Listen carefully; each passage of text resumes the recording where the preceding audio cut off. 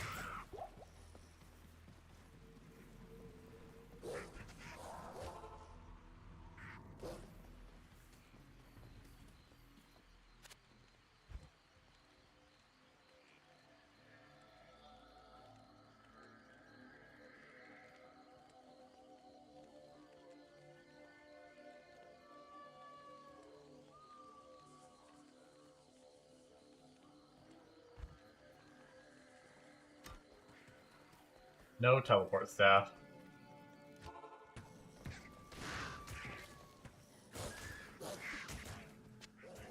I did not need to pick up whatever that was.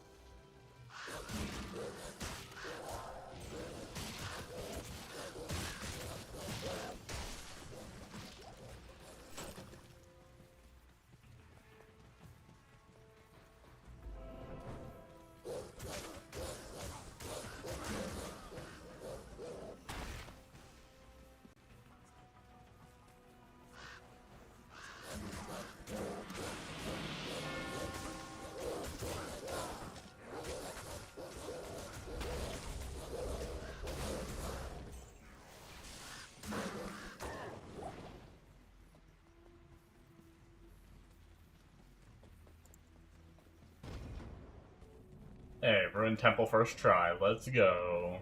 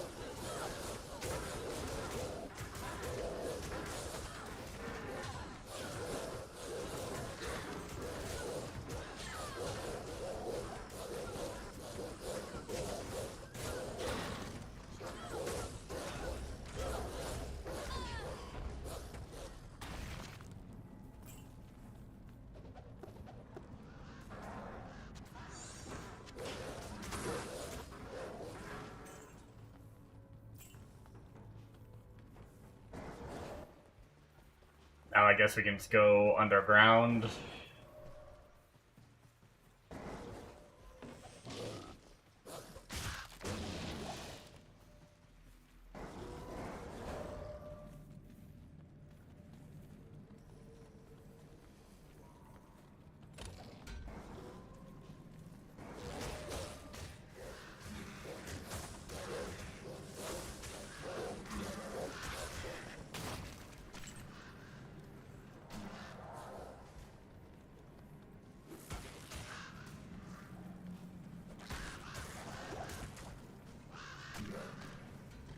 Changing the player count is so good. Actually, that probably sells for a good bit.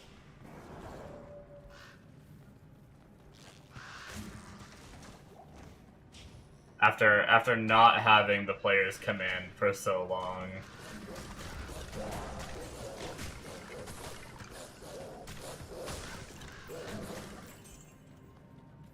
The funny thing is I never even really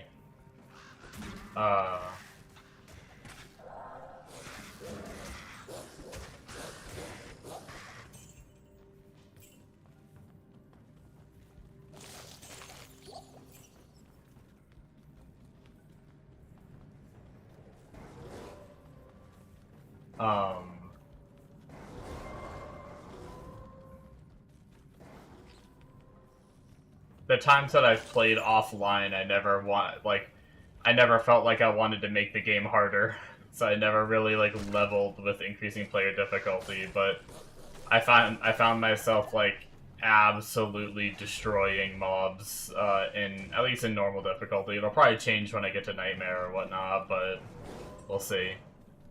So I ended up setting it to players 3, and it's been going really well.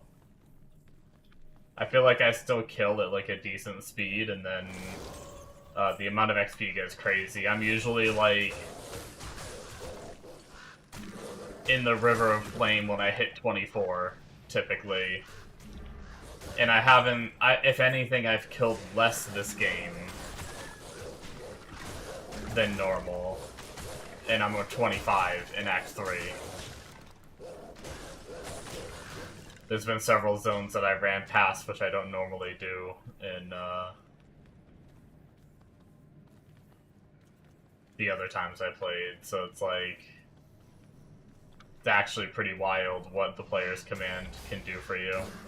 At least if you're playing alone. Obviously you can simulate it and play with other players and get crazy XP boosts probably and shit if you're playing with others, but since I'm such a loner,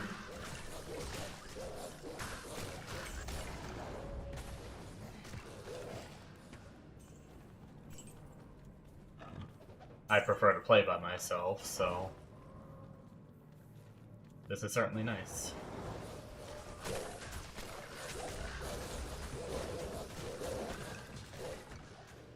Maybe someday if I get better at the game and I'm more, like, proficient with, like, the good ways to, like, level up and get to the point where you're farming more efficiently and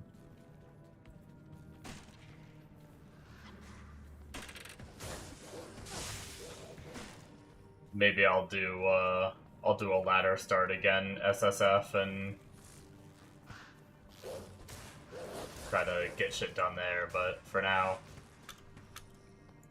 this is certainly nice, especially since the end of the month is a new PoE 1 league that I kind of want to play, so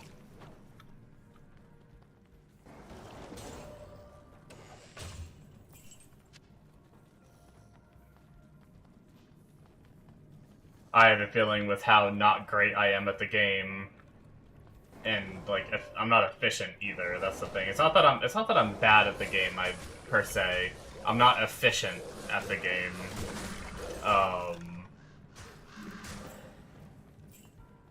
Probably not the best idea to be playing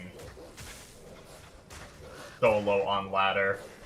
I've already noticed, just being on players 3, how much more loot drops. Like, not just the XP, it's like friggin' constant just gray items or white items everywhere, and then I can't imagine what that's gonna look like once you have like good MF.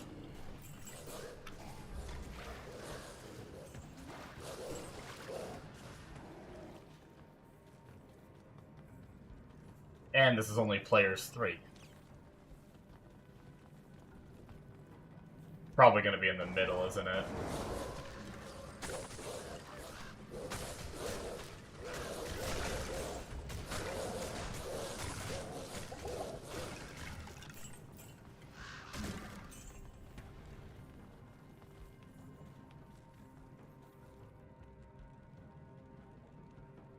Mega. Um. You're not streaming anymore. Ooh. Oh my god, this is also not what PoE 2 looks like. Why did you think I played PoE? The fuck?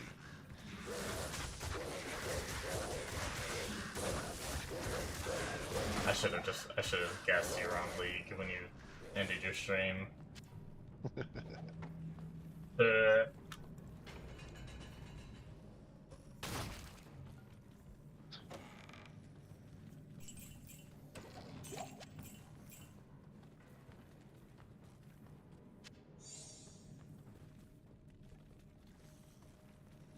Well, it didn't end up being in the middle. That's cool.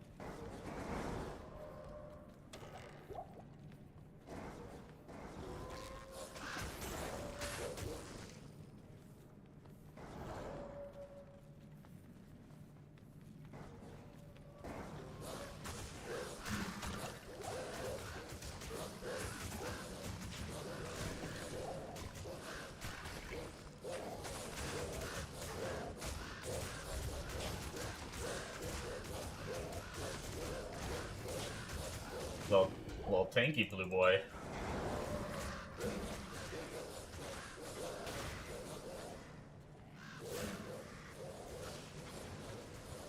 Wonder how long. We should probably just get moving though. I have been like, since I am getting this extra XP, if I'm capable of running past this stuff, I should, especially since now I've leveled so many times, I have a decent gauge of, like, where I should be, level-wise. Come on, get through the room. There we go.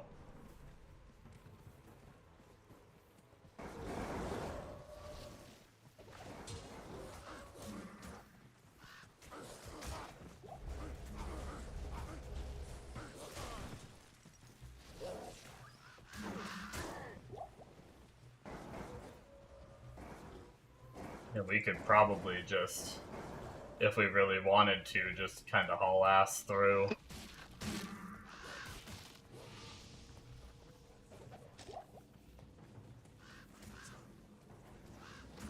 That's a lot of mobs. You know what? When there's this many, let's do it.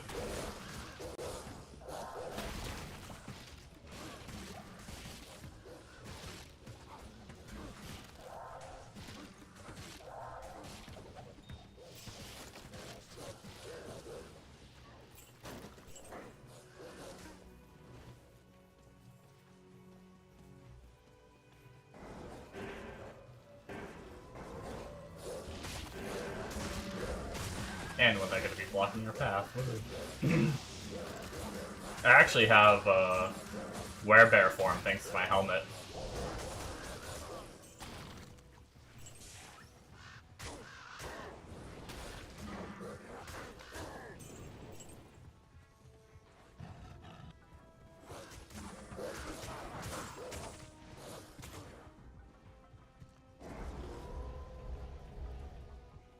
I don't know if I can, without using pots, I don't know if I can sustain werebear form and keeping, like, my ravens and stuff up.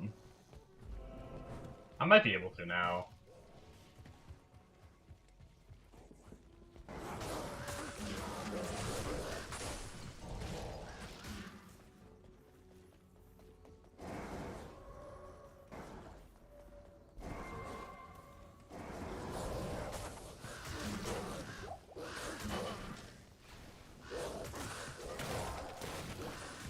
Actually, my follower, like, playing on Players 3 has kept my follower alive so much easier, too. That's been kind of nice.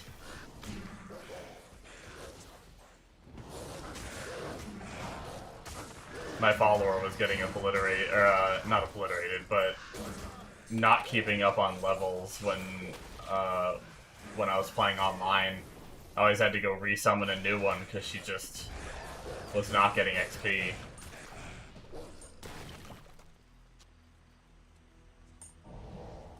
Okay, we need base.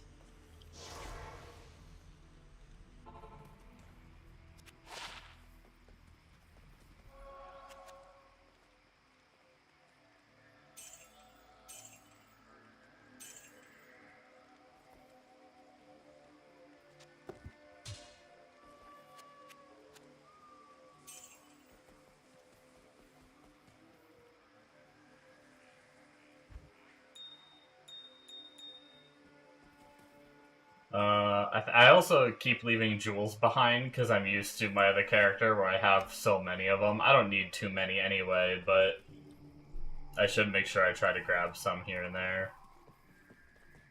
Go turn in the book to get this out of our inventory too. Boom.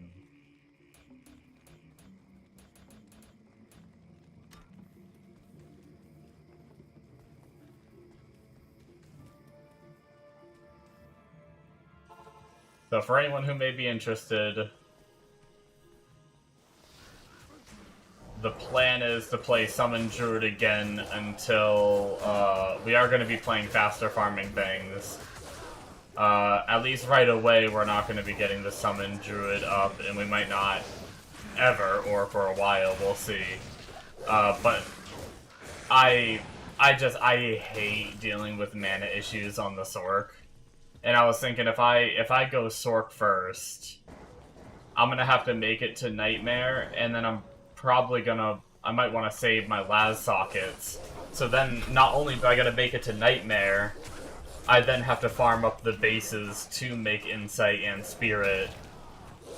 However long that's gonna take. Granted, I'm a little more confident that it's gonna be pretty easy as long as I can clear on a player's difficulty. Like players 3, like I'm on right now. I'm already like, this is like my 18th like longsword or crystal sword or whatever I've seen. It's like, it's insane how many gray bases I'm finding. So I'm hoping once I get to Nightmare that will persist, and I can handle it on players 3 or something, or higher or lower, even if it's not players 1 or whatever. But either way, my goal is to kind of get Insight and Spirit weapon, and then that's where I'll probably stop playing this character. So I probably won't even get this character to hell. Just play till I get those things, then start the Sork, and then that way as soon as I hit the level for those items, I can put them on. Which, heck, at this rate, if I'm able to, I'll have to try it playing my Sork on players 3. If that's possible, I could be, you know, I'm already almost, I'll be like 26 by the time I'm, if not higher, by the time I'm done with Act 3. So I could have Insight. I could have Insight by, like, Act 4.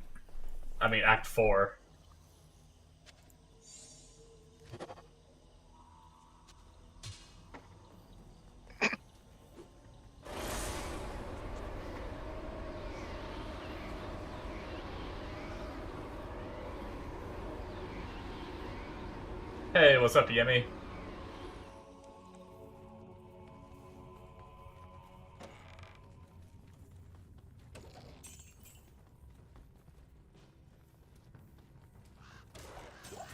As you may be able to see, decided to start over on offline. I caved into the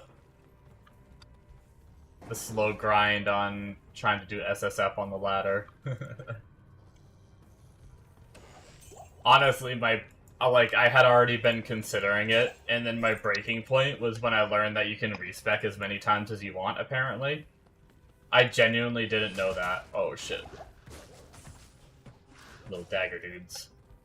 I genuinely didn't know that, so that was kind of, apparently, at least that's what someone told me. Someone told me on offline you can respec as many times as you want. Yeah. Unless I was lied to. I haven't, like, verified the information, but I trust the person that told me. They've helped me out a lot, so... Unless they were mistaken.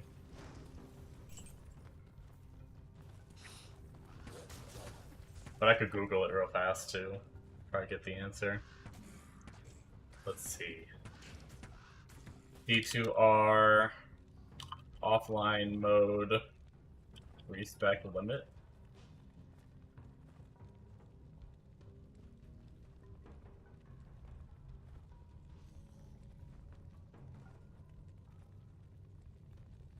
Oh, wait, what? Okay, that's kind of cheatsy. So apparently a specific command line argument is used by adding the -enable respec command line argument in the game's launcher settings. Players can perform unlimited free respecs, resetting both skills and stat points at will by holding the Alt key and clicking the red plus button on the character sheet. This feature is exclusive to PC and only functions in offline mode. Yeah, I don't think it's the text file, I think it's the game settings on Battle.net. So it would be right here. Game settings. And then additional command line arguments, I bet. And this is where you type in -enable respec. Interesting.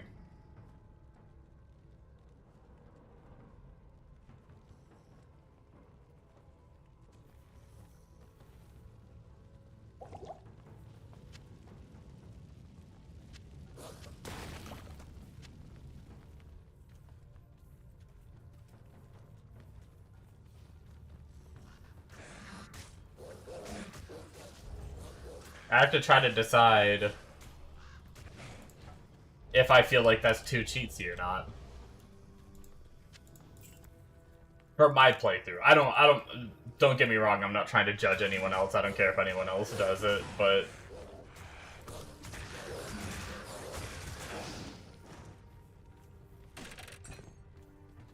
I thought it was just like a built-in feature of offline, kind of like the player's command.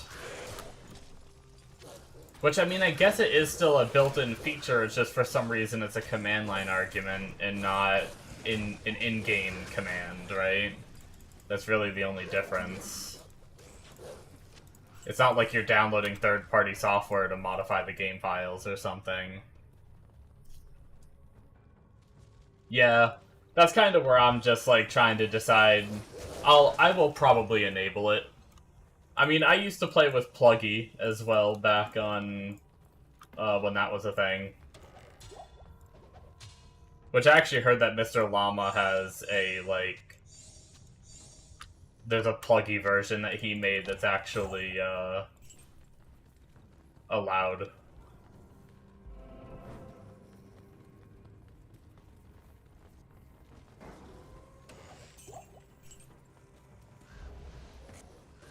Which I may look into that too. Because if that allows for like a bunch of stash tabs so I don't have to have like a bunch of mules. Once again, that's just a convenience thing that's kind of nice, you know. I don't know how it works. I haven't looked it up yet, but I was told it's like Pluggy was, but for D2R and like allowed by Blizzard.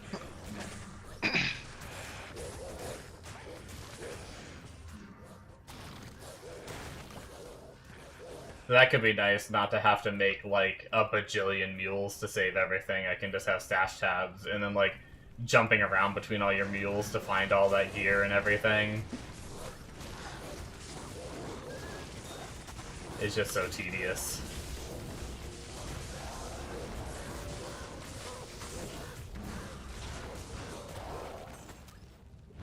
You will?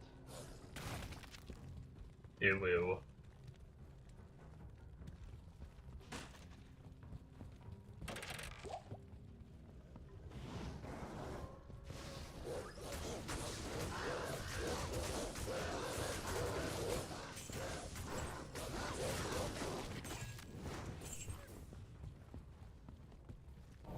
Alright.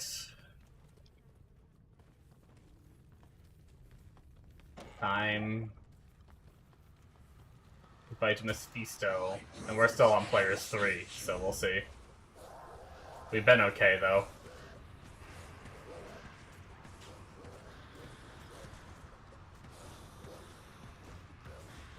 Still only on normal difficulty.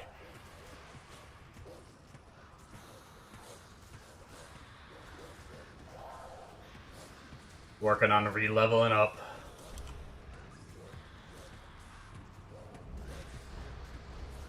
I do plan on playing Sork a lot for farming. I don't know if you were here when I was kind of rambling about it shortly before you showed up, but unless you were here lurking. But basically, I was rambling about how I think I plan on running.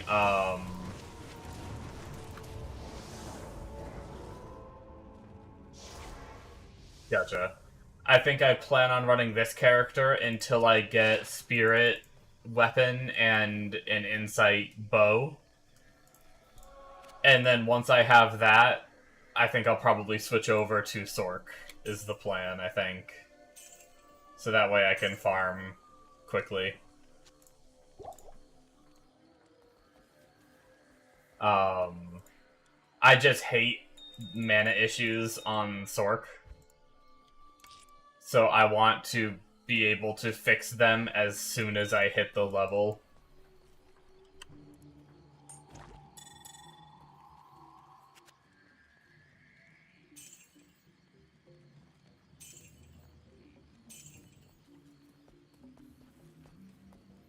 Which is why I mean, realistically, I should have just started as a... I should have started as a Sork and suffered through it, because it would have saved me time, probably, but this is gonna save me pain.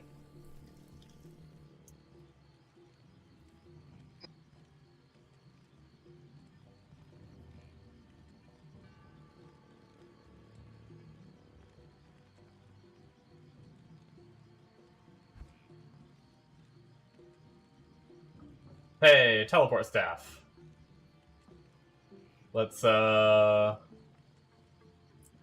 need 131,000.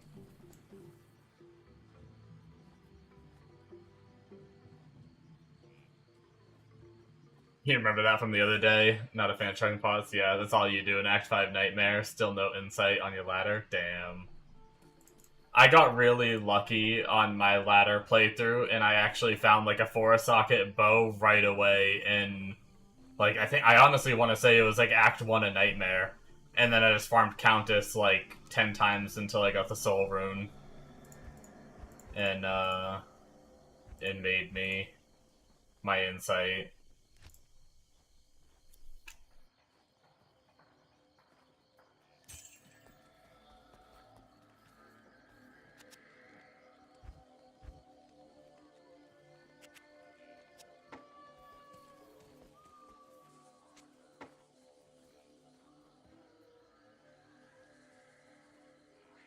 Oh, yeah. It's okay. I had to have one of my friends on a Discord I hang out with if they play. One of them mentioned it, and they were saying, like, having an Act 1 Merc as your insight early ladder is actually really nice, because she tries to run away from the mobs rather than trying to run into the mobs. So she's super easy to keep alive.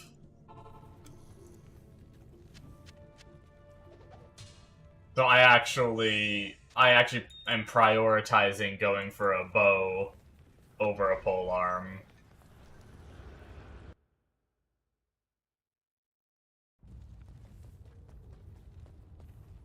At least until I get maybe like a treachery, a decent like helmet, make sure he has lifesteal, and a decent polearm base like a thresher or something.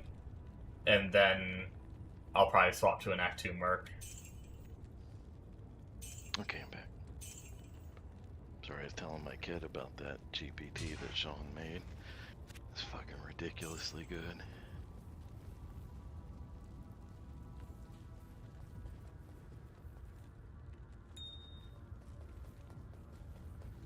Alright, let us continue on to Act 4. Oh, wait. I don't know why I spaced out and tried to summon a 4th direwolf thinking they go to 5 too, but nope.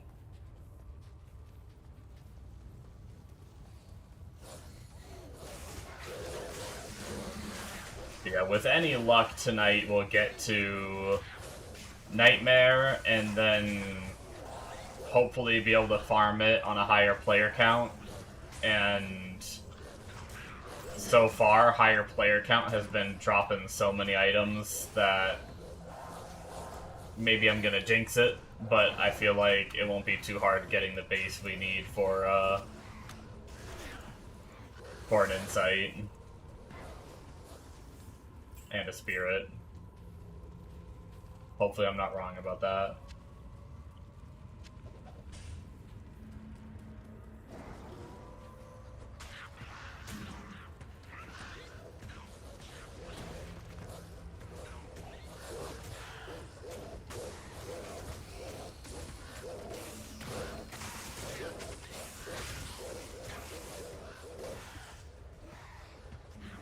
Get Insight, get Spirit, reroll to a Sork, try Nova this time, which I've heard is insanely mana costly, so that should be fun until we hit the level to be able to put Spirit and Insight on, which I think is 27. I know is Insight. I think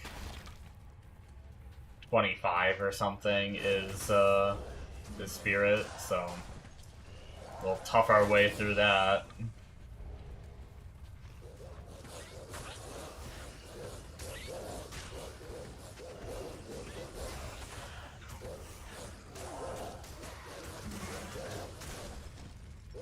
Yeah, that's what everyone talks about for leveling these days, so I'm gonna give it a shot. I did, my Sorkon ladder that I did Fireball, and I was not a fan of leveling as Fireball.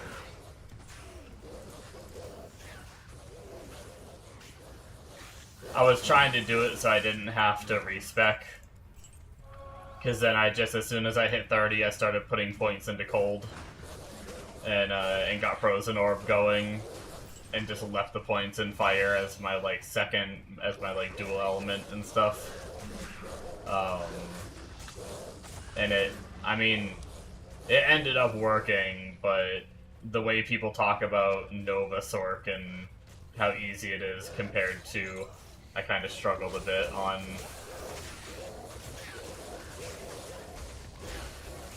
the Fireball Sork. I'm looking forward to trying it.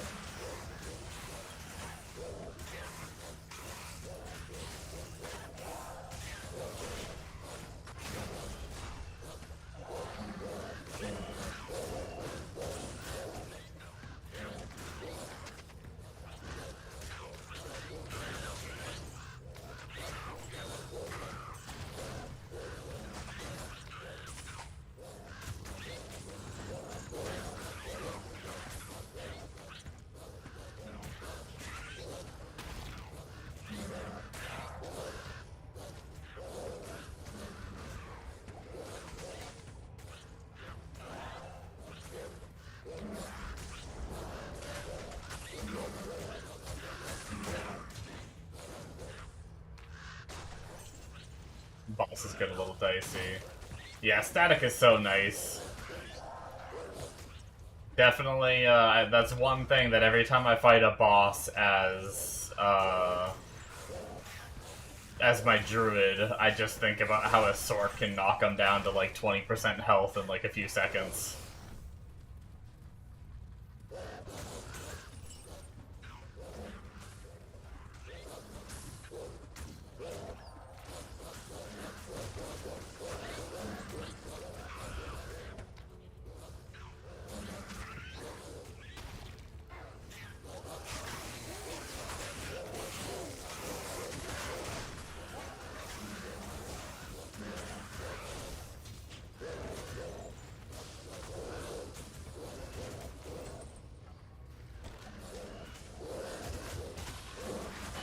Yeah, unfortunately we're going to have a lot of leveling to do, because, of course, as solo, I'm probably going to want, like, a Smite Paladin eventually.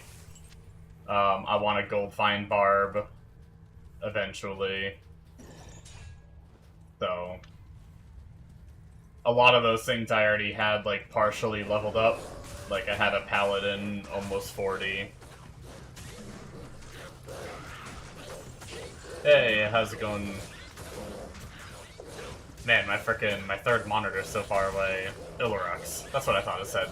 I wasn't sure if that was ILT or ILL. How's it going, Illurox?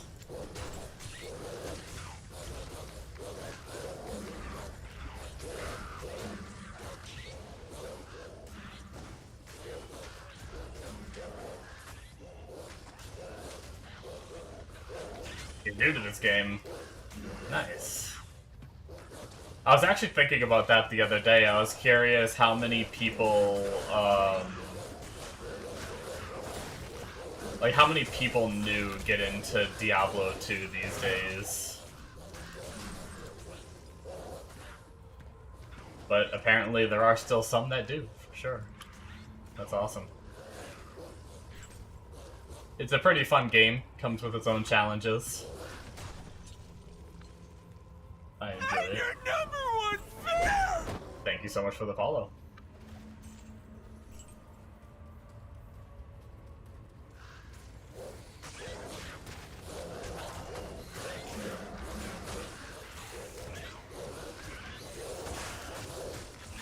Yeah, I just started over as offline because I typically like to play alone, and offline has some mechanics that make it much easier to farm gear alone, whereas online it's much better if you play with people, or if you at least join games where there are people in there, because the more people in the game, the better the magic find is and stuff. You play offline as well? Nice.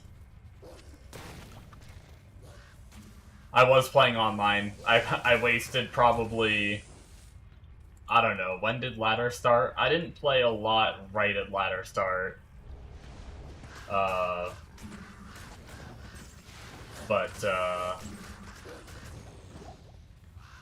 probably, what, probably like a week almost, if not longer, I played online, and then just decided yesterday to start over. I was like, it sucks having to re-level everything, but it is what it is.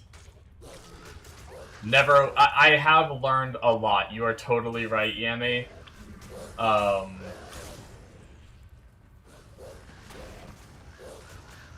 you just read offline maps, reset. Yeah, it's super nice. The other thing is you can do, if you didn't know it, you in chat you can type like /players like 2, and it says game difficulty set to 2. So essentially it will essentially that will make it so as if there's 2 players in the game. So the monsters are harder, but they drop more loot. You can do that all the way up to players 8. I've been grinding on players 3. Oh, you did it through the... I didn't even realize there's an options tab for it. That's nice. That probably helps new people that don't necessarily know about it. Is that under gameplay?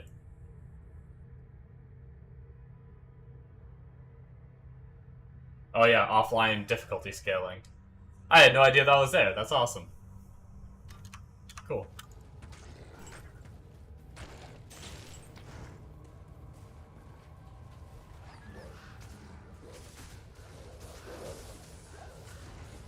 I haven't done a lot of offline play. I almost always exclusively played ladder. And normally I'd trade with people to get the things that I need, but I wanted to play offline and find the stuff myself.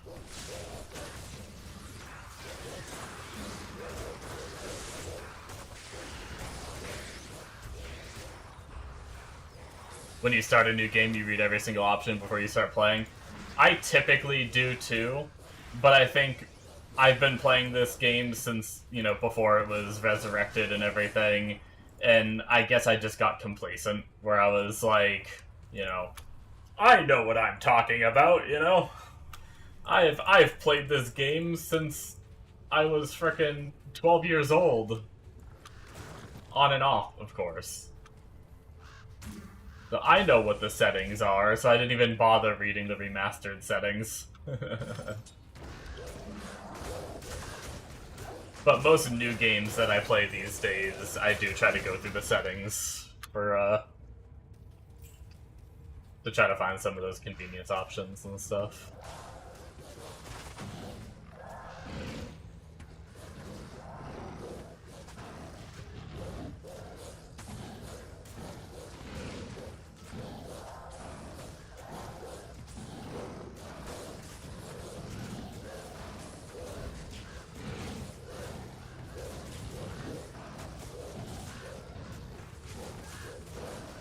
When you start the game again, it'll put you right back at like like a character panel where you can see all your characters. And then when you hit start again, it'll give you the option whether you want to play normal or whether you want to play Nightmare. Keep in mind, every time you swap between normal and Nightmare, or Nightmare and Hell, it will reset those maps. So you were saying how the maps save. So you will have to rediscover them again. Like if you play Nightmare for a little while and you're like, oh, I want to go back to normal, you'll have to rediscover the maps on normal, and then when you go back to Nightmare, you'll then have to rediscover the maps on Nightmare. But it gives you, I think the reason it's like that is it gives you a way to reset the maps. So if you have like a really bad layout and you want a better layout, you can go back to normal, go back to Nightmare, just like shuffle it back and forth to reset the maps, and then try again. It's good for some farming zones to try to get like there's one boss known as the Countess. If you, she's in the Black Marsh of Act 1, and sometimes her tower can spawn right next to the waypoint. Yes, you can go back to normal and use your respec. Also, if you want a tip that I actually just learned, it depends, obviously this depends on if you feel like it's too cheating for yourself or not. If you open up if you're playing on PC, this only works on PC unfortunately, but on your Battle.net launcher, under game settings, the little cogwheel right here next to playing now, there's the options, and then game settings, and then additional command line arguments. Oh, okay, you did. Okay, well, I should have asked before I tried to do a demo and wasted everyone's time, and my own. My bad. I got ahead of myself. But yes. Yes, you can go back to normal and use your, you can go back to normal and use your free respec.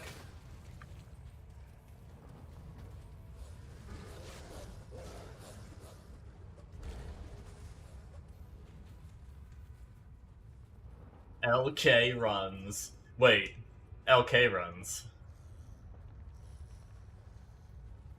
I'm dumb. LK. Why can't I think of what LK stands for?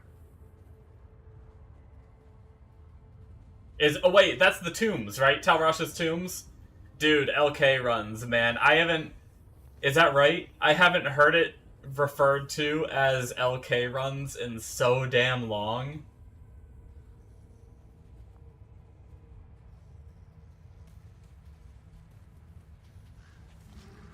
That's nostalgia to back when I was a kid, when I used to do, like, if that is the case, maybe I'm wrong. I might be wrong. I'm doubting myself now. But that's like... Oh, Lower Karas. Okay, I'm wrong. Wait, what was the nickname for... Maybe... Okay, I was gonna...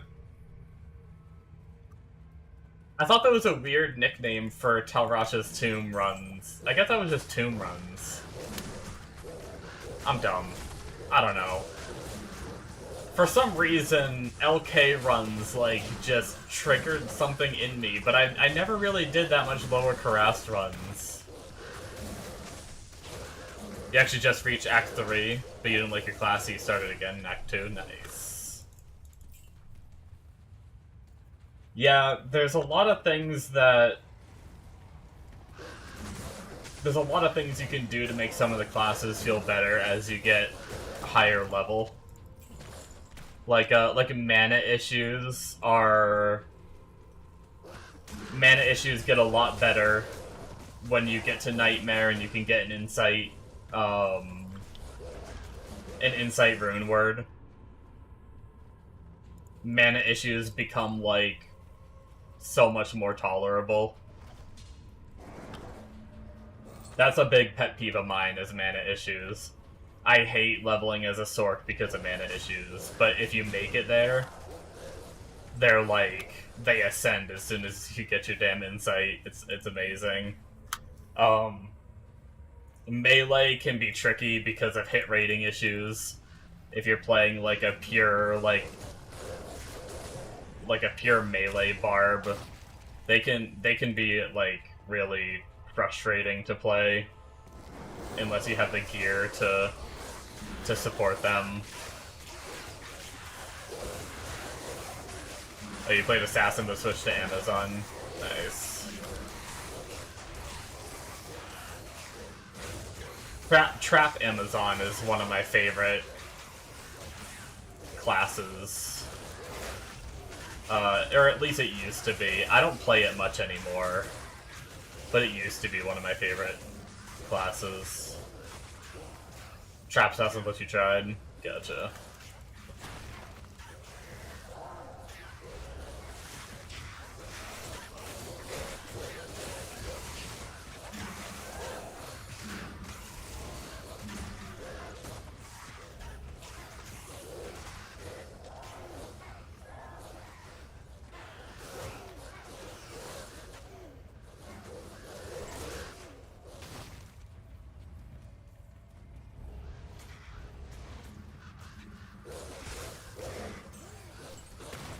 I love Summon Druid, but it's slow. It's what I'm playing right now. You just get a bunch of minions to fight for you. But it'll never farm as fast as like a Javelin Amazon or a Sorc.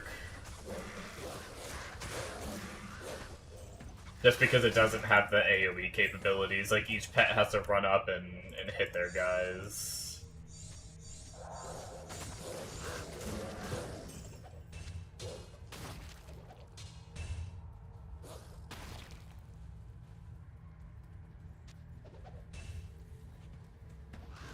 You're using bow.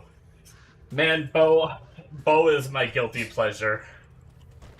I had a bow Amazon. I talked about this in another stream where I used to go to my friend's house before I had my own computer to play Diablo. When I first was getting into computer games, I would go over my friend. I'd ride my friend's bus over from school over to his house, and he'd let me play Diablo on his computer, and he already had like a bow Amazon leveled up, and I would just go run around and kill things. I don't even know, I was such a noob at the game and everything, obviously, I was brand new. I just had so much fun running around and killing things on it, that like, every time I come back to Diablo, I really just want to make a bow Amazon, just to like relive those days. But I never end up doing it. Or I like start leveling it and I'm like, nah, never mind.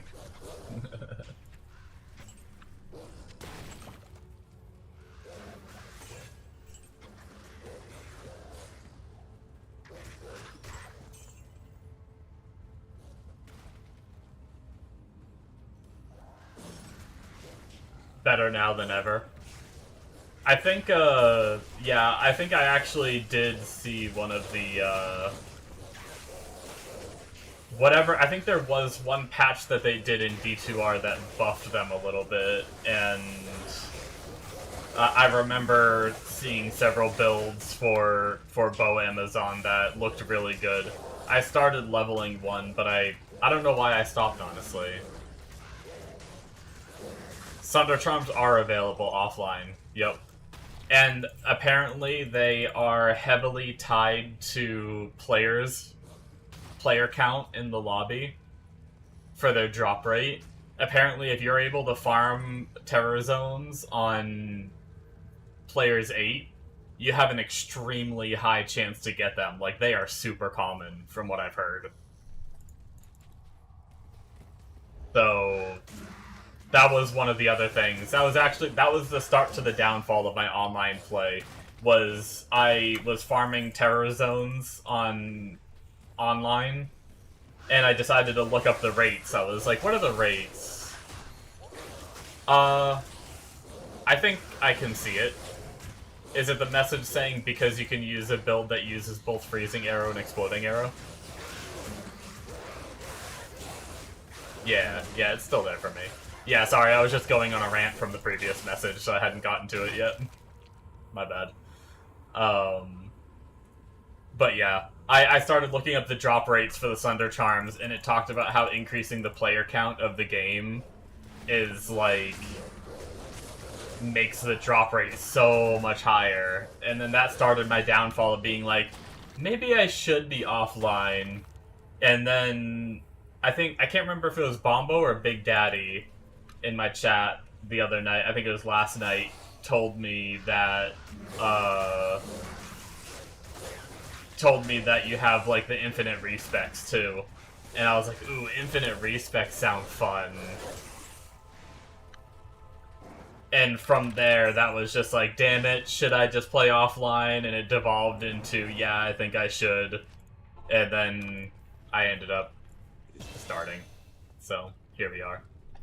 But yeah, build that uses both freezing arrow and exploding arrow. Yeah, being, when you start getting to a little bit in Nightmare and then Hell difficulty, you're gonna find immunities. You might already know this from looking at videos and stuff.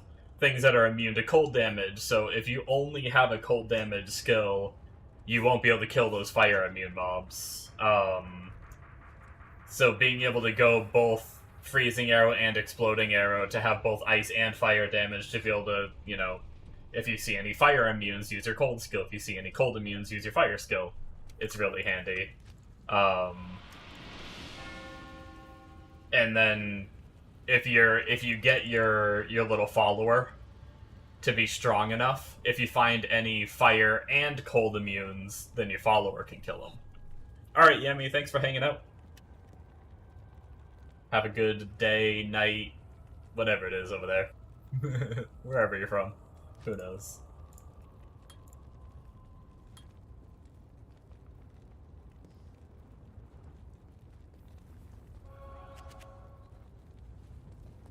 I feel like they buffed something else, because you could always do exploding arrow and freezing arrow in the past. I feel like they buffed something else about them. Like I don't want to speak out of my ass. I don't remember what it was, so.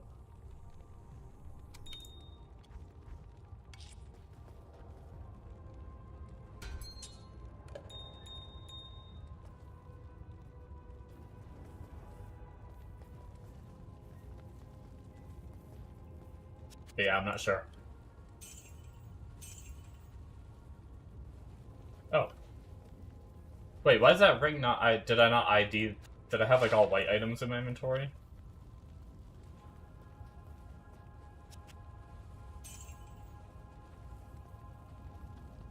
Alright. Bada bing, bada boom.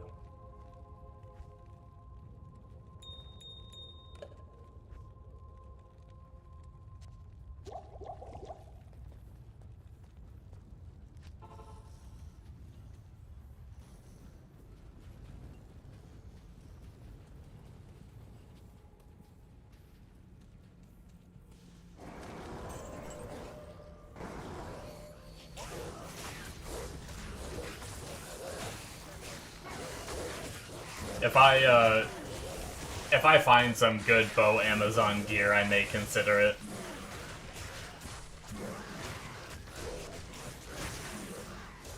Down the line. Probably wouldn't be for a while, though.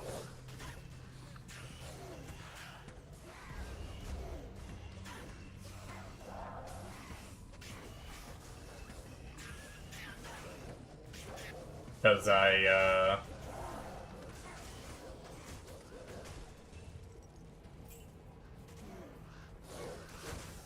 I'm getting this druid up in order to get me, like, the good mana regen items to play a Sork.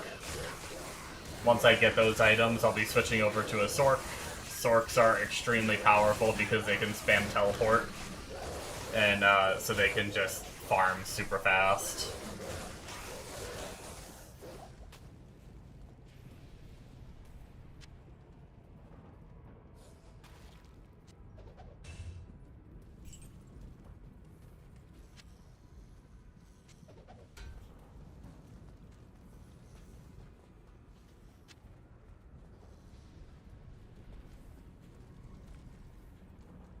And then from there, a barbarian is insanely good for, you can do a gold find build on a barbarian eventually, and make a crap ton of gold for gambling, which is really nice, so I want that eventually. And then a smite paladin is insanely good for killing the endgame bosses. So,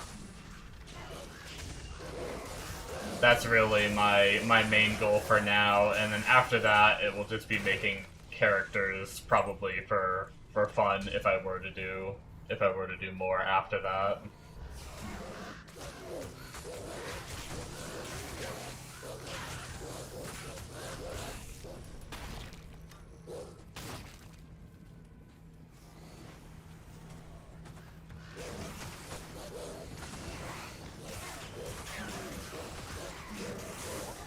You can also use Immolation Arrow if you want.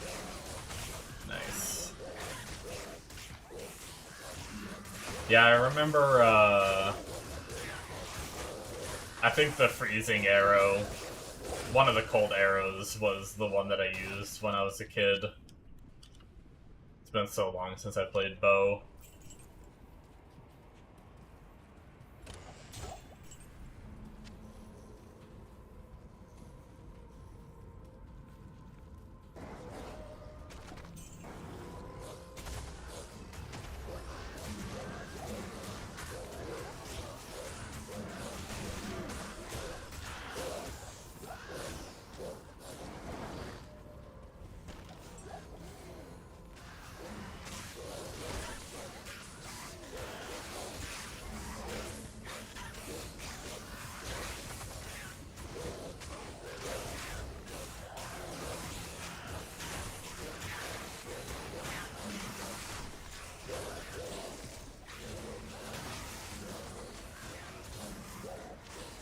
Fairly certain they can't get, yeah, only 2 sockets. Fairly certain swords.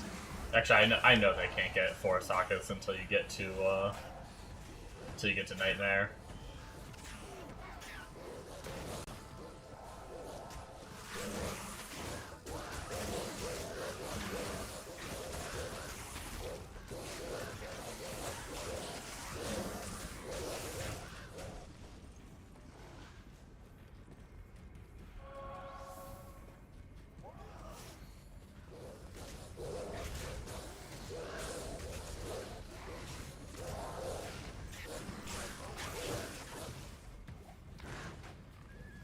I don't know how hard it's gonna be, but I would also...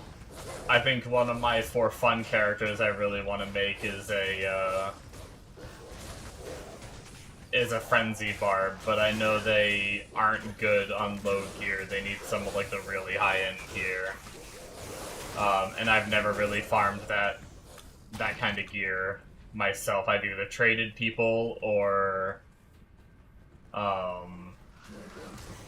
I guess that's really it. I just traded people. So I've never done it on like offline mode, so I'm really curious to see if I can get to the point of getting some of that stuff or not, and how hard it's gonna be. If it's too hard, I might not ever get to that point, but we'll see.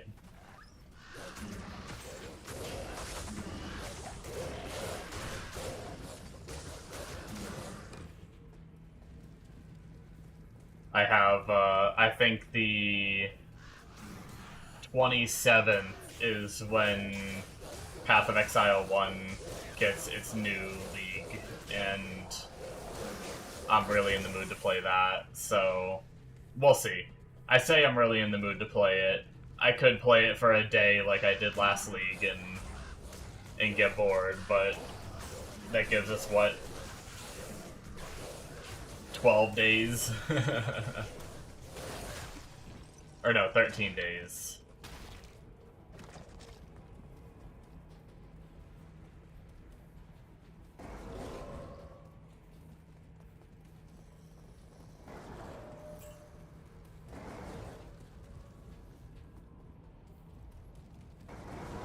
See what we can accomplish in 13 days of grinding.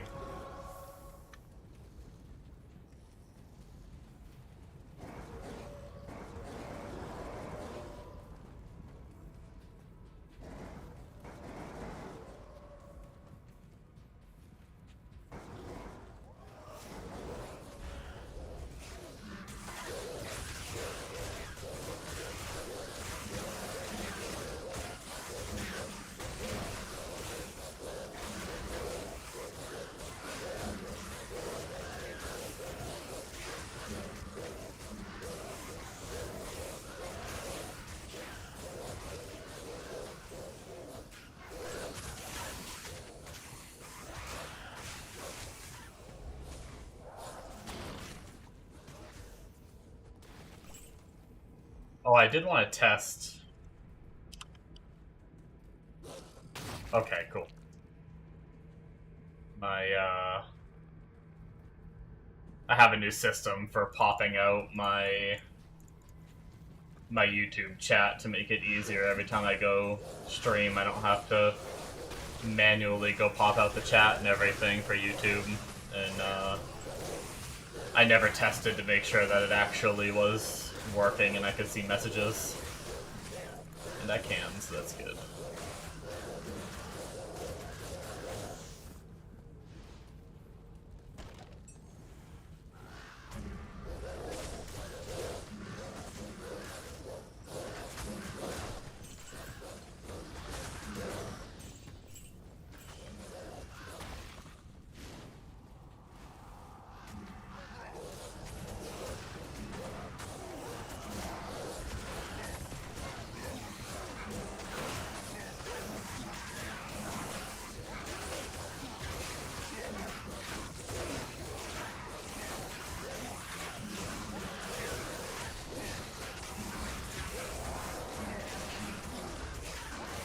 It's really weird. Playing on Players 3 doesn't feel all that much harder. I mean, maybe I just don't remember what it was like leveling my other druid. But when I was on online, I don't feel like... I feel like I'm killing roughly the same speed.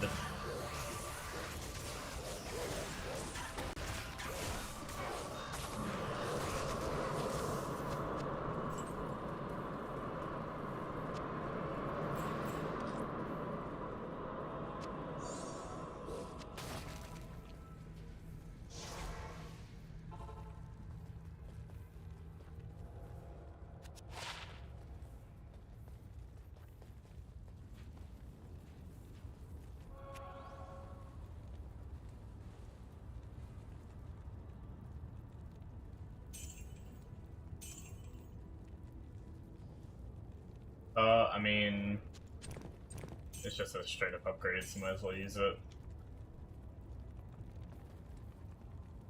What do we got in here? Could have taken out that last thing too.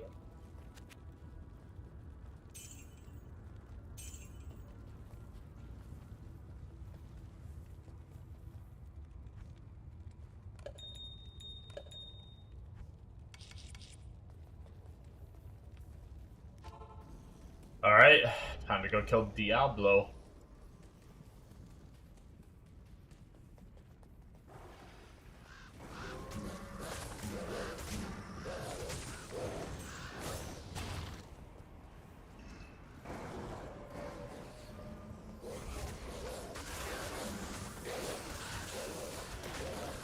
I am really excited for the saved maps. That's gonna be crazy.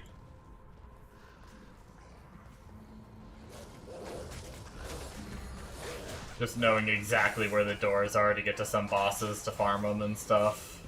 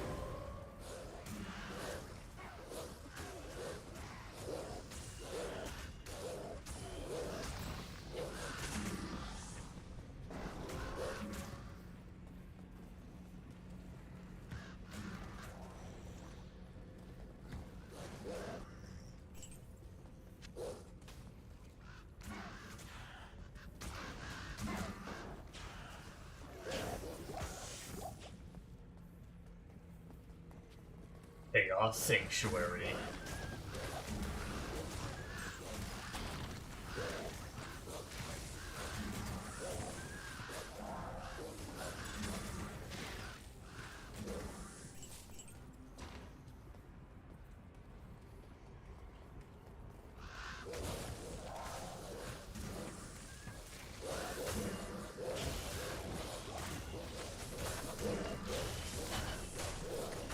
Oh, you can't find why.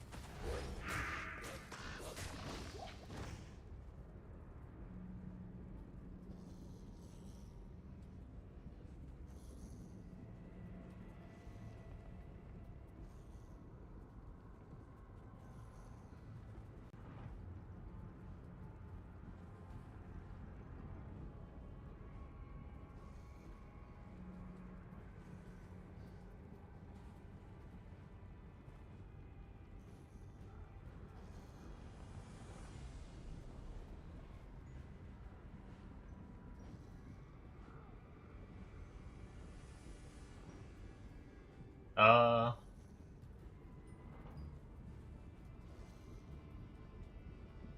Yeah, I mean...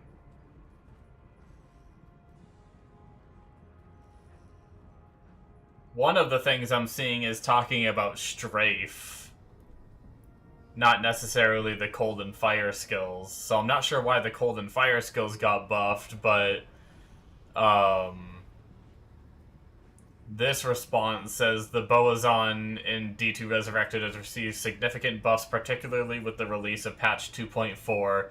The most notable change is to the Strafe skill, which now has a substantial buff. It no longer starts with a minus 25% damage penalty, and instead grants a 30% baseline attack rating plus 9% per level, making it the most reliable and powerful physical arrow skill available. This buff has made the Strafe Boazon a top-tier farming build capable of clearing endgame content on Players 7 difficulty.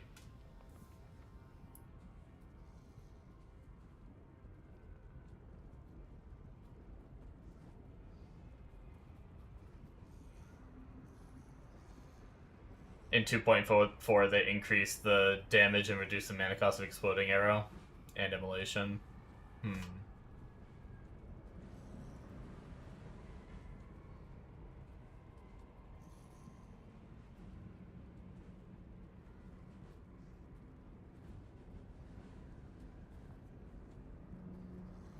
Yeah, it seems like Physical got a really good buff, but I'm not sure about why Frostfire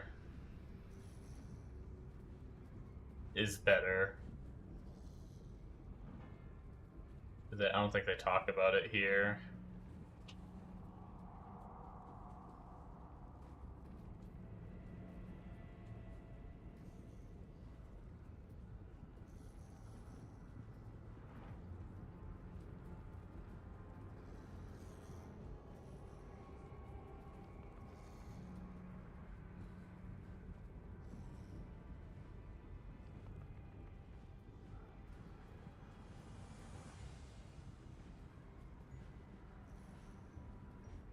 Yeah, I'm not sure.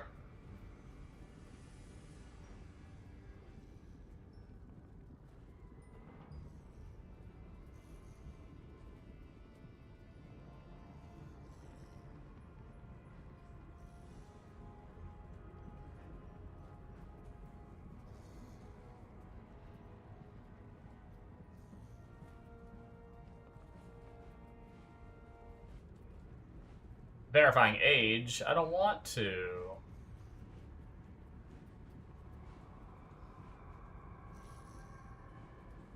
Oh, they're like verifying age thing is like messed up.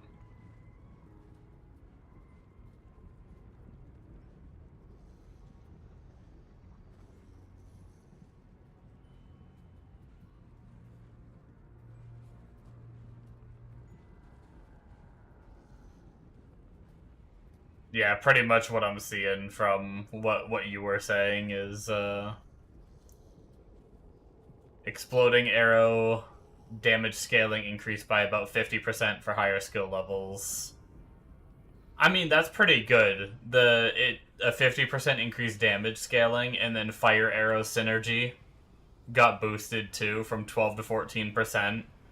That means when you look at your skills for synergies, like Direwolf gaining 15% life per level, that means every single point I put into Direwolves is gonna make Spirit Wolves have more life.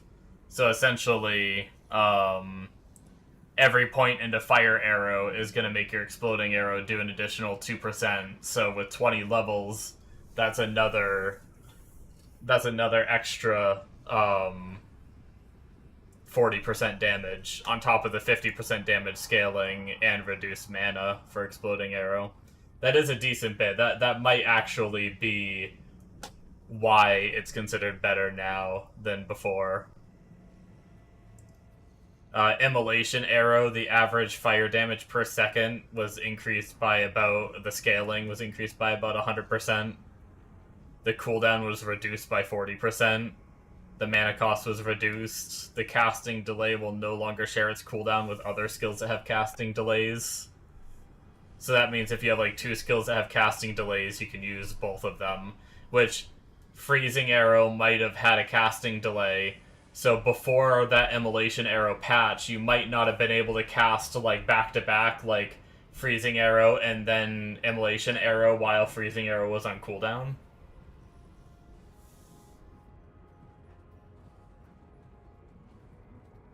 You saw an older version of the build that only used Exploding, and now it uses Immolation. Yeah, Immolation looks like it got a big buff.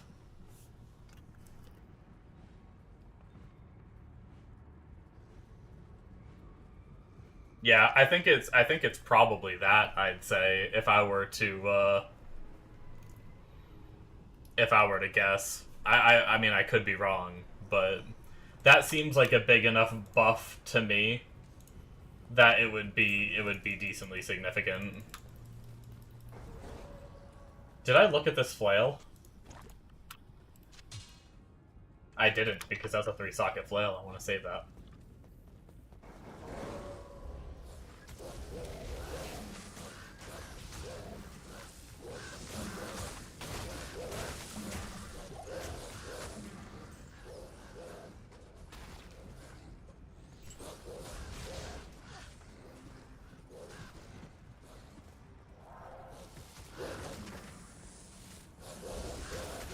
Man, I wonder if it's because I'm higher level. Why do I feel like I'm killing so fast?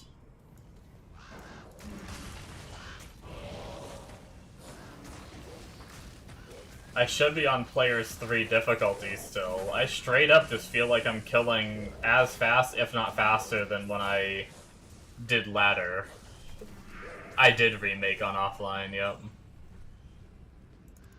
How's it going, Amonos? How's your day been?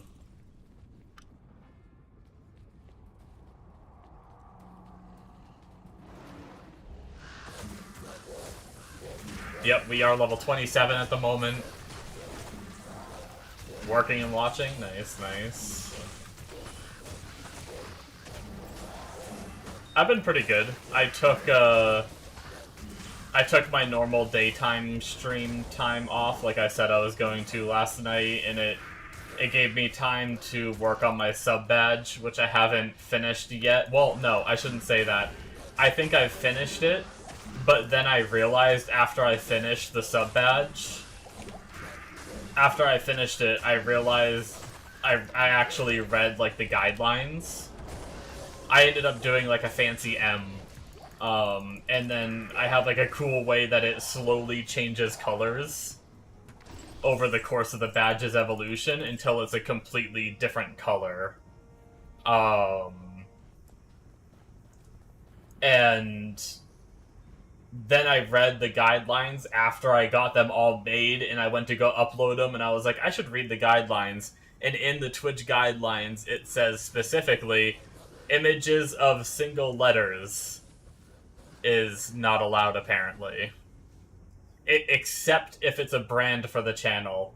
I don't know if doing an M because my Twitch handle is Morthodon, if doing an M is considered a brand or not. So what I did was I contacted Twitch support and I sent them the images of it and explained why I chose it and to see if that was enough of a brand, if that was allowed. I have not heard back from them yet.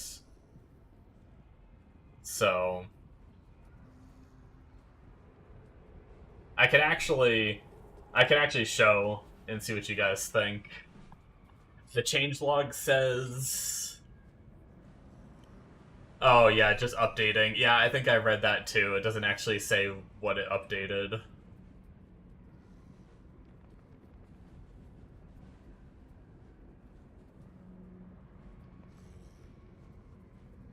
Just do it, and if they don't approve it, it just won't approve it. Really? Because it says,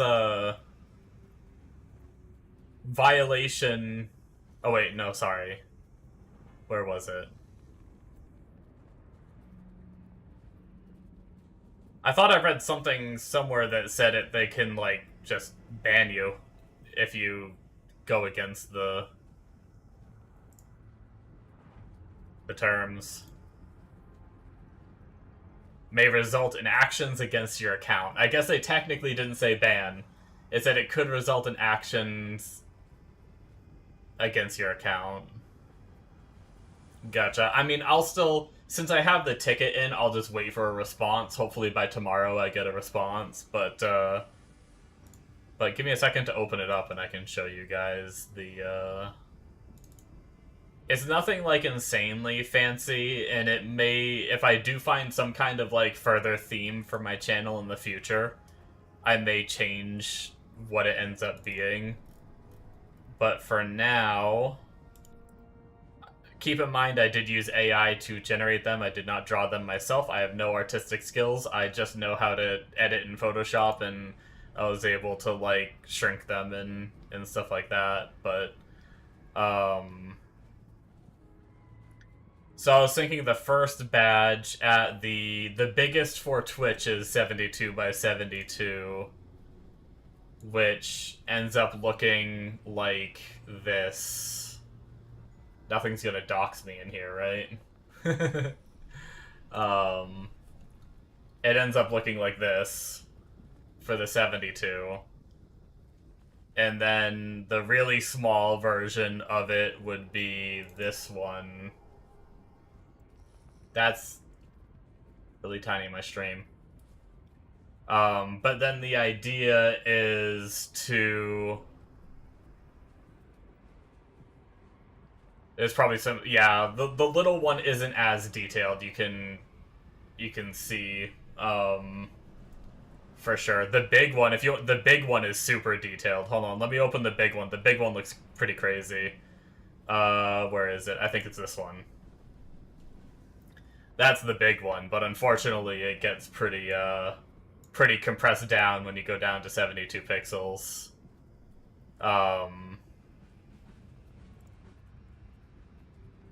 And then the plan is badge 2 for whatever, what is that, 3 month? The 3-month badge? This is the big one, where we're actually adding in a little bit of white into it. This is the 72.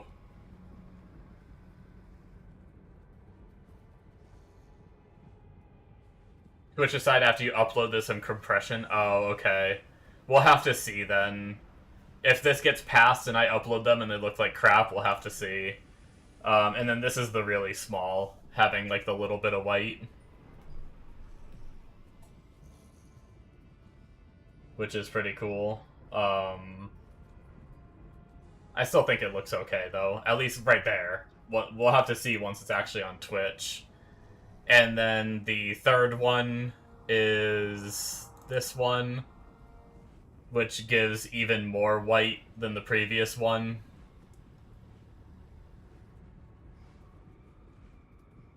And then the the 72, which is a little smaller, and then the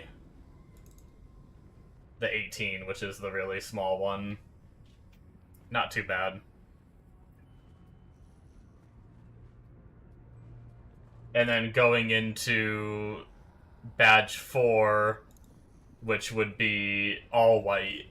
And then from there, I haven't generated anything past this yet. So this would be the 72. And then this would be the 18. And then from there, I transition from all white into a different color slowly for past that, if it ever gets to that point. But yeah, I don't know. At least for like a starting sub badge, I thought it was kind of an okay idea. Like I said, it's nothing like insanely creative, but I don't really have like a theme for my channel quite yet. Like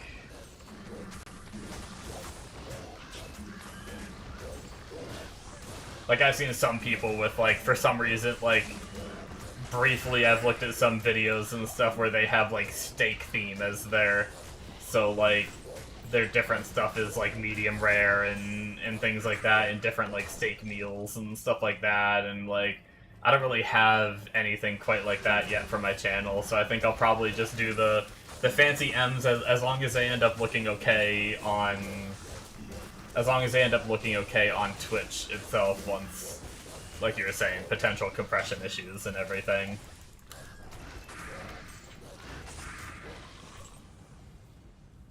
And then if we end up having some kind of theme down the line, we could always change it.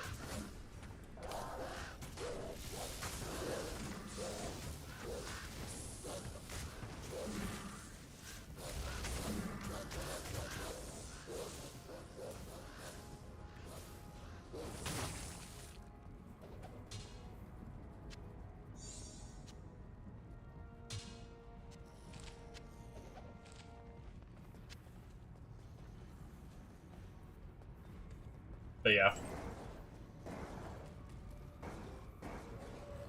I'm excited about it. I hope I hear back and it's allowed and everything, and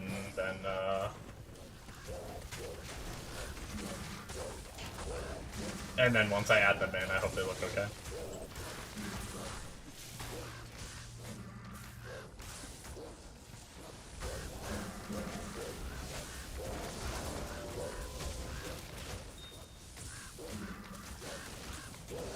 But yeah, Amonos, I was talking before, I'm playing on Players 3 right now, and for some reason it doesn't feel all that hard. It almost feels like the same, even though I know it shouldn't. But I'm wondering if it's because I'm higher level.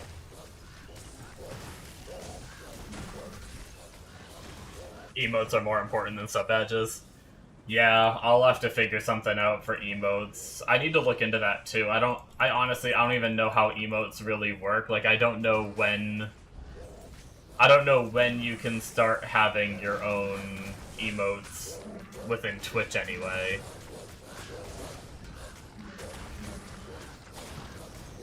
Because I'm not affiliate yet. For whatever reason, I don't know how Twitch works. For whatever reason, I got my sub button the other day, even though I'm not affiliate yet. So apparently you can get a sub button these days without even being affiliate. Yeah, it used to be like that, but now apparently you can. I need, last time I checked, I think I need 2 more days of an average of 3 viewers. I have everything else done. All I need is the average viewers over 4 different days of streaming. And I've gotten it twice so far, but not, and it has to be within 30 days as well, so... I got really close. My last night's stream was like 2.5 viewer average. I got really close. I was so sad it wasn't 3.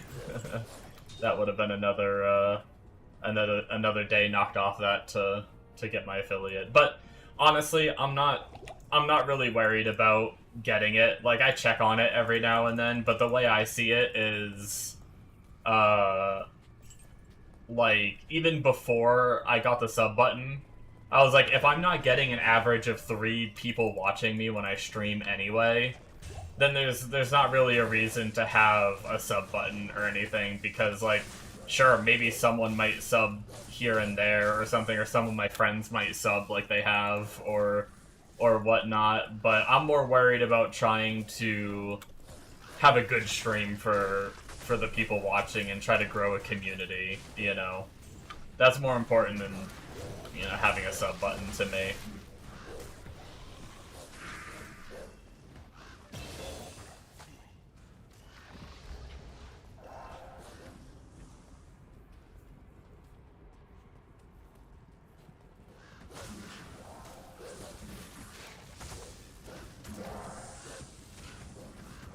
So pretty much, if I don't get this successful in the next 30 days or whatever, if I don't get those 3 average that I need, I won't be too upset. It just means that I have to do better as a streamer and try to be more entertaining and more engaging and stuff to get and keep people.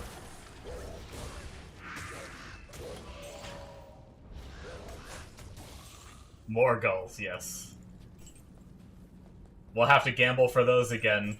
We'll get to go on the journey. Yeah, it can be rough getting seen on Twitch for sure.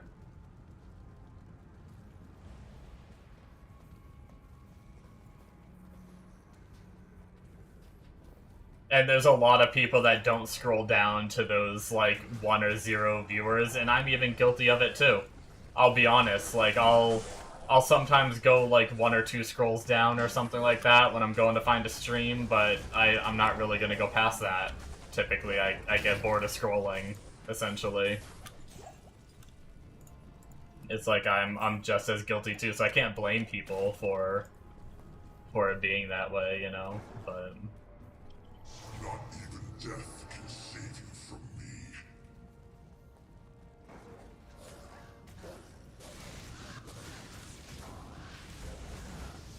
Most of the stuff you watch doesn't have many streamers.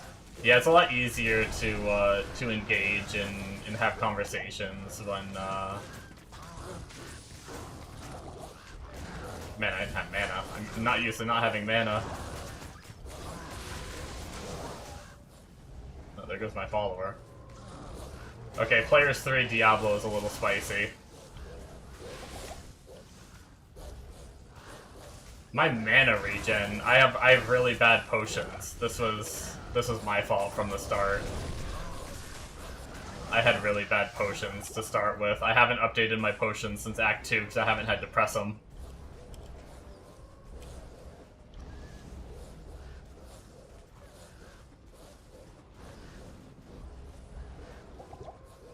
We're probably gonna have to go to town and buy better potions here in a second.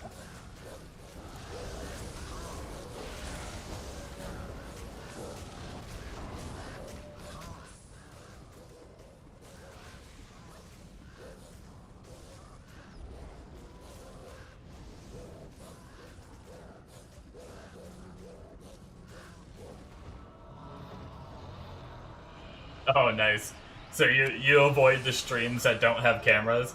It's funny because, like, there was a part of me that wanted to try to become a streamer without having the camera on, because, like, to have the camera looking decent, I need to have, like, bright lights on, and I don't really like sitting for long periods with bright lights on, but I'm starting to get used to it. So I considered trying to become, like, a streamer, because I know there's some that just don't use webcams, you know, but I know it's a lot easier if they do. So, like, I told myself, well, fuck it, if it's gonna help me grow, I'll do the camera whenever I stream. But it's funny that that's what, me thinking about that the other day, it ended up, like, paying off, I guess, for getting you into the channel, so it's kind of cool. But anyway, I had 1 viewer when you came in. Yeah, I don't even look, honestly. Like, I've streamed on and off on Twitch for a very long time. You don't watch VTubers or without cameras, gotcha. Wait, did I ID my items?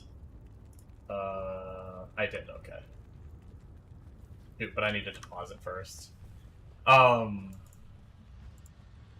was I saying? Shit, I lost my train of thought.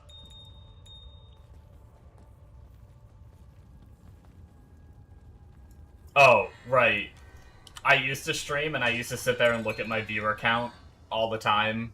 And I'd be like, oh, I'm still only at, you know, no viewers or one viewer or whatnot. And I'd get all sad about it. And then, like, I would end up just stopping streaming because I got sick of just staring at it nonstop, you know? So I told myself when I started streaming again that I wouldn't do that anymore. I don't look at the views. I just stream, play games, have fun, you know? If I get people watching, I get people watching. If I don't, I don't. It is what it is.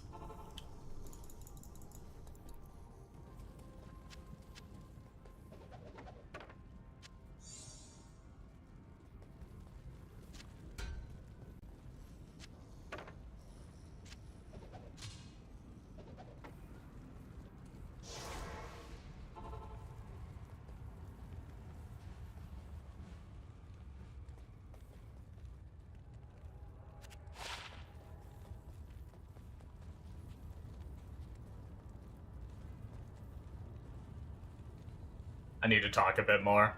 Yeah, I usually try my best to talk.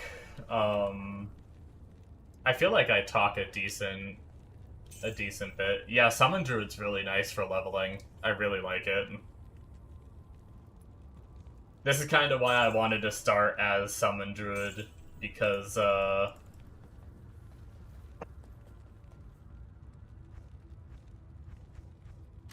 because of how smooth it was. Yeah, no, I do. Like before you and Yemi showed up, I was talking a bit. I did try to slow it down a little bit today, because my throat has been killing me because I've been talking so much, like just non-stop ranting to myself when I'm streaming, and my throat was killing me. So I was still talking to myself, but I wasn't not as much as I have the past few days. That's kind of why I didn't stream earlier today too, because I needed a little bit of a break to rest my throat. Yeah. That's why I do it, because, you know, I probably wouldn't watch a stream, because I always lurk. Whenever I watch streams, I always lurk. And I probably wouldn't watch one where someone isn't talking, so I constantly try to talk to myself. Even if no one's here. That's where, like, sometimes you'll hear me, like... Anytime you hear me saying, like, okay, I need to go back to town to clean out my inventory, or I need to save that item for the future, like, little things like that I say, those are things that I always do, whether there's people in chat or not. Or I, like, try to theory craft, like, build ideas, or, like, things like that. Or game mechanics, I'll try to, like, or, like, good ideas for, like, where I want to farm next, or what I want to do coming up. All that stuff is what I do, whether people are here or not.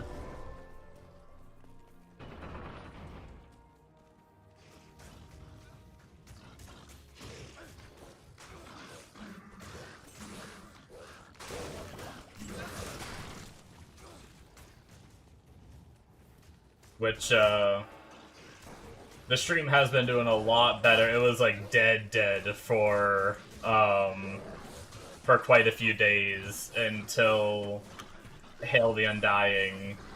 Check out his channel, anyone that isn't here because of him.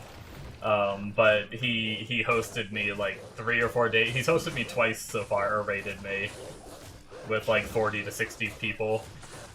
And that's how, I'm pretty sure that's how Amonos and a few others found me, that now have been hanging out for the past few days every night watching me and stuff, so that raid helped big time. My stats, even when he doesn't raid me... Oh, not you? Oh, okay, my bad. Maybe it was the fact that I think I might have assumed because the raid from Hale bumped me up the list, probably, and then you probably found me around that time, I would imagine. I think, anyway. Because I think you showed up, like, the same night that I got my first raid.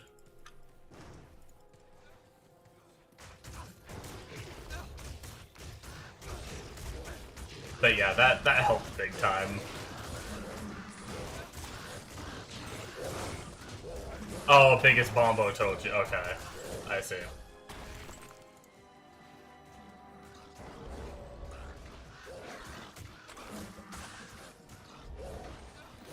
I guess that makes sense. You hate the Death Beetles? Yeah, the lightning they shoot is a pain in the ass.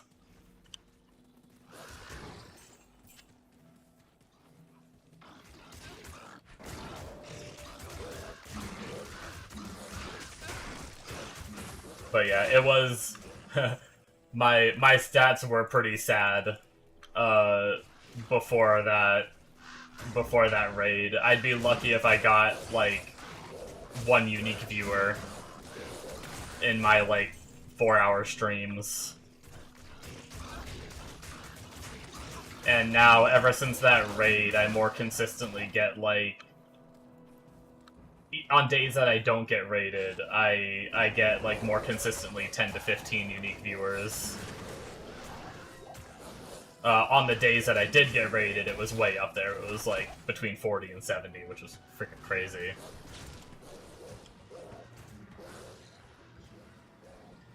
Maggot Lair. Good old Maggot Lair.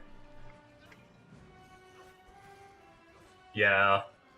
Maggot Lair sucks. You will find, like, no one likes Maggot Lair.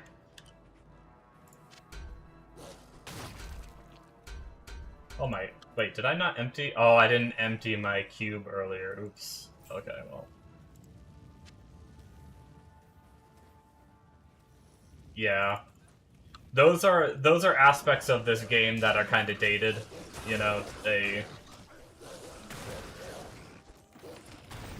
How old is this game now? 25 years old, roughly, give or take. 25-year-old game that stopped getting updates quite a while ago. Or at least, obviously some balance changes when Resurrected came out, but other than that... Definitely some, like, dated stuff. First character you ever made was a Hammerdin. You got to Maggot Lair and rerolled instantly.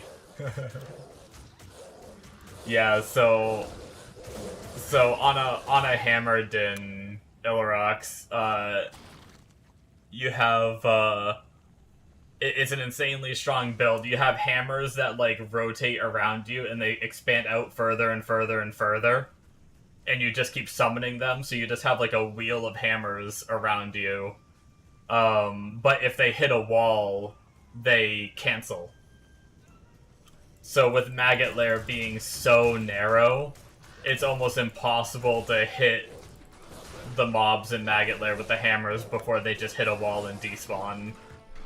So Maggot Lair is one of the most difficult places to clear on a Hammer Paladin. Honestly, I don't even know how you do it.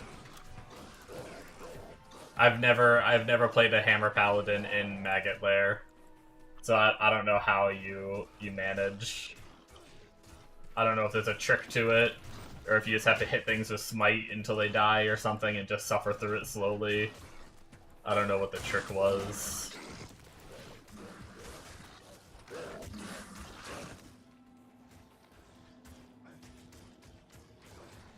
Oh, way to walk through enemies, yeah.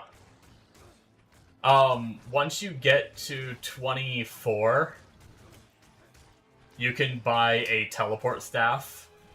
So, like, and put it on your weapon swap. So you have weapon swap 1 and 2, you can set a keybind to go between. Like this. And then, while it's out, you get one right here that says, like, level 1 teleport. You want to make sure it says the charges next to it. 33 out of 33 charges, I think they always require level 24. And then it gives you the teleport ability, which then you can bind to a key, and it lets you move like this. If you watch my screen real fast, you can teleport. It uses the charges, and then you have to repair it to get the charges back. But it costs, it's a little pricey to get the charges back. I think I looked last time, the last one I had was roughly like 2,000 gold. Per one.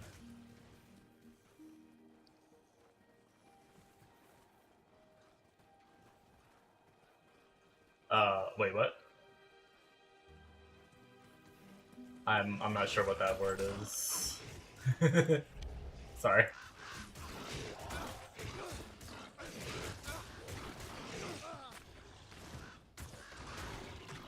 Oh, sorry. I think I said repair.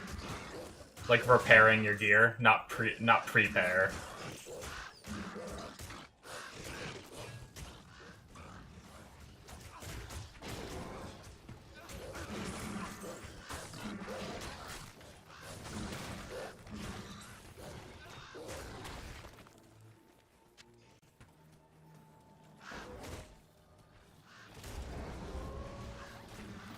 That was probably my bad. Sometimes I slur my words a little bit.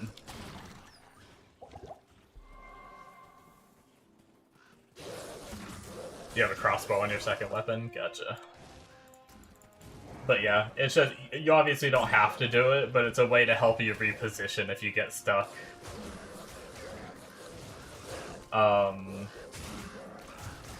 The best way to get one is in the Act 3 vendor that sells staffs. And then if you don't know how to reset vendors, you just have to leave town and go back into town. So either go to the waypoint and port somewhere, or just manually like run outside of town until it says you're in a different zone, and then run back in. And once you do that, the vendor will reset. And you can just keep doing that and checking the vendor until you see one of those teleport staffs in there. They cost around like 1 to 300k gold. So having a decent amount of gold saved up can help with that.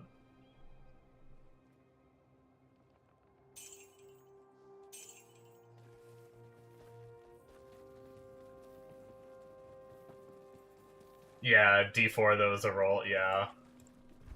It is nice having that kind of stuff in the newer games.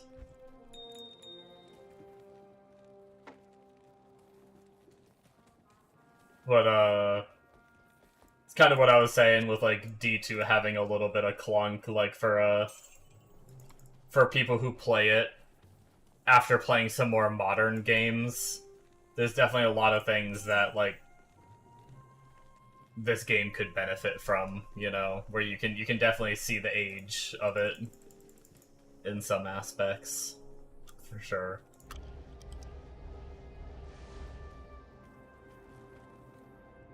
No, they redid the cutscenes for Remastered, but the cutscenes actually did look pretty good. Like I'd try to someday look at the old ones and just think that's a cutscene for, like, 2000. Keep that in mind when you're watching it, of course. But, yeah, check out the old cutscenes sometime. They look really good for the time. Blizzard has always done pretty good with their cutscenes.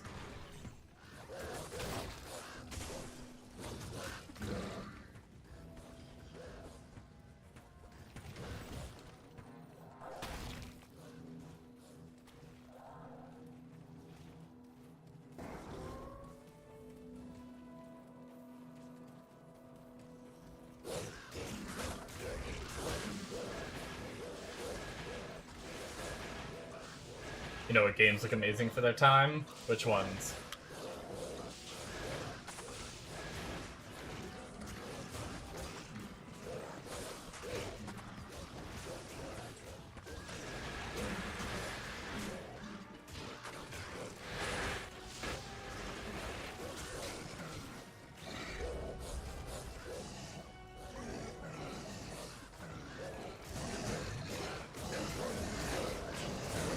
Oh, nice.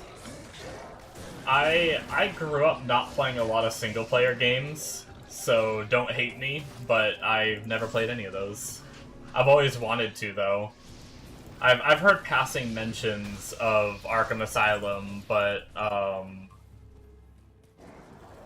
Mass Effect 2 and 3 I hear so much about. I would love to go back and play them someday.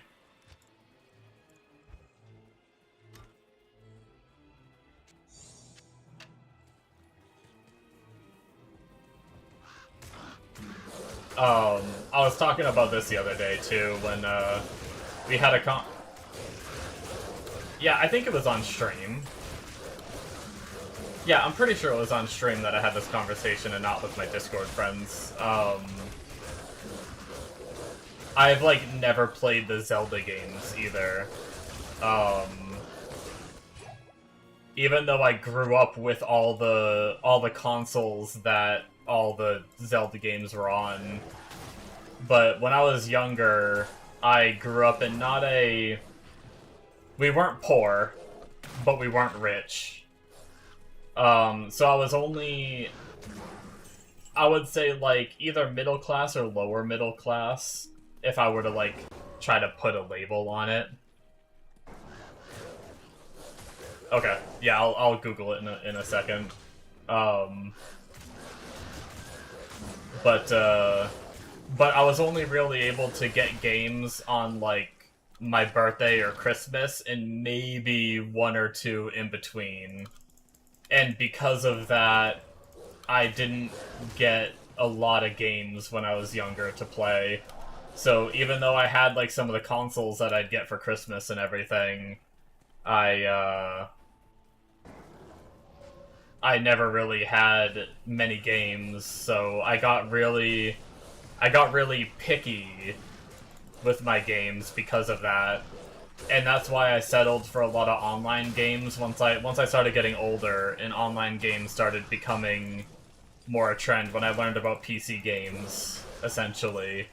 Now granted, remember that wording, when I learned about PC games, because PC games were around a lot longer before I learned about them. But I was probably, like, 12 years old when I learned about PC games. And actually, Diablo 2 was one of the first ones I played. I went over a friend's house, and he showed me, like, Counter-Strike and Diablo 2. And I ended up getting my own computer a little bit after that, and played those. And from there, I loved, like, just being on the... we'd talk on our house phones, right? We'd talk on our house phones because we didn't even know how to do any VoIPing. Like, I think Ventrilo was around back when we played, but we were young and we didn't know how to set it up. So we just, on our landlines, you know, we would call each other, and we'd play Diablo together. And that started my, like, online journey. From there, even still now, I don't play a lot of single-player games. Very choice few. You never had any consoles? PCs, though? Oh, wow, 6 PCs for four-person family. That's crazy. We had one PC, and it wasn't like a... Well, I guess there might not really have been gaming PCs back then. But it was like just one crappy house PC for probably original TeamSpeak before original Ventrilo. It might have been that back then. Yeah, I don't know what the options were because we just used the phone to talk to each other. But yeah, when I was really young, we had one PC in the house, and every now and then I'd play things like Pong, or like, stuff like that. I didn't know, like, fancier games existed back then. Your family must have hated the phone bill. I was too young to know. But, I don't even remember if they really complained about it or not. When I got a PC, that was when my dad's work started picking up. I was born in 92. So I guess I'm 2 years older than you. Right? Yeah, that's how years work. Okay, let me Google... which one did you say? Google Arkham Asylum, okay.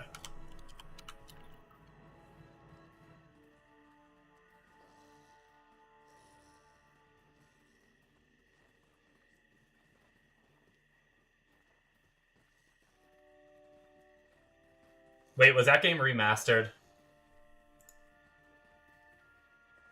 Wait, no, maybe not. The really small image of it made it look like new. Yeah, no, that looks really good for 2008.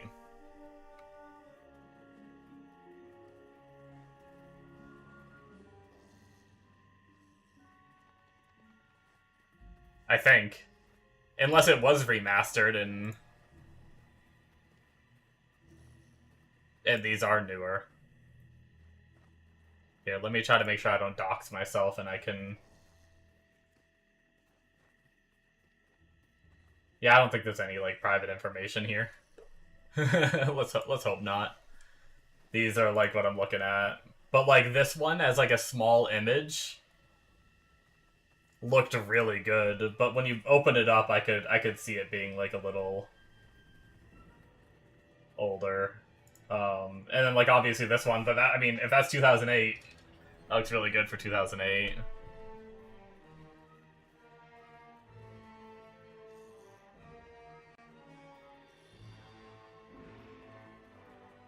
Oh, is there a remastered?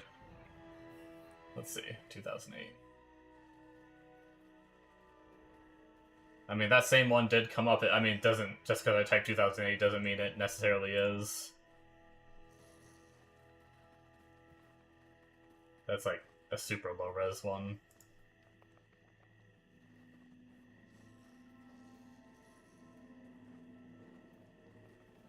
It might be better on Google rather than using the Braves browser.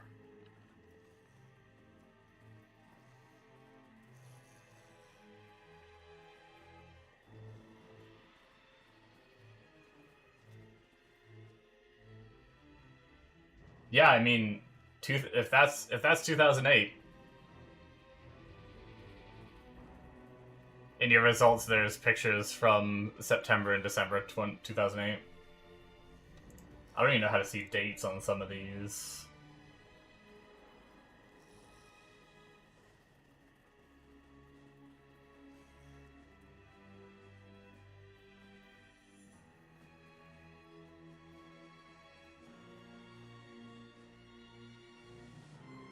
Fifth picture.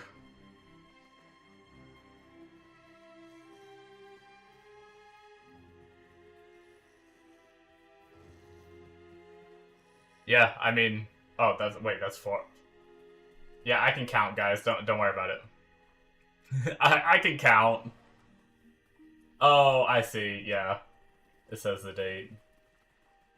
Yeah, I mean, for 2008, it looks good.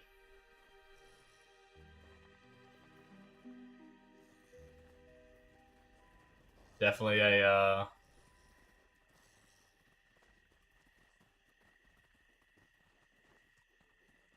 some of the Xbox, yeah, like this one. I did see that. Yeah, I mean, that's...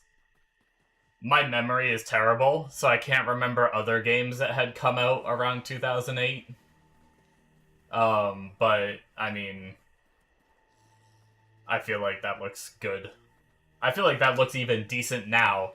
Like, there's some games that come out now that I feel like are like just as good, if not worse. But sometimes they intentionally do bad graphics just for the theme of the game or whatnot. But yeah, that was good.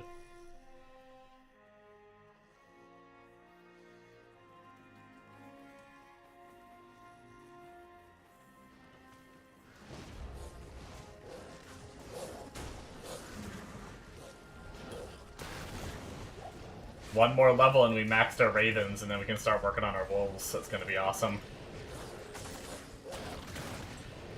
I decided, I think last time I maxed my one of my Wolves first instead of the Ravens, but the Ravens end up being like the highest damage I have, so I thought, like, the Wolves are surviving, so I figured why buff them yet?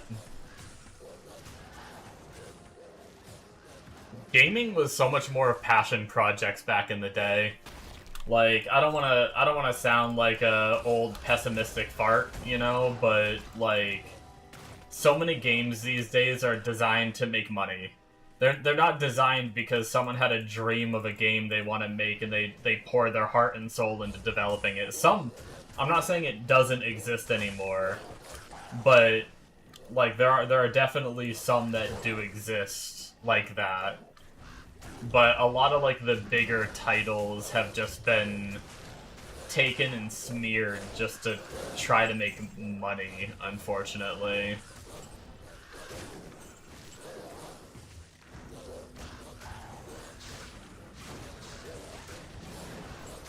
But, like, I just played Expedition 33 recently, and, like, that one you can just tell it's a passion project. It was amazing.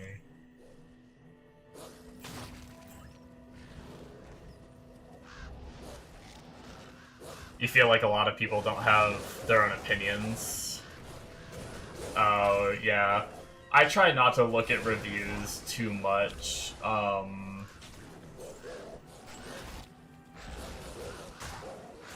It depends. If I hear a lot of people are saying the performance is really bad or something like that, then sometimes I will avoid a game because of reviews.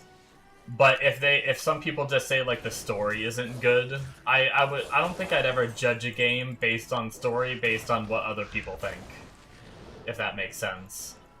But like for example, I love the Borderlands series. But I didn't play the new Borderlands because I heard people say the performance is absolute trash. And I didn't like the way the CEO was handling it, where he was basically saying, like, if you don't like the performance, then refund the game, I don't give a shit about you, you know? And it's like, that just gave me a bad taste in my mouth, and even though I love the Borderlands series, I just didn't bother playing the new one. Oh, you play on consoles? Yeah, I don't have any consoles anymore.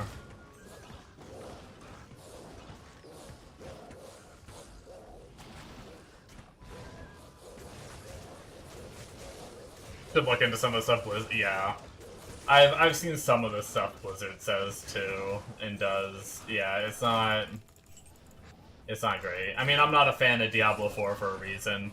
Like, I play Diablo 4 every now and then. But like the direction that game's taken, some of their stances, and I don't know. Oh, really?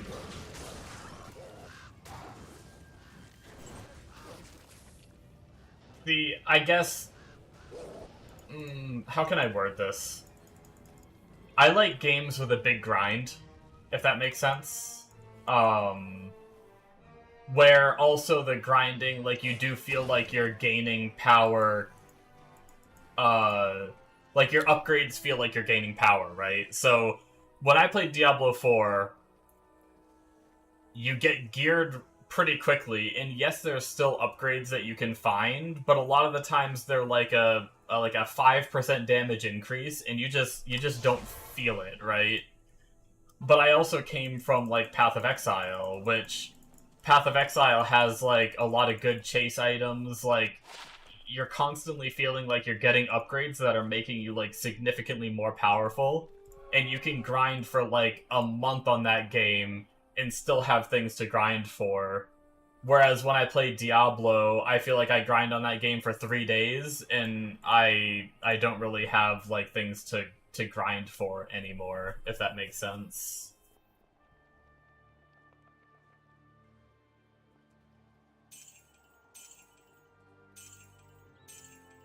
Basically, I get bored of a game. I get bored of a game when I feel like when I've gotten most of the gear. I don't like grinding just to grind once I'm geared. You know, for me, the gearing process is what's fun about the game. So I start to not have fun as soon as that gearing process slows down. And so, like... that's where my love for Path of Exile is, because that feeling lasts a lot longer on Path of Exile for me than on Diablo. So when I went from Path of Exile to Diablo 4, it just wasn't exciting. Like, it just... Like, I enjoyed the... When I played right at launch, I had fun. And then when I played... Like, intermittently I go back, and I kind of have fun, you know? But it's not... I'll never put as much time into Diablo 4 as I put into Path of Exile and Path of Exile 2. It's just... That's the way it is. But, you don't have any moral restrictions when it comes to developers, especially since the worst morals are from, like, the big people and not the actual devs. Yeah. Devs usually do have passion for their games, but then the CEO opens his mouth and everybody hates him. Yeah, it depends. Like, there's some games where I've seen the devs straight up say, like, oh, everyone thinks the game should be this way. Well, we disagree, you know, and I guess that's okay. It is their game, you know, but I don't know. It's very situational.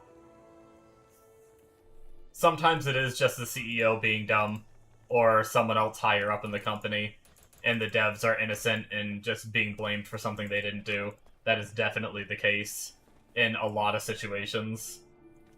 And then there's also situations where the devs just have a different vision for the game that a lot of people are against, and they're too stubborn to change, I guess.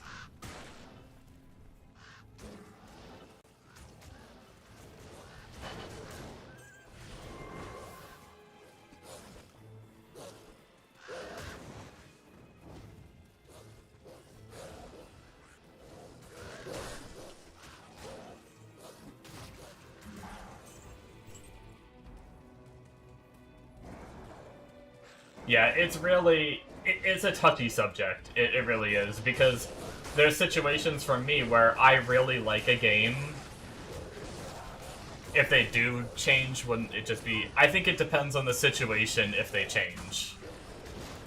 Like, if something is really, like, really annoying to manage for a huge part of your player base, but you don't want to change it because that's how you designed it. Like, I don't know.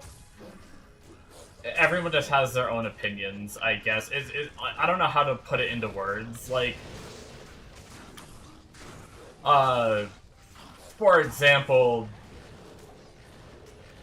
this might be a bad example, but Diablo 4, when it first came out, had you only had like 4 stash tabs, like 3 or 4 stash tabs, and they got filled up very quickly, right? And the devs were like, well, this is how we designed it, this is how we want it. Even though everyone was yelling, like, we just want to be able to store more things. Like, what's the big deal about adding, like, some more tabs? And they were really stubborn about not adding more tabs until they finally did. I don't consider that pandering, because I just think that's, like, a nice convenience thing, and it's not like they're changing the vision of the game. It's just adding quality of life for their customers, I guess. I don't know.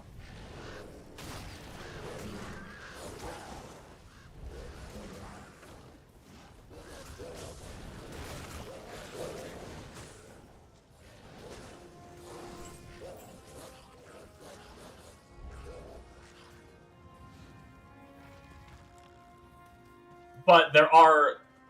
I wanna make sure that I'm stressing, there are the flip side things, where there's fundamental core game design choices that the devs implemented because they want the game to have a certain feel, and I don't think that those kind of things should be changed. Like people complaining that, I don't know, some people complain that Elden Ring is too hard. The point of those games are to be challenging. I don't think they should make Elden Ring easier just because the audience says so. But the controls being ported from console to PC being really shit, and them saying, well, we're not a PC company, so all you PC players can just eat shit and have shitty controls. That's kind of shitty. If that makes sense.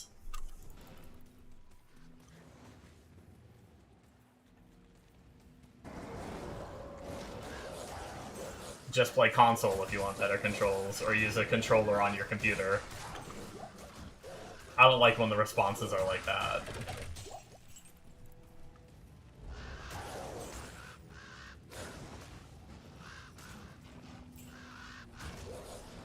Yeah, there's just a handful of things that you can't keybind. Honestly, it's been too long since I played, I can't think specifically. But there's things that you can't re-keybind, so they're stuck on certain keybinds. And, like, and some of it can feel clunky. Like, obviously, once you get used to it, it's fine, but it would be nice if you could just change it, like most games let you do, you know?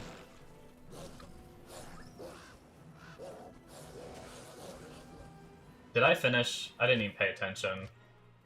No, I gotta rescue 5 more soldiers, and we hit the end, so that means they are back near the beginning, right, that I missed. But yeah, I mean, like, it's very situational.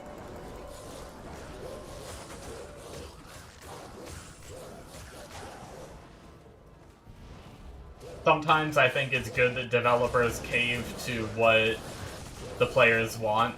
Sometimes I don't think so, and obviously that's just my opinion as well. So, who am I to say?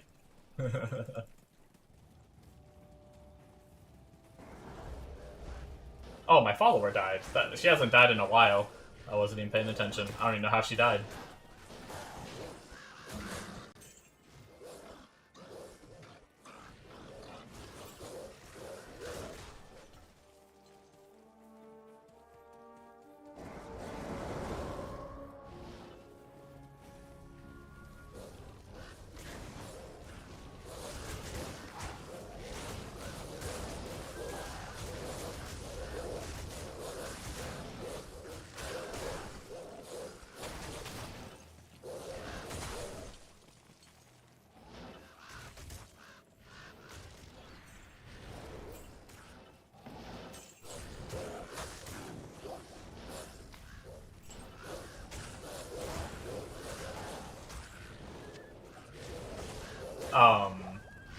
Other than that, I think, like, another example that kind of frustrated me recently, too, was, like, the one-button, rotation thing that got added to World of Warcraft. I don't know if you know World of Warcraft at all, but,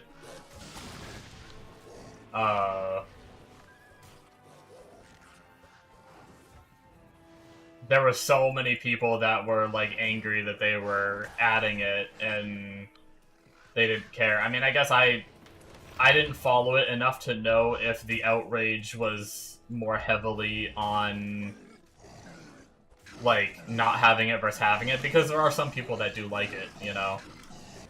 And that's fine to like it, but I really dislike the idea of it, personally.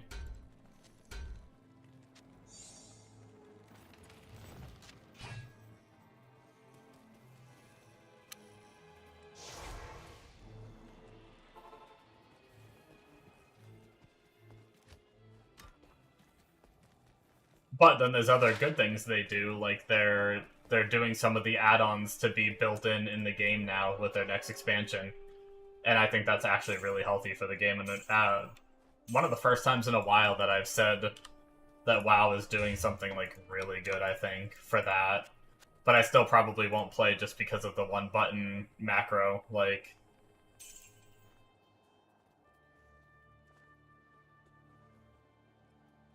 One to cold skills. I don't think I'm gonna be leveling as a cold skill Sork. So I don't think this is worth.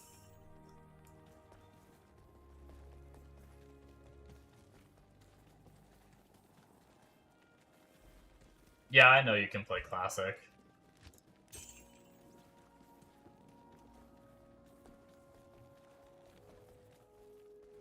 But they don't have Classic of, like, every expansion. Like, I would like to play the new expansion and stuff like that, or even go back to WoW and play the current expansion and experience the new content. And now I just don't want to because of that. So I guess I have to wait for this new content to be put on for the classic servers to get this new content in however many years it's going to take for it to get there, you know? I'll be back in a minute, guys. I need to start some food. Unfortunately, normally I try. This is actually around when I usually start my stream. I was able to stream a bit earlier today. Between 2 and 3 a.m., which is 2:47 a.m., is usually when I start my stream. And usually I eat before I start, but because I was able to start earlier, I didn't get a chance to eat. So I am going to go throw some rice in my rice cooker real fast. So I will be right back in,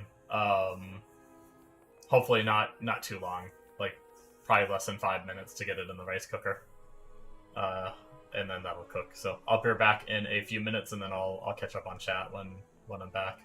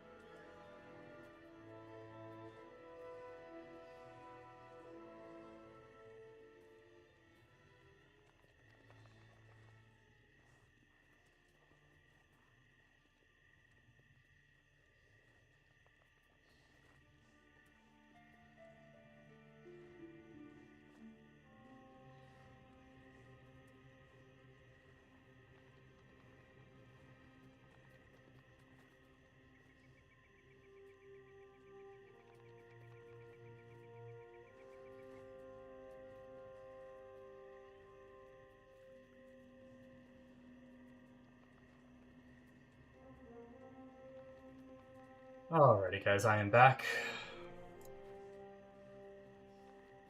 Gonna set a timer real fast.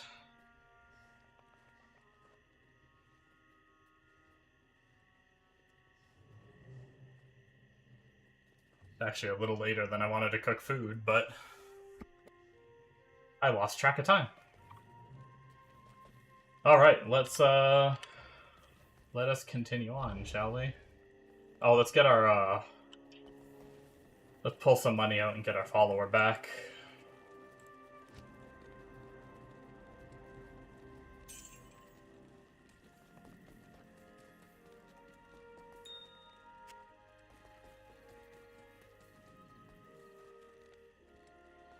Making some decent progress. Oh, shoot. Wait, no, maybe this is where I was. For some reason I thought I was somewhere else when I portaled out, but I guess not.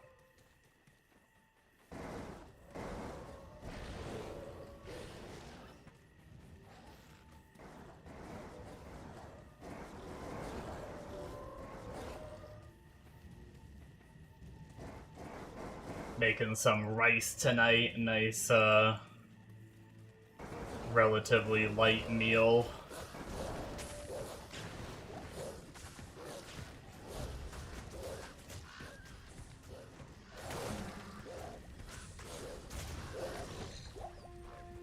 Tomorrow's weighing day for my diet. I get to hope that I'm down again this week.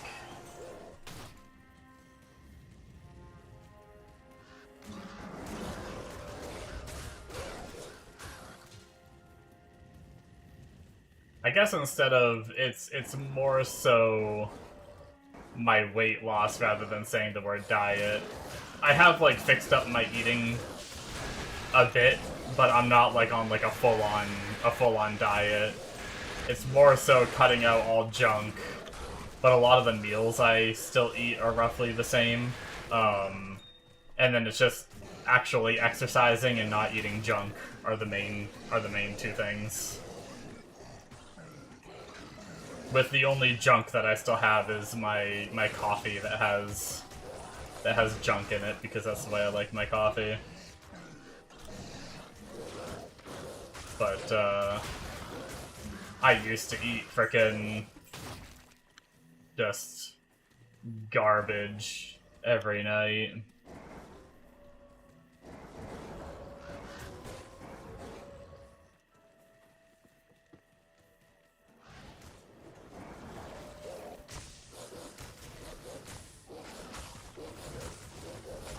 But I'm down roughly 5 pounds within a month, so not bad. Average of 1 pound a week is a, I believe when I looked it up last, it's considered like an average weight loss, where 2 pounds a week is considered like an aggressive weight loss. So I'm right about that average, which is fine. I mean, I'm very fat, so I have a long way to go, which is unfortunate, but more so just trying to create a healthier lifestyle rather than thinking of it being like a diet where I'm gonna do it to a certain point and quit.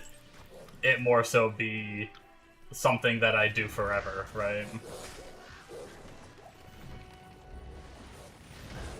How I'm trying to imagine it.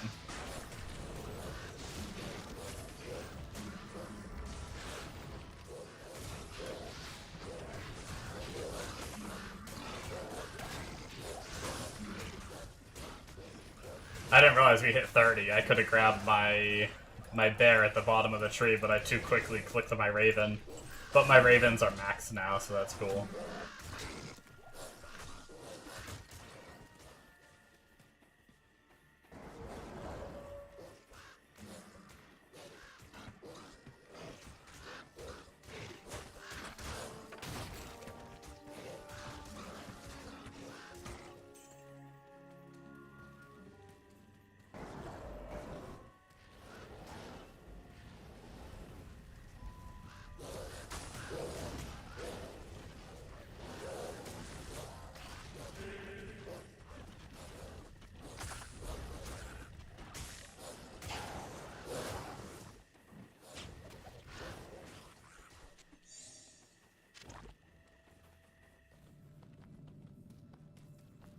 Alrighty.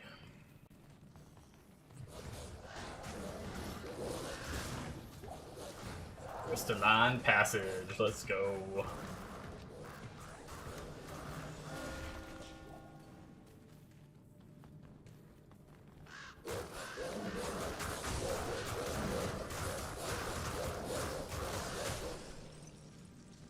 No reply yet from good old Twitch.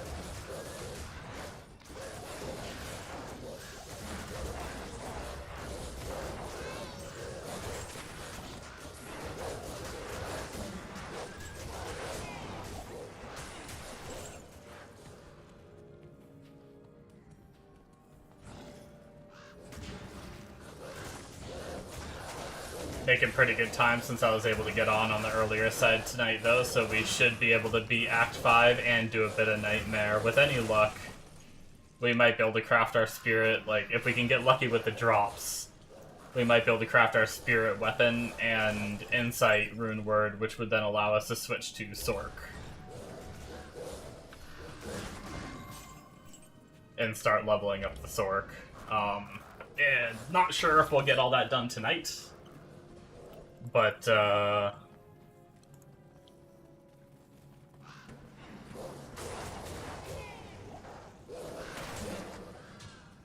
it's what we will aim for. Well, we found the way to the next zone, but we don't want to go there yet because there's a side quest here that we want to finish.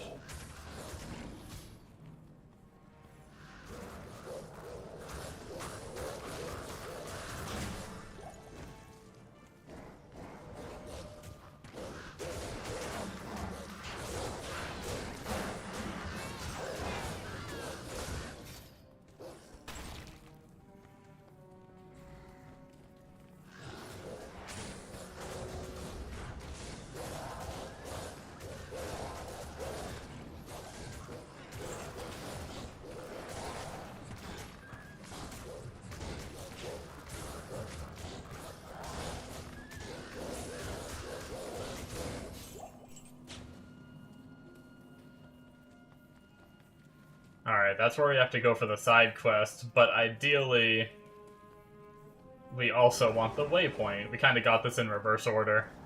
It's really nice when you find the waypoint first, and then Crystalline, or whatever the caverns are. I can't remember. Frozen River, I think is what it's called.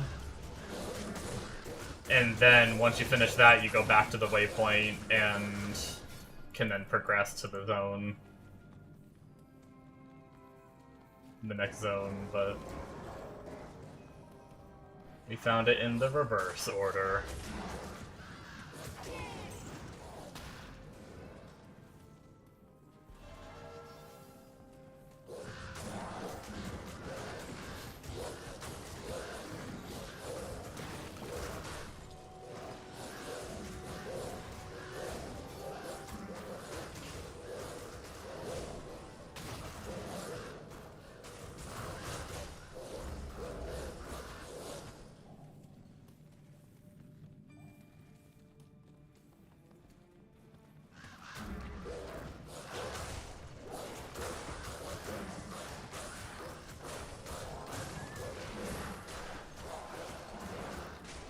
Pick up all the jewels we find for now, create a nice storage of jewels before we stop picking them up, just so we have enough for crafting purposes.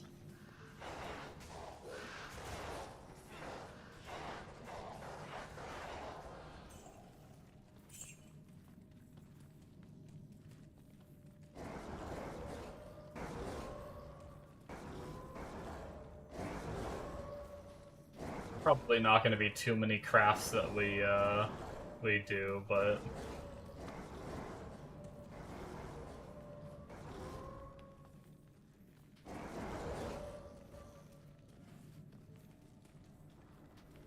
At the very least, we want to make a few blood helmets until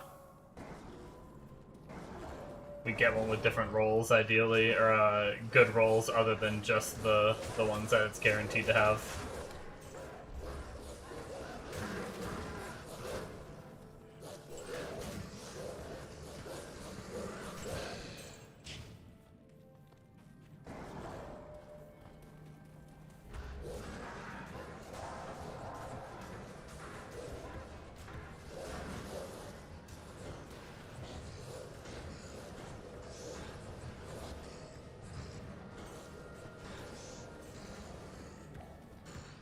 Paladin shield.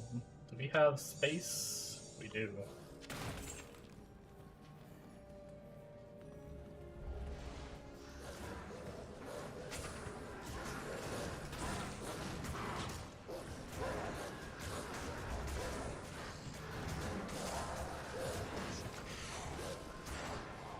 I'm actually really pumped. Just seeing the amount of loot I'm getting on Players 3. I'm really excited to be on offline now.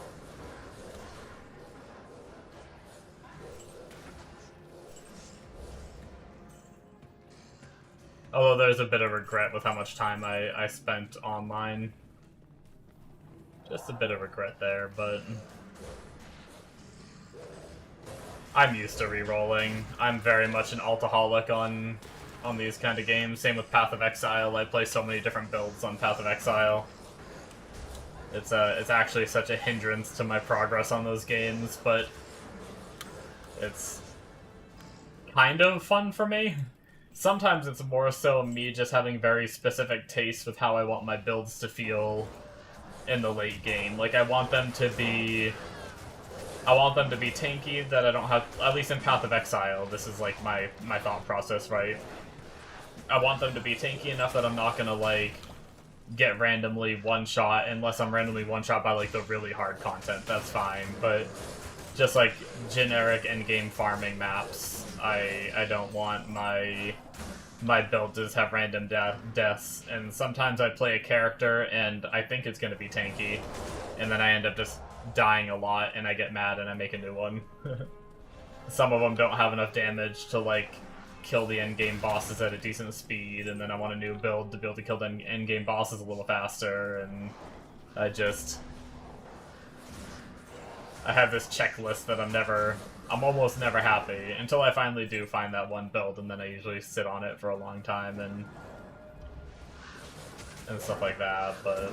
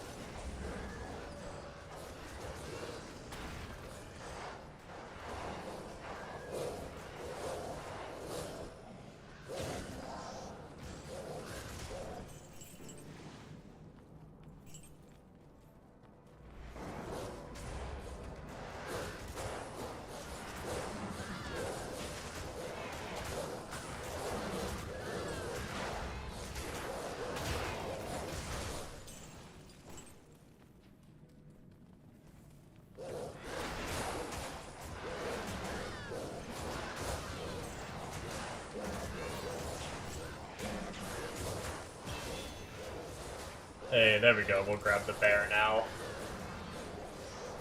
Get him keybound to that, I think is what I had it on before. On my one on online.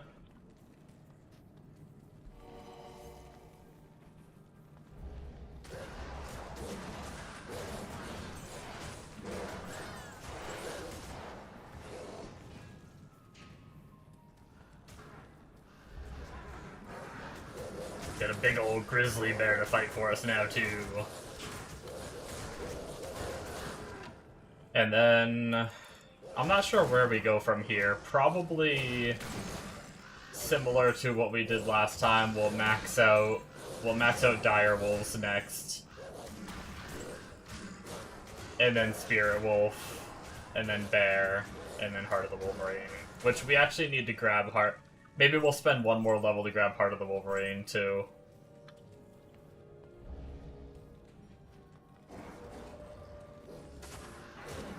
Next level we'll grab that, and then we should be good for a little while. We do still have some other, like, extra things we're gonna have to put points into. We need to get to Carrion Vine eventually, and then 1 point into Werebear. Right now I'm okay because I have a helmet that's giving me Werebear without me having to invest the points, but eventually I'm going to replace that helmet and we'll have to grab it again. And I should really transform into it more so I can get the life. I've been pretty safe and not really needing the life, so I haven't been bothering to transform into it every 40 seconds when it wears off. But not like it's really that hard to do.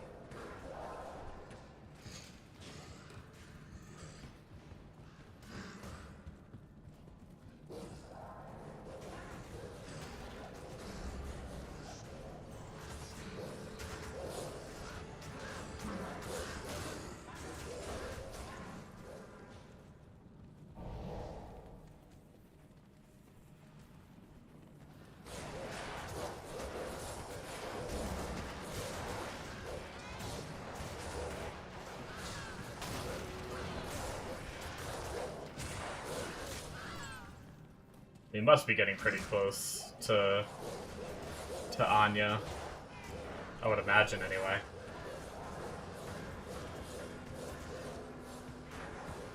Yeah, Frozenstein. He's always right before Anya, so... We made it.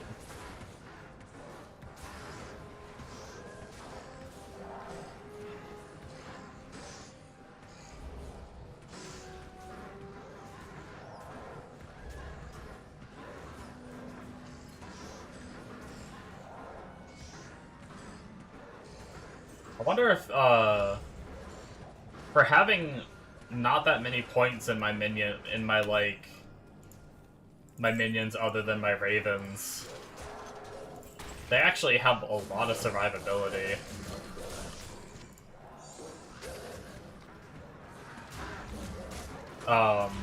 For being on Players 3 difficulty, it almost makes me wonder, like, do the enemies get... I read that they get more life. They get like 50% more life per player's difficulty that you increase it. But did they get more damage, too? I know someone was saying in my chat last night that on Players 8, they could, like, notice how hard they were getting hit. So I think it does do... I think it does do damage.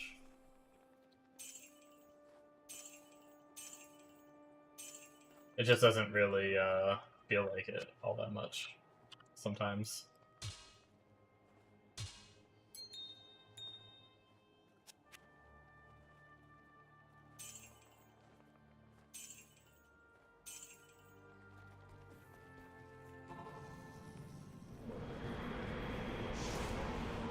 Let's Google it.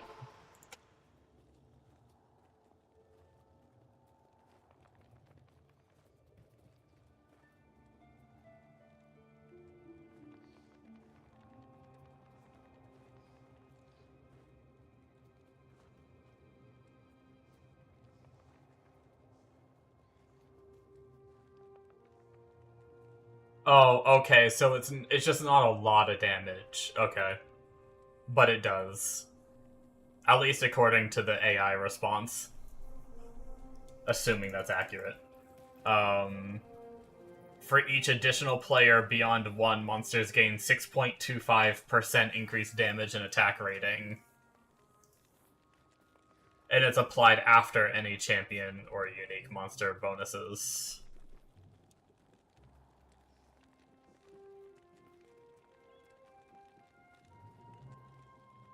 Oh, it does not skill monster skills or spells that are... Oh, interesting. That are defined separately in the game's data files, such as Mephisto's Lightning, or a Fallen Shaman's Fireball.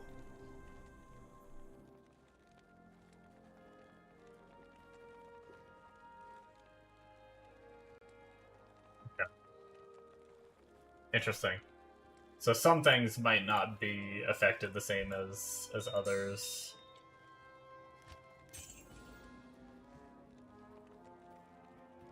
Pro tip for anyone that may be newer that doesn't already know it.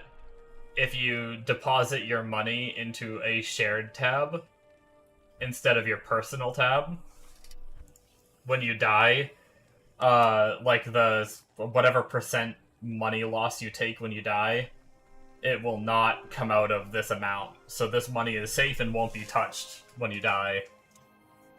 So it's much better to store your money in a shared tab than personal tab. Only bad thing is if you need to spend that money, you need to pull it out and either store it in your personal or hold on to it. So whenever I deposit like this, if my follower dies, I then have to come here and pull out the money to be able to like revive her.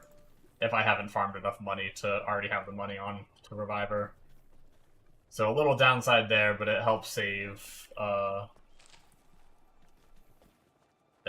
losing a crap ton of money in the long run when you end up having like millions and you die once and lose like 700k or something, and it's just really sad to lose that much.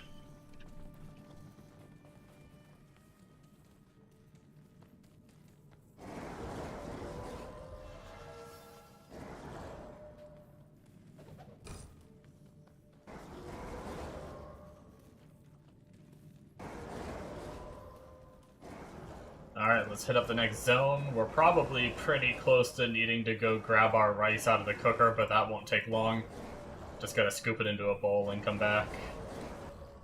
And then I'm kind of a slow eater, so once it cools down, I'll have to stop and eat it. I apologize for my slow eating. I'll try to eat it as fast as I can, but...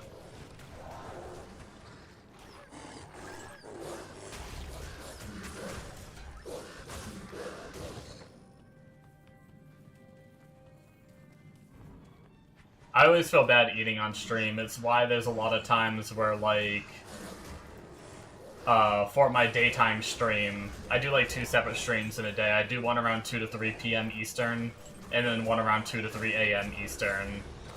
Both of them are around 3 to 4 hours, depending on the day and the time I'm able to get on and everything.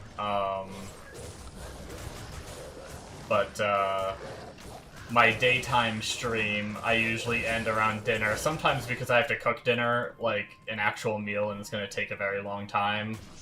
And then there's other times where it's already cooked for me, and I can just eat it. But I eat so slow that sometimes I end up just ending stream around that time instead of pushing it longer. Just because I always feel bad eating on stream. It's something I need to get over. It's just one of those other things, one of those other streaming things. I just need to get over it.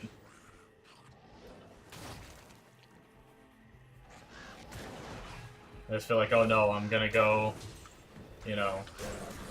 I'm usually here. I'm not, like, gone to eat it. You know, I'm sitting at my desk, and if people talk in chat, I can still reply to their messages, but a lot of the time, since there's, like...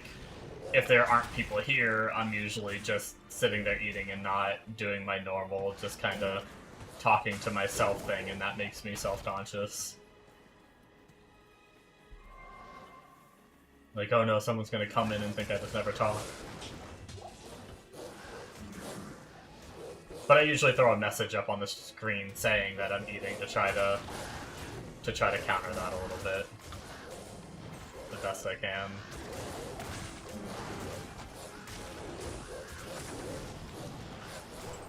Because I usually turn my webcam off when I eat, because I'm self-conscious about that, too. I'm like shoving my face on camera.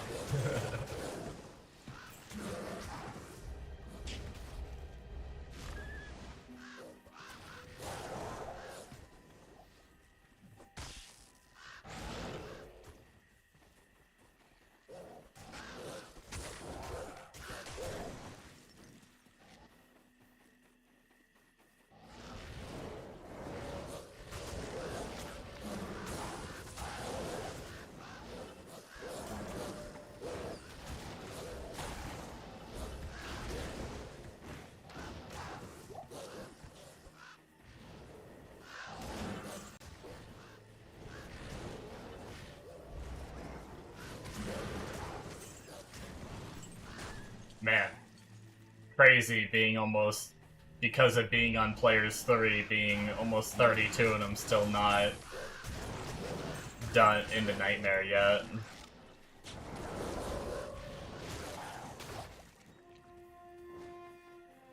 Even when I try to, like, on Players 1, I would be pretty much, like, 30 at the very, very end of Act 5. And that was also where I killed a lot. Like, every single thing I saw on my screen I'd kill, whereas here I'm actually running past some stuff. It's just so impressive what even just increasing the player count by 2 is doing compared to 1. Grab Heart of the Wolverine, and then we'll change from our one that's giving life over to the one that will give our guys more damage.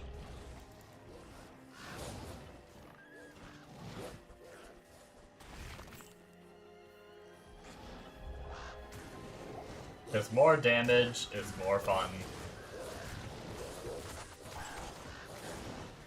Honestly, I probably should have tried to go to a higher player count early on. I just didn't want to struggle too, I just didn't want to struggle too bad. Which, I mean, I guess I could have just lowered it if it was a struggle, but...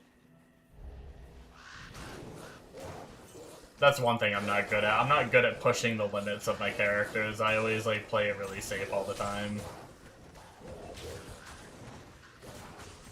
Like, I could go up to higher players, but this feels good, so I'm not gonna.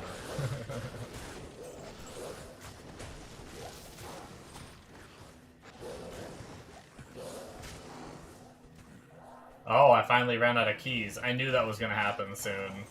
I kept opening locked chests and kept forgetting to actually grab keys.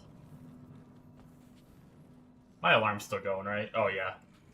1 minute and 25 seconds before I gotta go get my rice.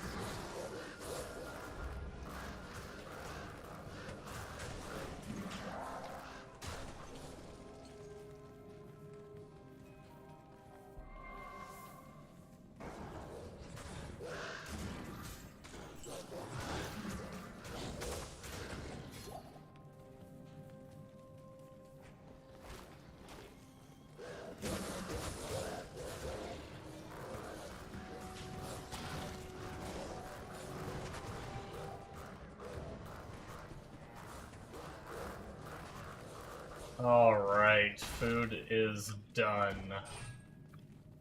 Be here. I was hoping around that corner was going to be the waypoint if I was lucky, but I think we'll probably just... our minions would probably protect us, but just to be safe, even though we're not on hardcore, let's port out just to be safe, and then I'm going to go grab my food, guys, so I will be right back. It shouldn't take me too long. It should just be a couple minutes to scoop the rice into a bowl, and then move the rice cooker, and everything, so I will be right back.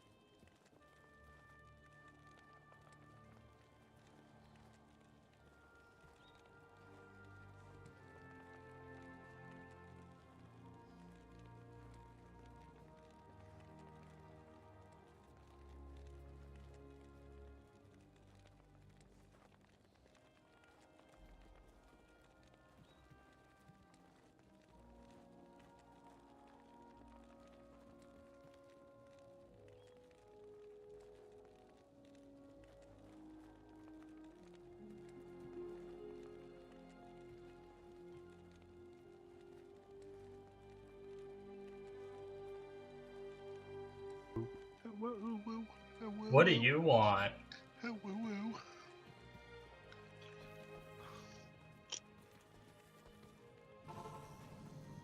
I'm back. Gonna let my rice cool for a few before I eat it.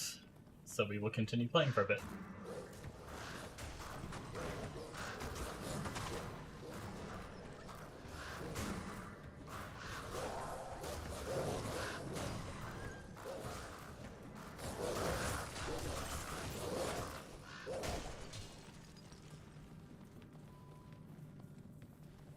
What you doing, Mega? I'm about to crash. Nice. What's that? Nice. Mm-hmm. Mm-hmm.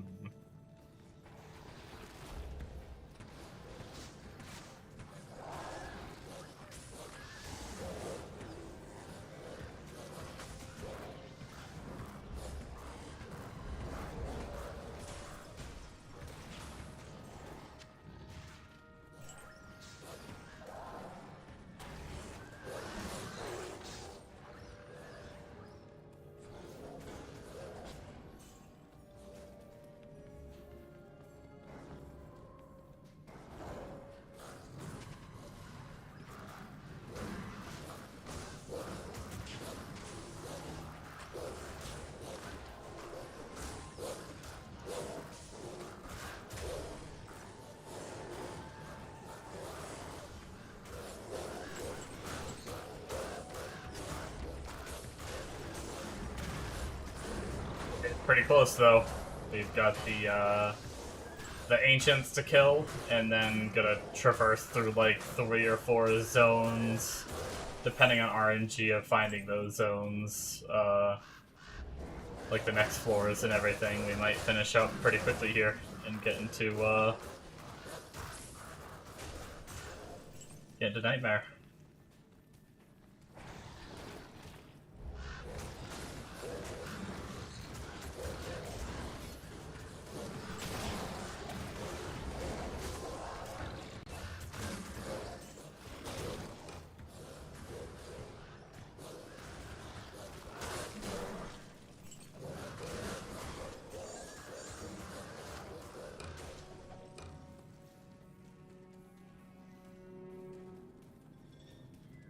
Hey, we found the waypoint, nice.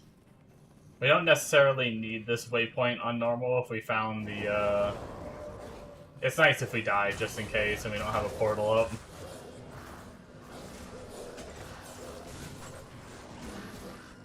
But we probably will not be coming back here once we beat it, especially since we're offline now, so we're definitely not like we're gonna be, like, helping anyone either.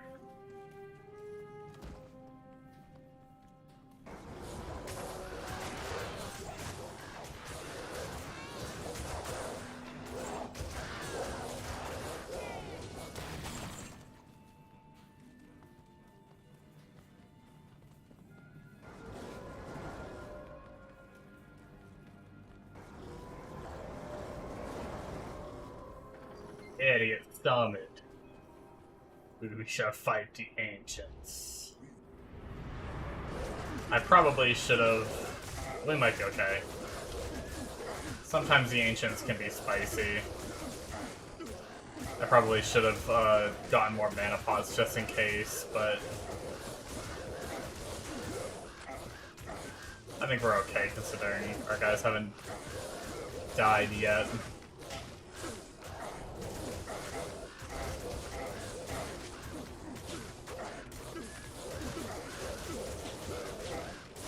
Gotta kill this one first.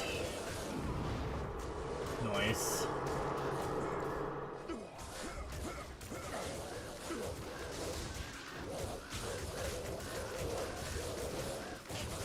I think Talik's the tankier one,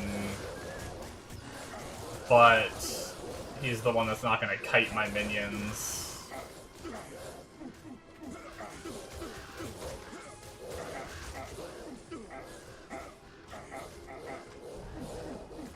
Which might speed up the kill.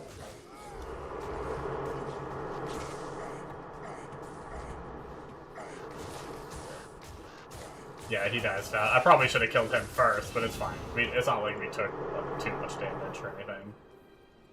Alright.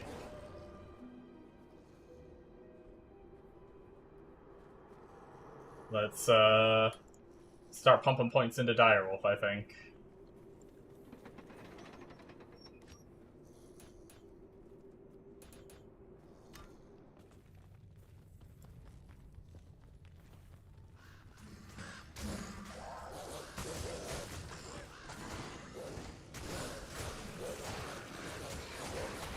Oh my gosh.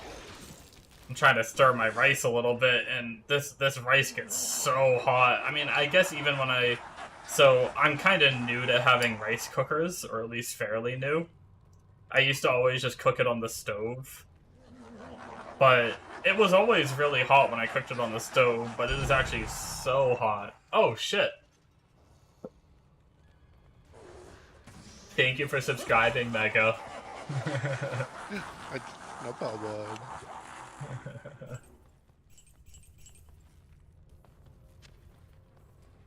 You get one of the founding badges. Oh, nice. You get How to would be that? fancy. I think if you, like, whenever you talk now, it'll just say, like, first, I believe. I don't know if I can set a custom one of those. I'll have to look into that.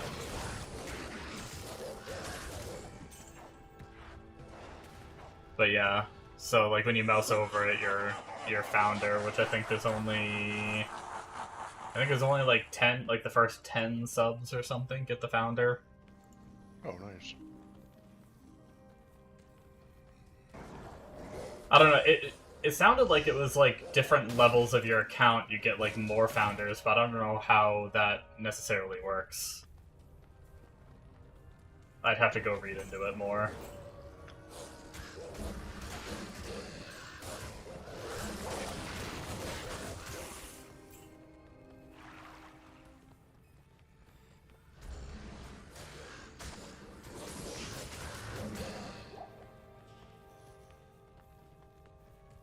But yeah, my point of the story before I got that sub distracted me. My,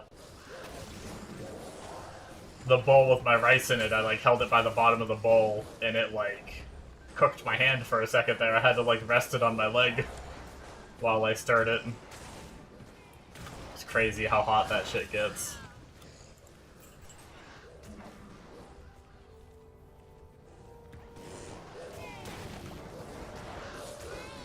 I don't think I'll need to farm this difficulty, but we will... Since farming Bale, or at least Bale's minions, is a good way to level on any difficulty, I'll try to get the waypoint when we get to level 2.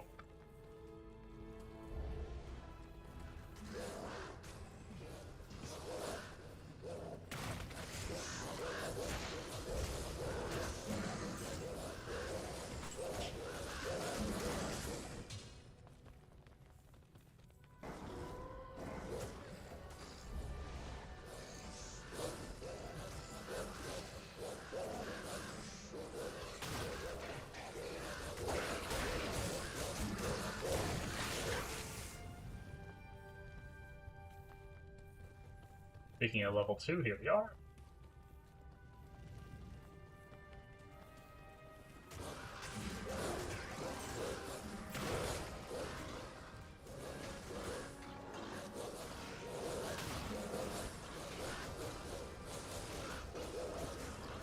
Yeah, I think what I'll probably do when I start leveling my Sork, I'll probably put it... I already had him started a little bit, but he's not very far. He's only like level 4 or something like that. I'll probably change the game to players 3 right away, or maybe even try a little higher, I don't know, we'll see. Having these extra levels, I think, has actually felt really nice, so... See if I can do it very early on, and get some extra levels. Maybe it'll help make Duriel not be so painful. I always hate fighting Duriel on a Sork. It's always painful. So hopefully with extra levels it won't be too bad. I will probably, unless I'm feeling really strong as Nova, because I've never played Nova before. If I'm feeling really strong as Nova, I'll leave it on whatever players I'm farming at, but if I'm not feeling strong, I'll probably try to de-level it down.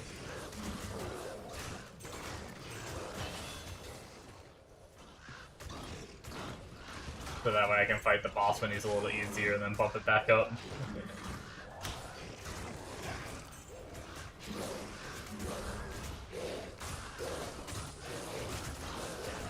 That's another level, though.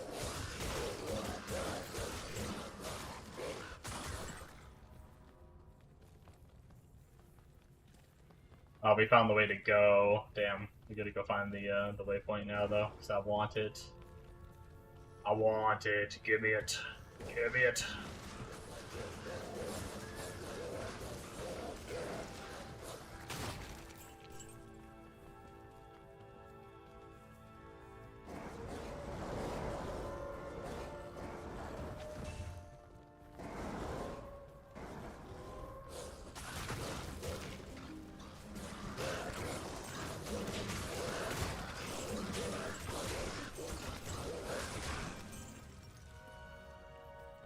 I will say I've kind of been neglecting my followers' gear.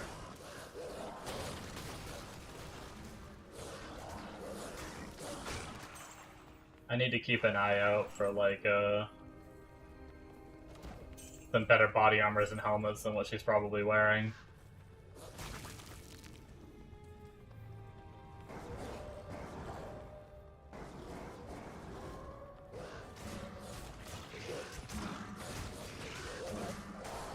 Actually, kind of forgot how big this zone is.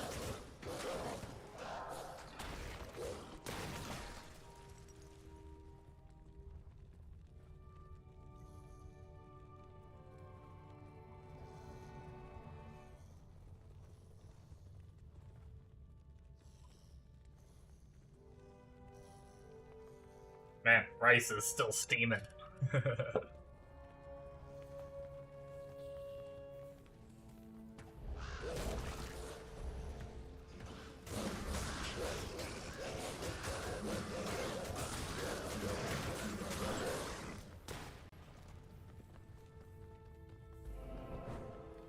There's where we gotta go.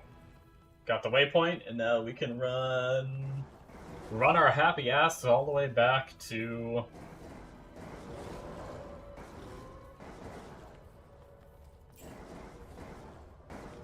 the Portatal.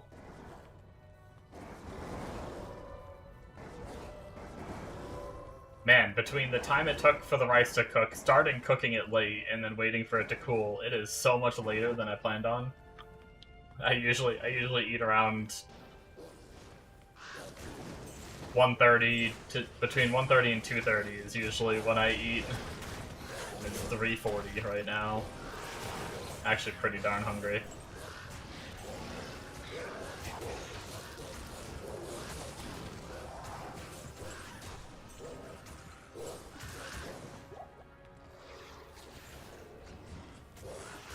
Probably eat here in a second is probably cool enough, even though the bottom of the bowl is still really warm and it's steamed a little bit. I think it's...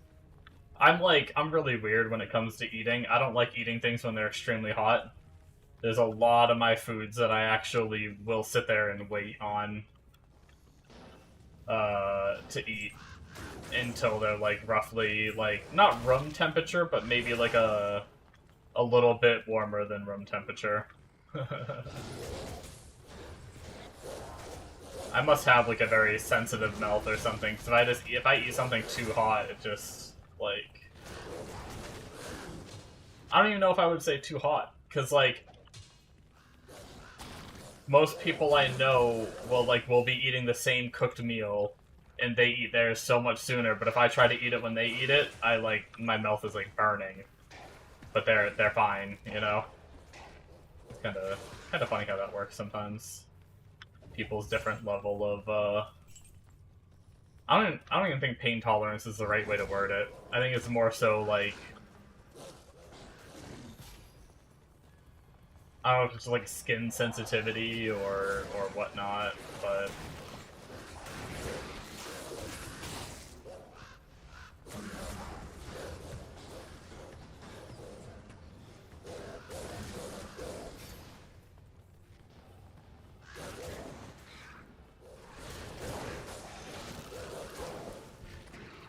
We'll probably find the door, and then I'll stop to eat. I also need to grab a water. I forgot to do that when I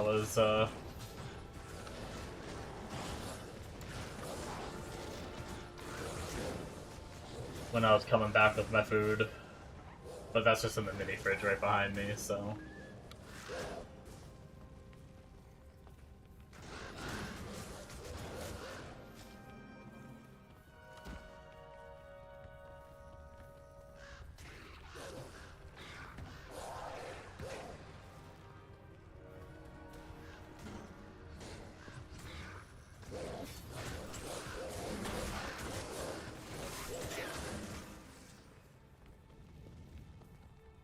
Alright, here we are. That's gonna be where we fight through the last zone before we fight Bale and be done with normal. But I am gonna empty inventory real fast while we're in town, eat my food, and then we will finish up.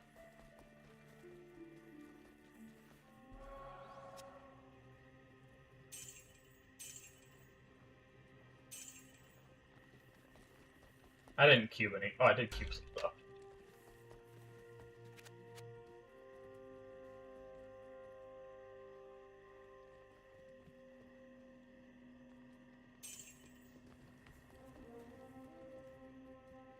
I'll save one Sanders. I can't imagine I'm gonna. I probably just shouldn't even save it. It's 25, which means I'm pretty sure it's the same level as a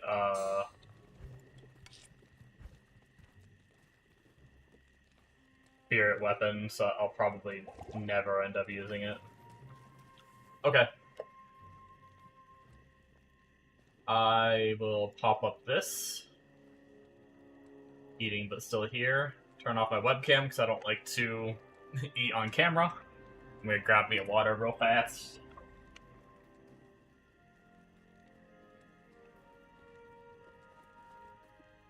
Water acquired. Alright.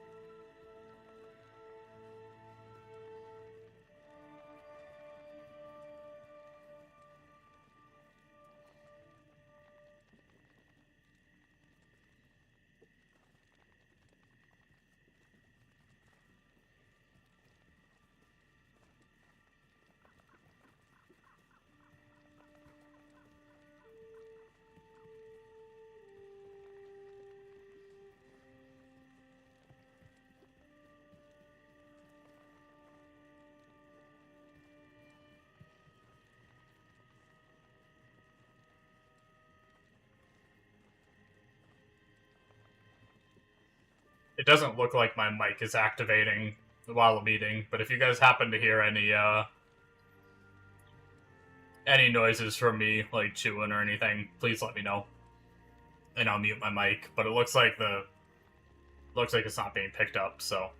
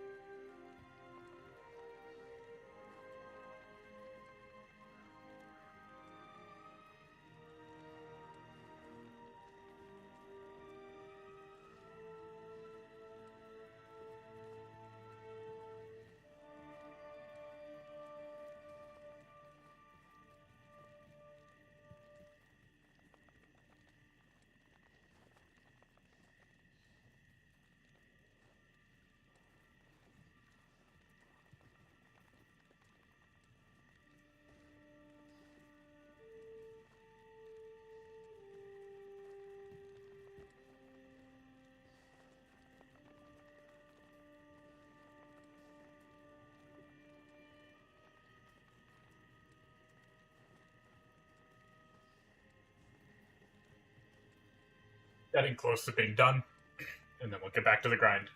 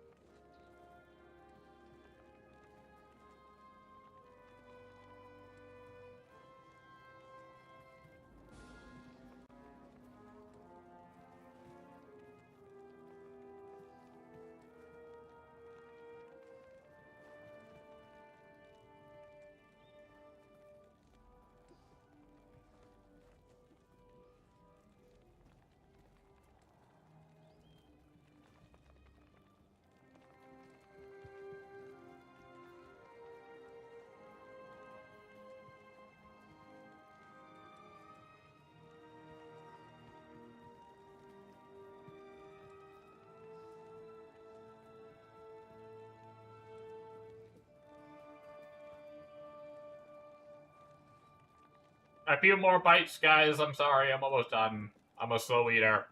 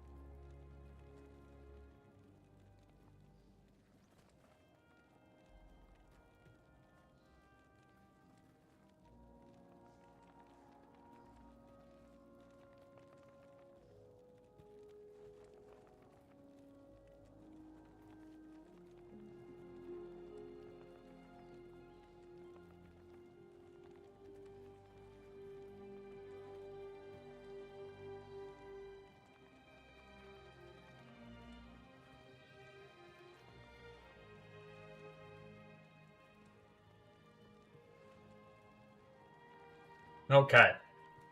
Play the game again. That is done.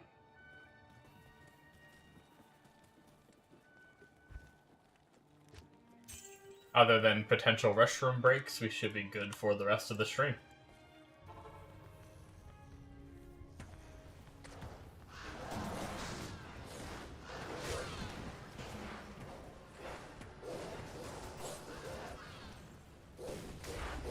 Which, I've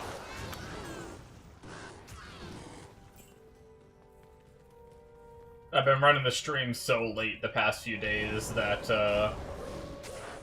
I probably will be ending in about 1 hour, I think.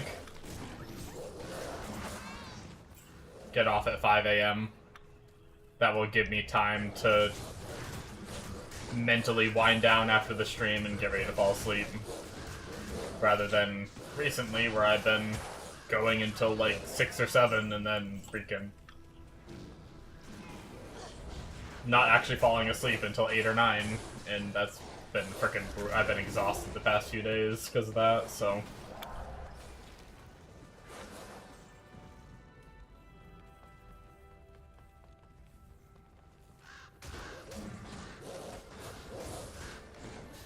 We'll have to see. Things have been going pretty smooth here, but it's very possible that Bale can sometimes be tricky.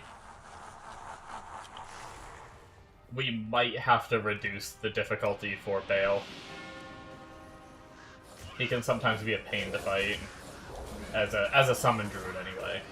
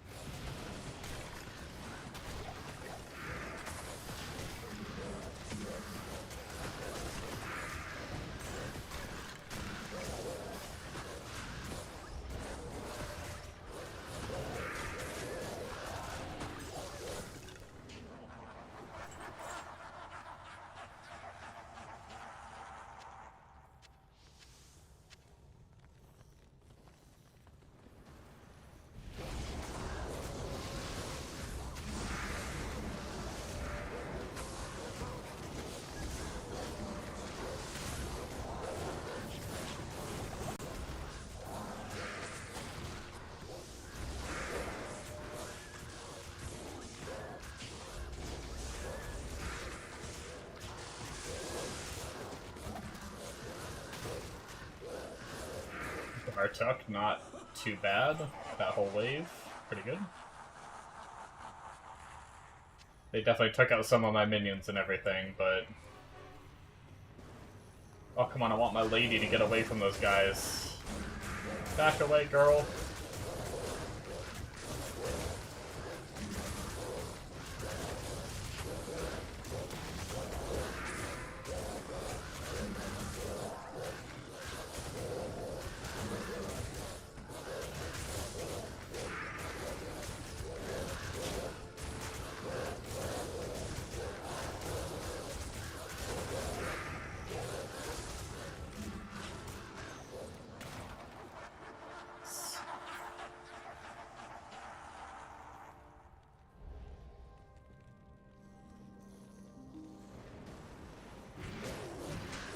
The final wave.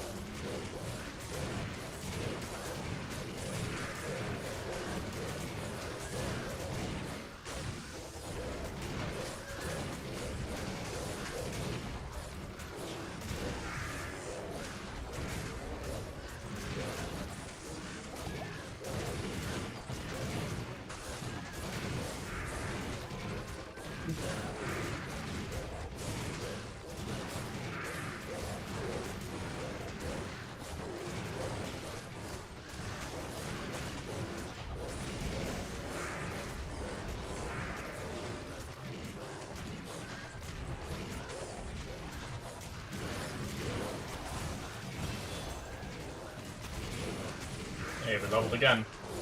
35.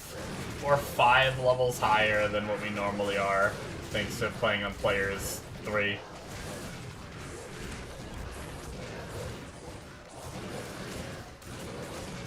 That's crazy. For anyone that may not know, I typically don't play offline mode, and the few times I have, I never increase the difficulty of the game because sometimes I'm playing like a Sorc where I'm already like struggling a little bit with like some of the builds I've tried to level as in the past and stuff like that, so even when I've done solo, I've never really like increased player count all that much, and I haven't spent that much time on offline, mainly just if my internet's down, I dick around a little bit. So experiencing like playing through the whole campaign up to this point on Players 3 and having just so many more levels, so much more XP through it all. I guess we'll grab all of our healing and all these potions and everything. We're full on pots for now. Let me take a sip of my water real fast, and then we'll go in and start fighting them. This fight might take a little bit, and like I said before, might have to reduce the difficulty. We'll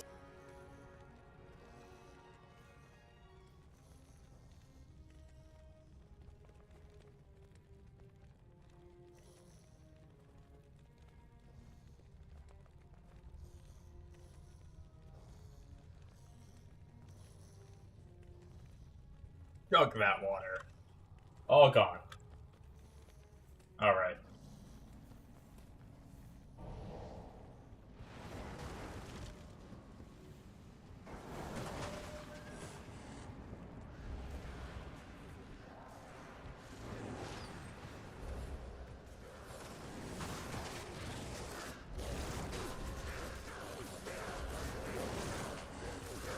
Okay, I think this is possible on this difficulty.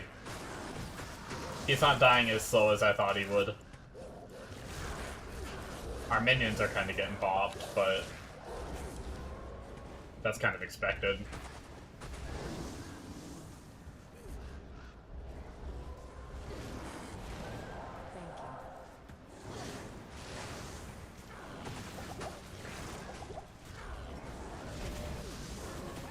Oh my god, I might die. I might die. Holy crap. Oh, he cloned. Pro tip, if you want to cheese his cloning a little bit, if you're unaware, you can run off to the very corner of the map. It can work if you go up top too, not just over here, and you portal out. While you're there, you can kinda, whatever you need to recoup, kinda get your potions back, whatever you need to do real fast. And then go back in, make sure you make another portal just to be safe. And when you come back, if you were far enough away at the time, the clone should be gone. So you don't have to worry about trying to fight a clone as well as the original, which can be very dicey.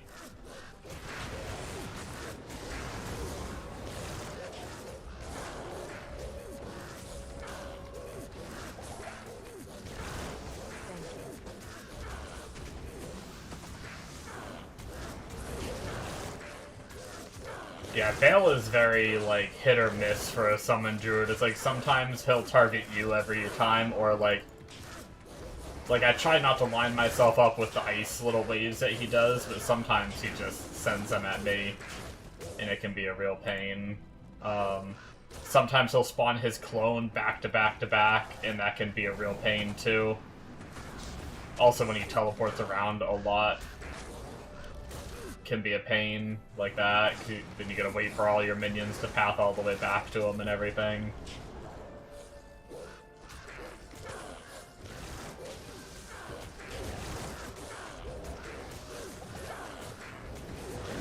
But Players 3 difficulty Bale is, honestly, this is going easier than I thought it was gonna be. This is roughly what I usually do on normal, but I guess because I'm 5 levels higher. Or on Players 1 difficulty, I should say. Not normal. That was a poor choice of words.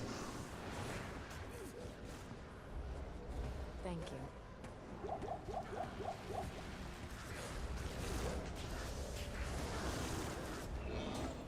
And we got him. Nice. I'm kind of glad I didn't have to lower difficulty. That would have felt That would have felt a little cheese, you know? Not that it's a big deal, but... would have just been the slightest bit of cheese. Clean out our inventory, grab the rest of these things, and then we will move on to... Nightmare difficulty.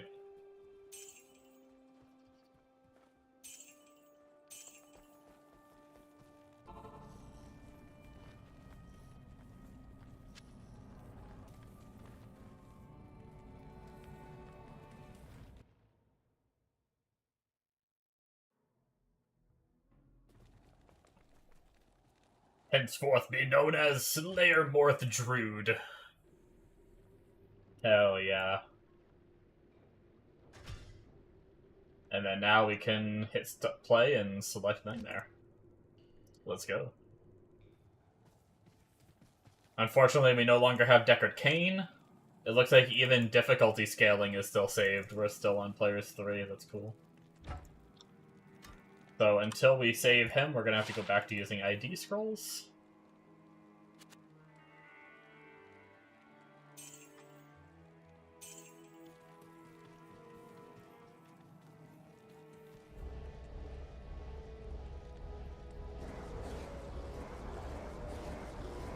Alright, and now we are at the point where we are just gonna farm until we will keep playing this character until we get Spirit Weapon and Insight Bow for a Merc. And then from there, we will make the Sork and start that. As much as I do like the Druid, I definitely need to get a Sork up for farming, and then the Sork can farm the stuff for other characters and whatnot.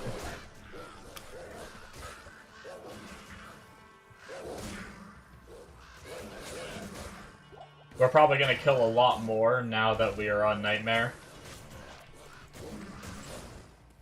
Because we officially... anything we kill has a chance to drop the bases that we're looking for. Now that we're in Nightmare, so... no need to run past things as much anymore.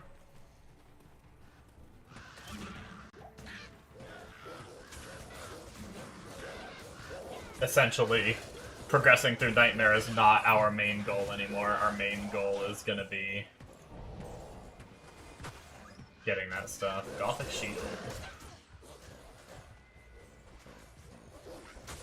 That might be a Sigon Shield,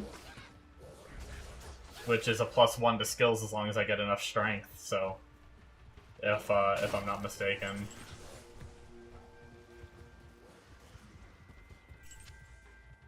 We'll top off our potions and everything while we're here.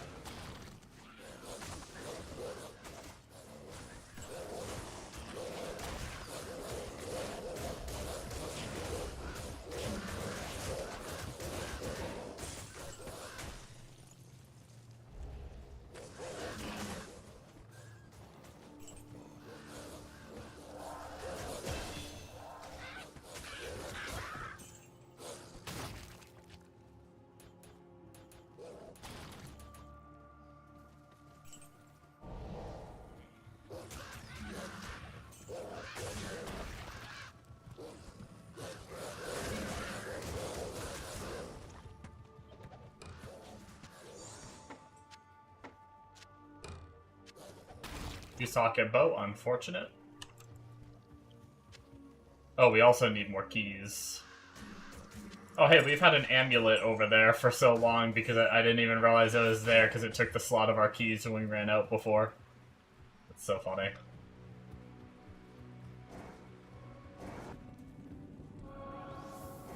I was like, where do my keys go? They don't usually go in this part of my inventory, but I've just been out for so long that a random amulet filled that slot, and I just never looked at it.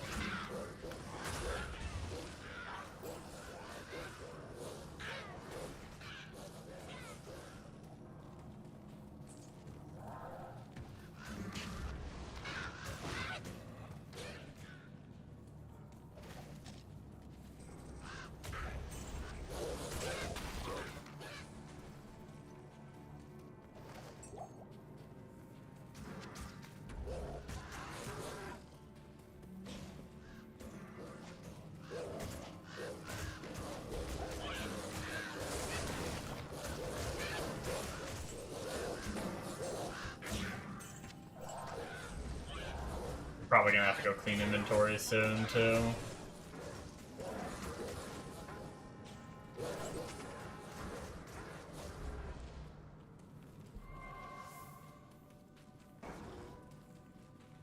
Honestly, I'm not gonna lie.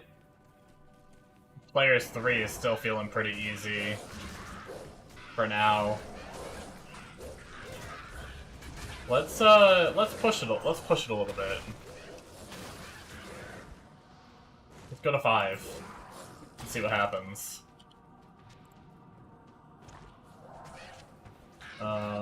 Let's You won't pump it to 8. You're scared.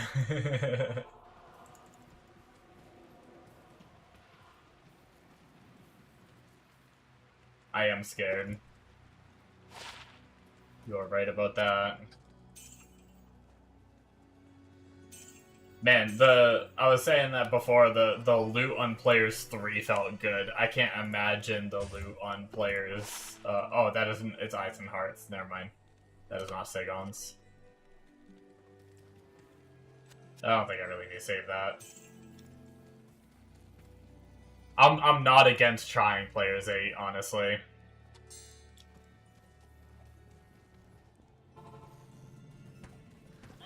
Let's do it. Easy game. It might not update until my next zone, right? I'm guessing. I don't know how that works, actually. Or maybe at least the mob... Maybe it's kind of like Terra Zones, where it's like the mobs I haven't aggroed yet will change. But these ones that I'm immediately next to might have already aggroed me. I'm not necessarily sure how it works.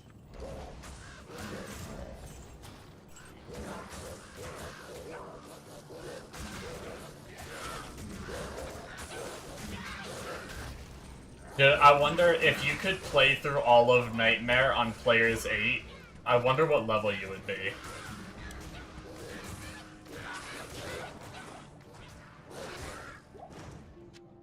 That's a 3-socket shield. I know you can farm those from a vendor pretty easy, but I haven't done it yet. I already got my shield needed for an Ancient's Pledge. Do I have the runes for any? I might be able to make an Ancient's Pledge right away.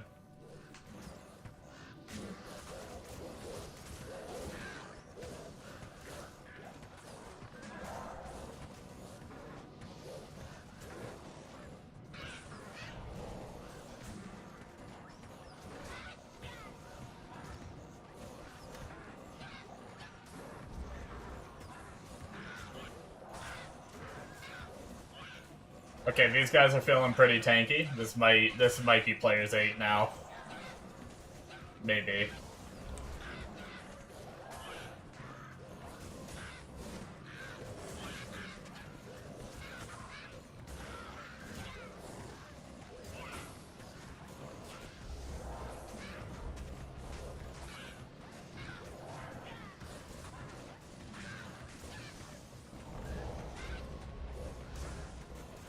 Is it worth it if kill speed is slow?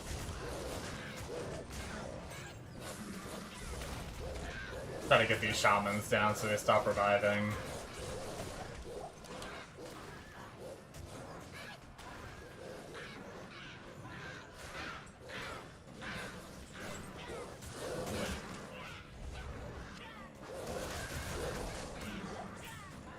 Did I get that shaman down? Looks like I might have.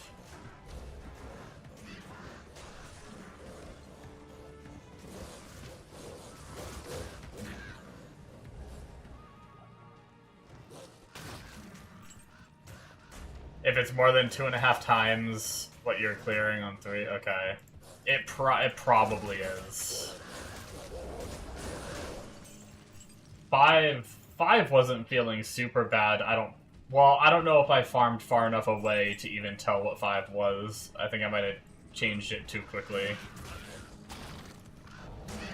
I'll try to go a little longer on Players 8 and C. I mean, that was a, zombies have more defense. Like, these shamans die pretty quick, but zombies have more fizz defense, I think.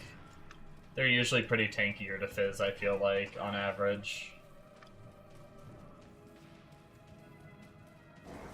Make sure everything down here is dead still after I got that shaman.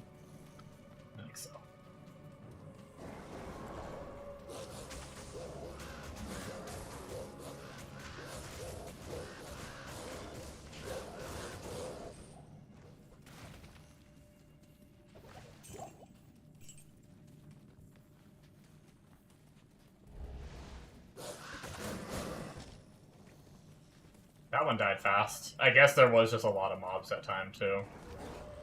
Was there 3 enemies remaining somewhere? Did I get everything here? I guess I missed some in the beginning. Probably some shit that got revived, I would assume. Yeah, I mean, I think I got everything here. Alright, head back to the beginning and try to see what we did not kill. Oh, here's this AMP. Not even something that got revived, just something I clearly missed.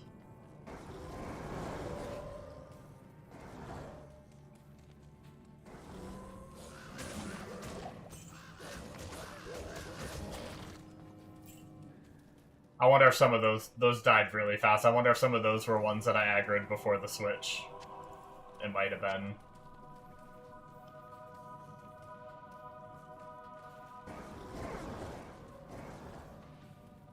We're going to be headed over to Cold Plains, which should 100% be a newly loaded zone. So should be players 8 for sure here. We'll see how it feels.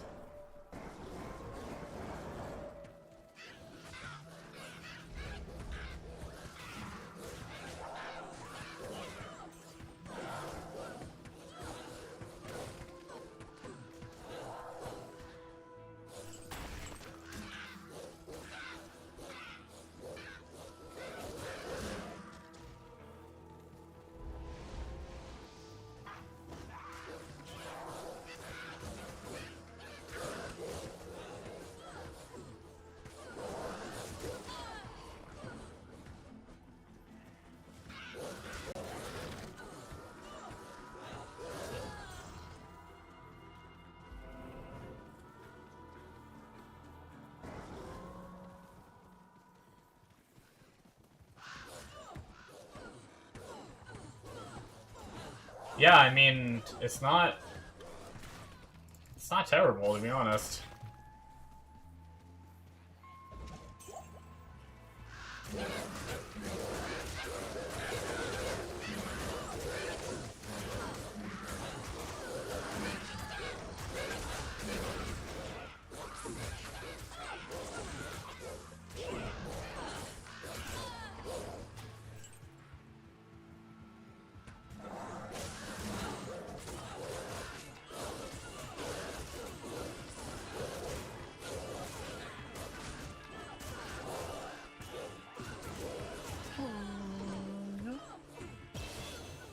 Oh.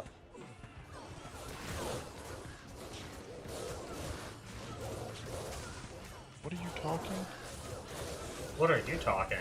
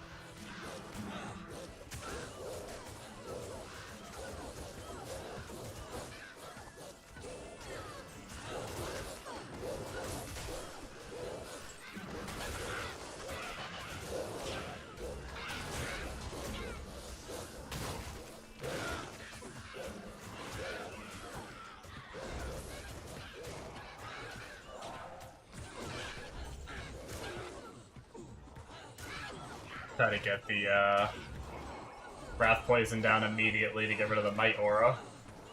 Nice.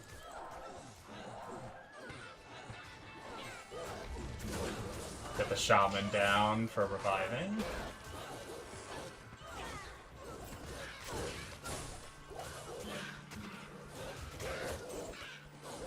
Yeah, maybe lower, like, this is definitely doable, but maybe lowering it down a little bit just to speed things up a tad might be better.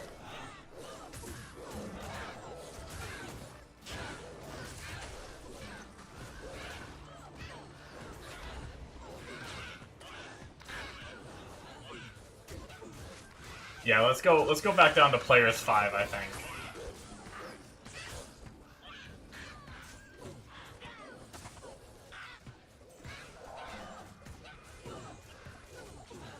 It's just a tad slow on 8.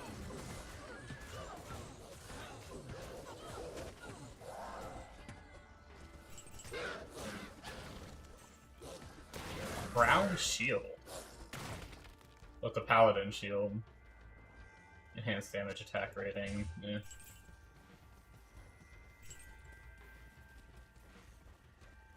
Looks, I don't think Ringmail is a very high base. Is it a 47? He's got 53. Never mind.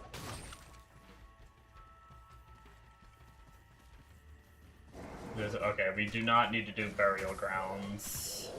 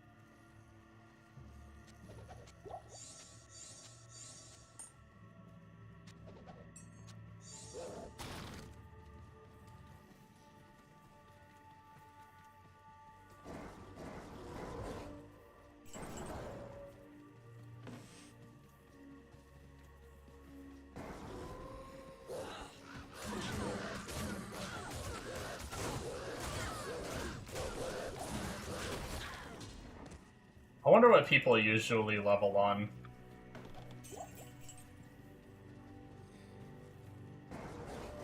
Like, through normal difficulty. For, like, a Sork, I wonder.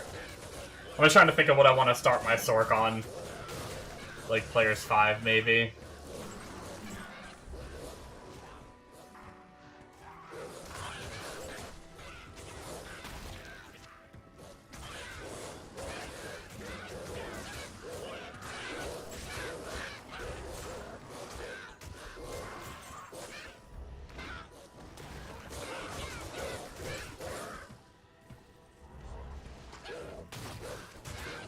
Oh, my bad. Sometimes I am less specific when I vocalize it than what I'm actually trying to say. I meant, like, player difficulty count. Like, players 3, player 5. I leveled on player 3 through normal, but it felt pretty easy, so I probably could have kicked it up. But I wonder how on a Sork... I wonder if people, like... Do people usually go quite a bit higher, or do they keep it low, I wonder?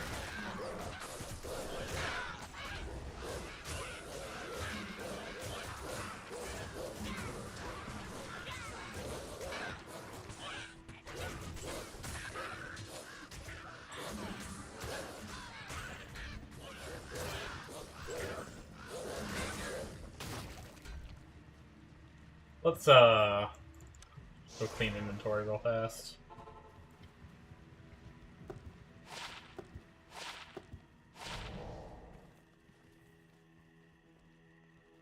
Level 1830 to Mana Grand Charm. I don't need to use that, but I might throw that on my Sork early. To get some, I mean, 18... The 30 mana is pretty nice at level 18. That's pre-spirit and everything.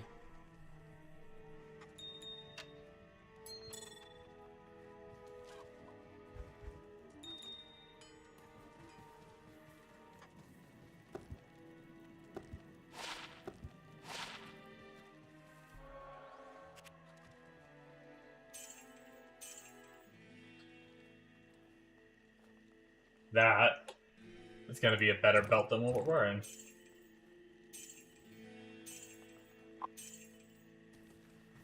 Nice.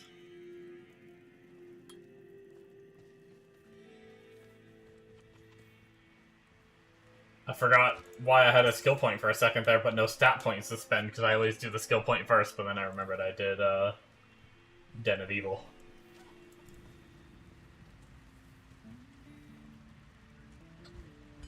I feel like I was going to do something, and now I can't remember. No, maybe I was just cleaning inventory, huh? I thought there was something else I wanted to do in town.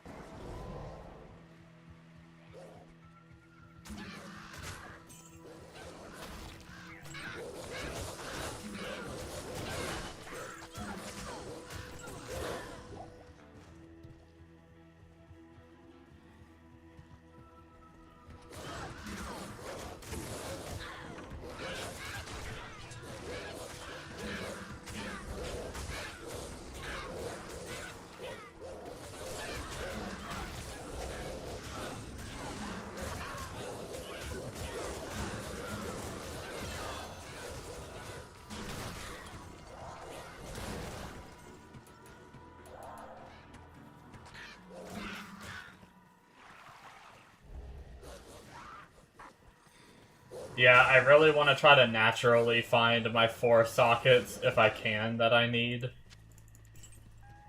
If it takes too long, I might get frustrated and just run some cows and Laz quest it, but I mean, really, I need to at least find one of them. The bare minimum is finding one, because I only have one Laz quest, unless I make it all the way to...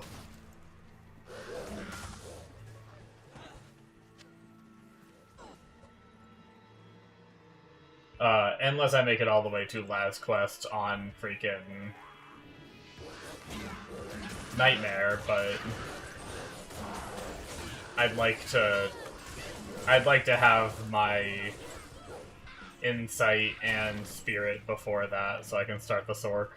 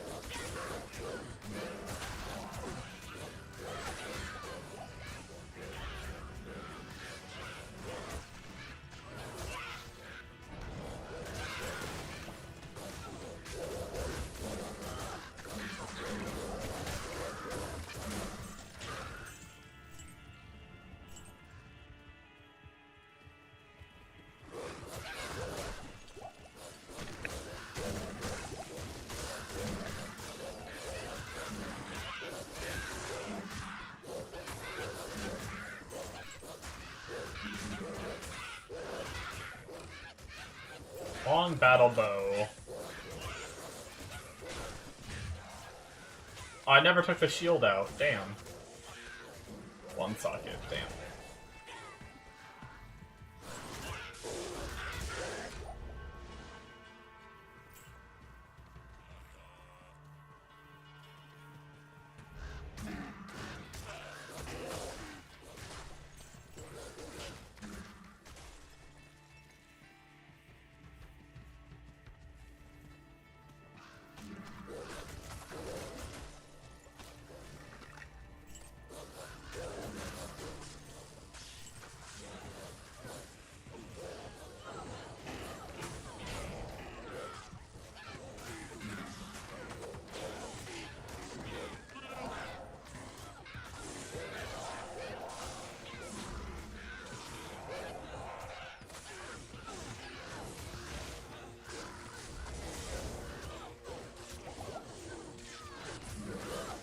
Thank you.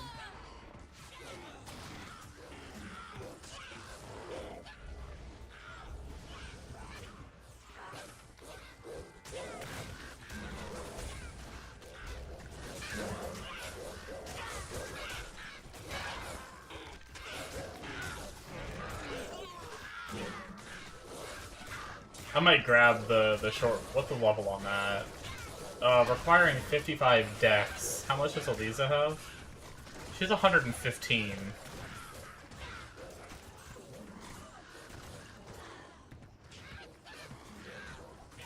I imagine a level 27...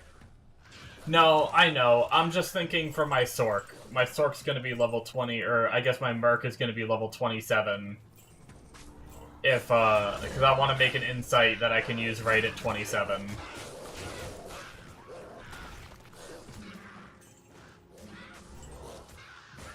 But with that amount, I think she's gonna be fine, right? A level 27 one, probably, I mean... That's how many minus levels? 11 levels down. I almost want to say they get, like, one stat point per level, maybe, or something like that. It's either 1 or 2, and either way, I think that's still way more than enough. So I'll probably hold on to that bow, and if I don't manage to find a 4-socket, that could be a Laz quest. Well, shit, actually, wait.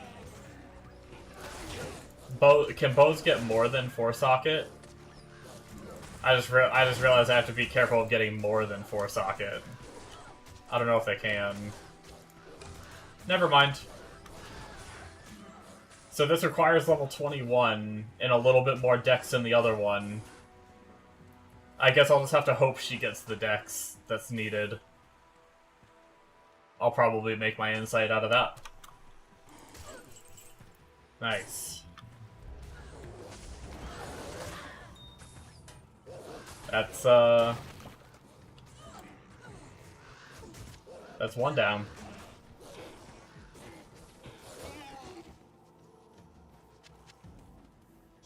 Clean our inventory and grab that shield.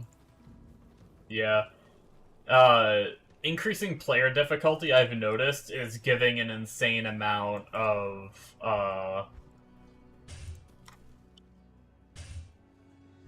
it's giving an insane amount of white items. It's actually crazy.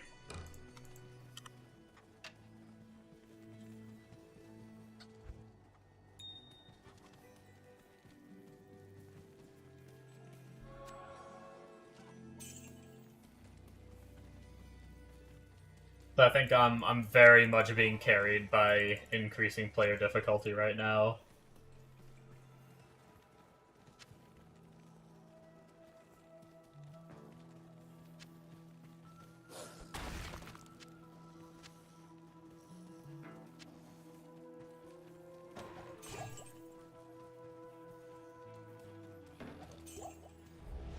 Going through the, Hey, an IO rune!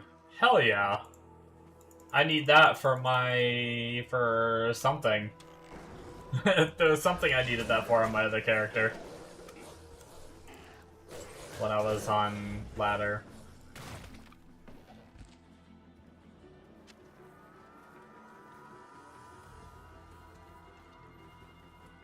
Oh, it was for the black for my paladin. Okay, I guess I don't need it too soon.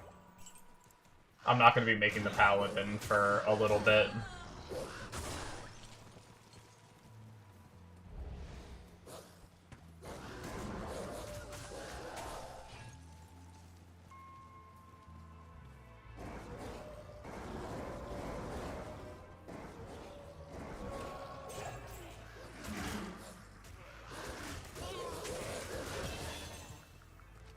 Oh, we leveled again. Jesus.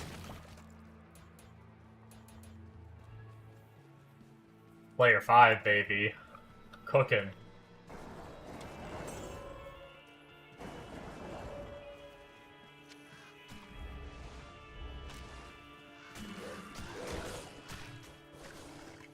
Sorry, I know I'm talking about it a lot. It's new for me, so it's exciting, you know?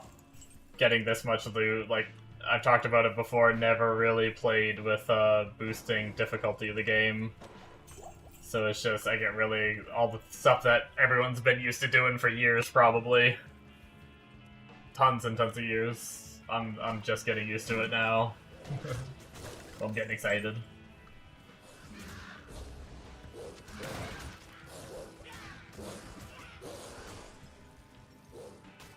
I don't know if I needed a 4...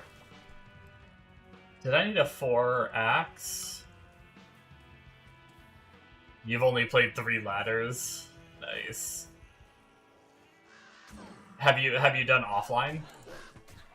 Or have you just played ladder?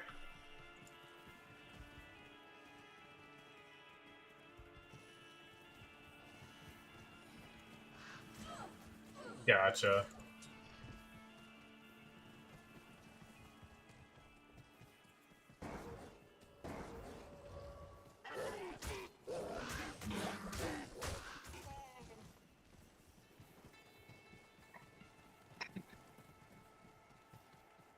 Where is the waypoint?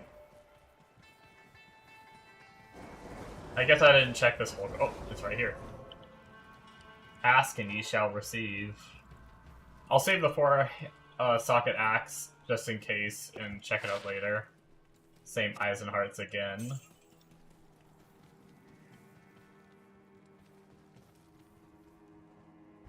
I can't remember if there was something on an axe that I wanted.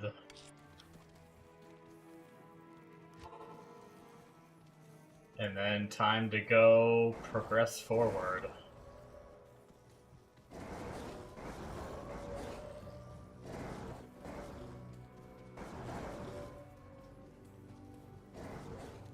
Yeah, you should have seen it earlier when I was in normal, even just on players 3. It was like socketed like gray and white items like out the wazoo. Like it was pretty wild.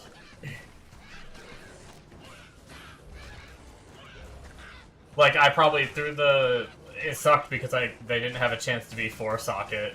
But at one point, I had like 3 one-handed swords with sockets just sitting on the ground, like crystal sword, broadsword, like shit like that. It's just like they were just freaking everywhere. Oh, we've got a lower dex requirement bow. I'm a hoarder, so I'll save it just in case. But we got another 4-socket bow already.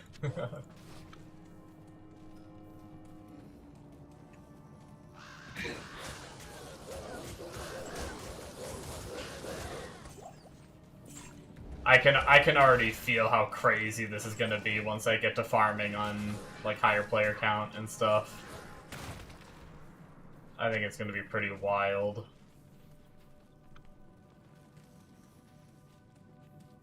Like, I can't imagine this much loot while also stacking MF. Dear God.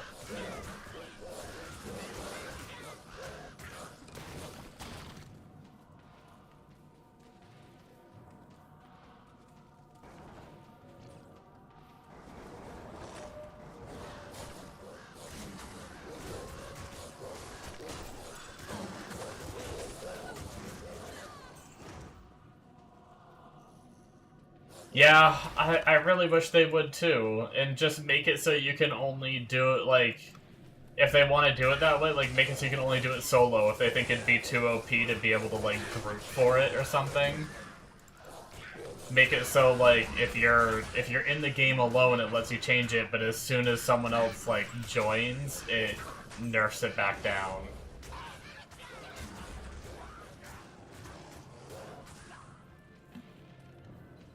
I'd love to play ladder instead of offline too but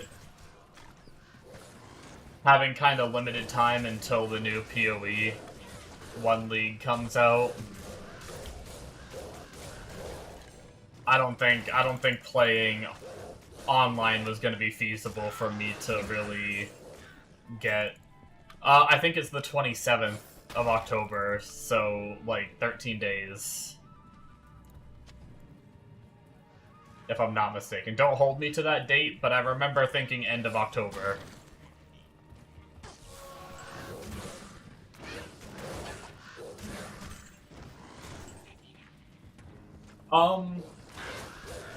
I think it's probably going to depend on the patch notes, but I think I might League start as Blink Arrow, Mirror Arrow, maybe. I usually really like the way that build starts, and I really want to pick something that I know I like this time. Sometimes I go with like stuff I haven't played or stuff that was like just buffed to see if it would be good or something, and it ends up not being good, and then I end up re-rolling like 2 or 3 times at the start, and I get frustrated. But yeah,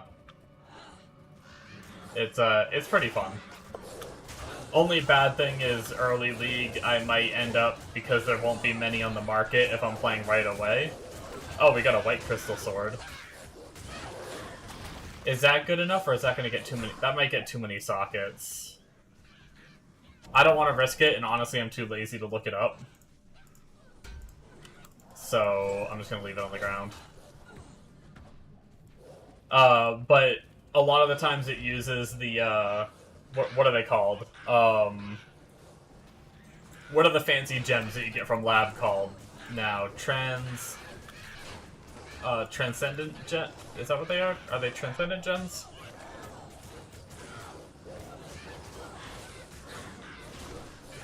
If you find one on normal cows, it's guaranteed max socket. So I could go farm normal cows and get one.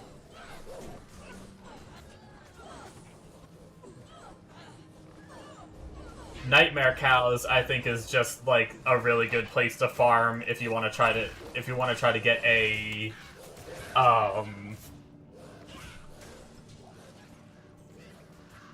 if you want to try to get a 4-socket naturally without using Las quests, that's where Nightmare Cows is really good. Yeah. So I'll have to farm, like, probably end up just doing the first lab over and over again because it's short. And just pray whenever I unlock it and pray to get lucky. I've done it before. It's not too bad. But yeah. That's the only downside to starting as that build is you waste a little bit of time from pushing towards the map on that, but I usually like the build so much that hopefully it doesn't get, like, nerfed or other stuff just sounds like way better kind of thing. I have no idea. I can't remember. We're getting the announcement probably like a week before that, I would assume, which means we're probably getting the announcement here within the next week. Let me see what date that was.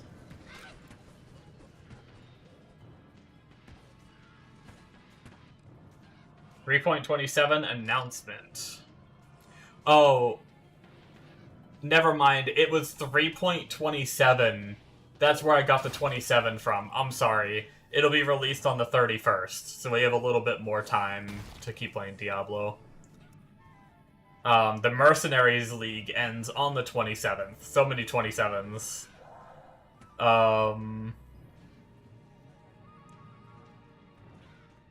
It looks like we do not have... It looks like we do not have a date on when we're getting info on it yet. So I'm not sure about that. Did not mean to pick that up, move it in my inventory, and then completely failed to place it, and then just dropped it on the ground. I think we need to empty inventories soon, though. That can go there. Do I want a poleaxe? I feel like I don't think I'm gonna do a Act 2 Merc until I have a better weapon base. I think I like the Act 1 Merc too much. And since I already have a usable bow, I don't think I'm gonna worry about a poleaxe.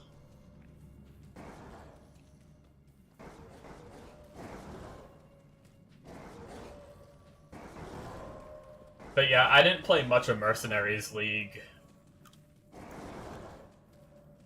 I wasn't a fan of the Mercenaries. Like, randomly, you'd get an extremely powerful one.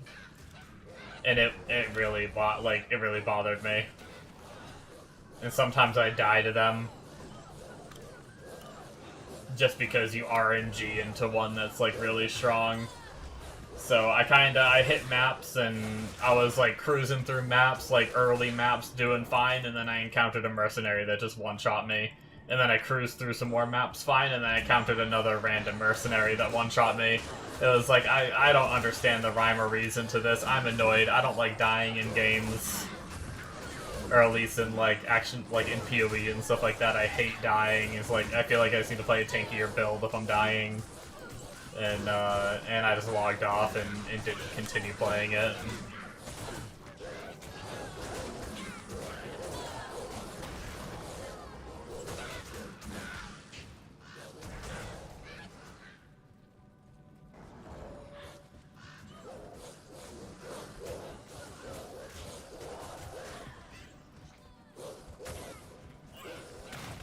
Yeah, I actually really liked the concept, other than, like, the scaling of the mercenaries. Like, I really liked the idea of having a mercenary and gearing him up, and like, it was kind of cool that he increased the game difficulty by, like, 0.5 by having him, which means you had, like, a little bit better loot find just by having him in your team and stuff like that. Like, I don't know. There was, like, a lot of aspects of it that I thought were really cool. It's just I couldn't tolerate the followers feeling so, when you fight them in a map, feeling so tuned weird.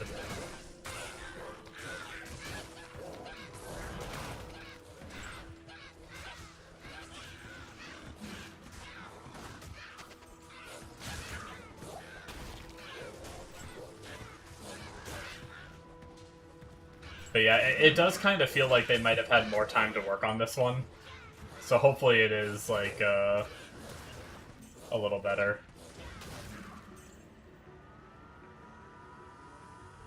Go clean out inventory.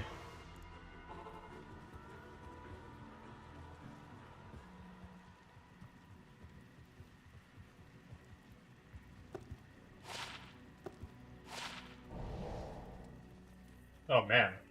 A 1 to barb skills level, 33 MF. What the fuck?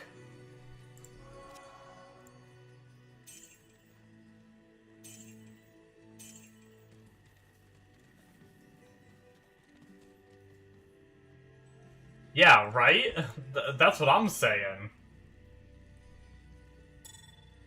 Yo, do I need to make a barbarian? Go magic finding? Yes.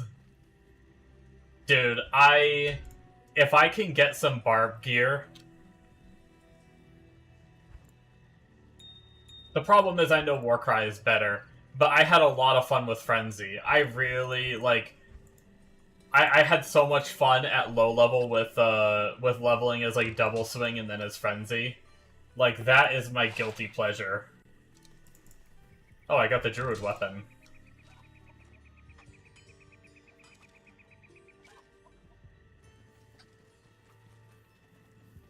The Druid set weapon. Okay, that's emptied. We're good there. Yeah, that's pretty crazy. That's a very interesting find. Another crystal sword, just not socketed. We need to get to Countess and grind Countess anyway, because we need a soul rune for our insight.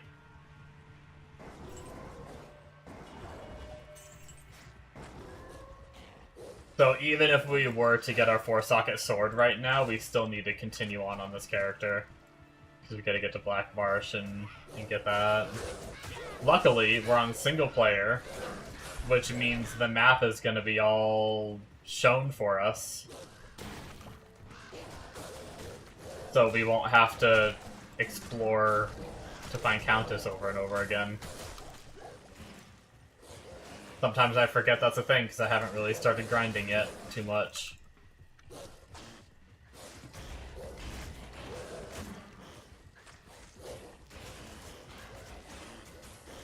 I wonder if Countess drops more. Does Countess drop more runes based on player count, or is that one of the things that, like, doesn't matter? And if that's the case, is it worth it to just go to... She does? Oh shit, okay.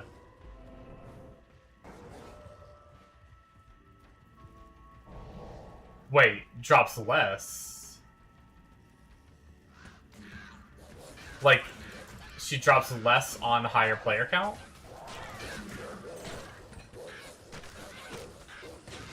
Oh, really?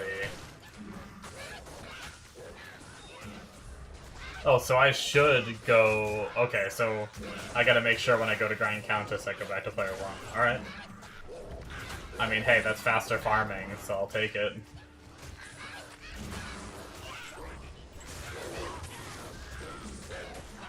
Although less of a chance for,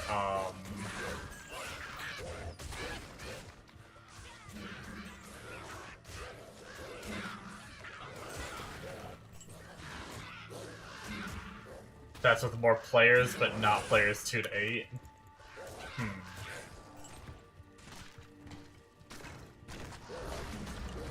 I could Google it and see if, Gotcha.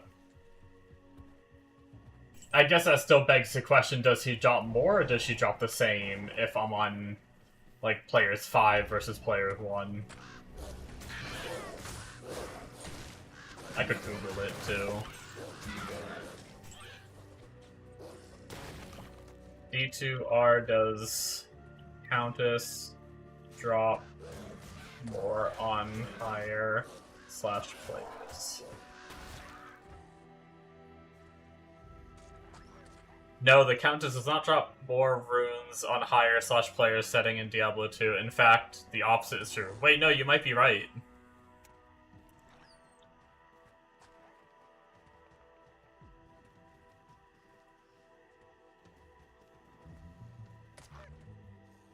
This higher player count reduces the chance of rune drops because her item drops are calculated before her rune drops, and there's a hard limit of 6 items total that can drop. When more players are present, the game increases the likelihood of more regular items dropping, which consumes the available item slots and reduces the number of slots available for runes.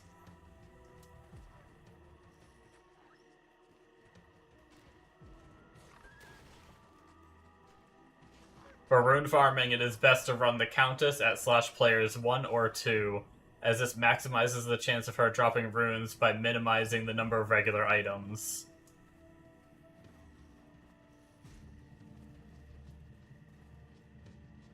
If the goal is to farm the Key of Terror, a higher player count is beneficial because keys are part of her regular item drop table and are more likely to drop when more items are generated. So you were right in the first place. It sounds like they have a limit of 6 items they can drop. Increasing the player count makes them drop more items, which means those items can take the place of the runes. So it's better to farm it on players 1.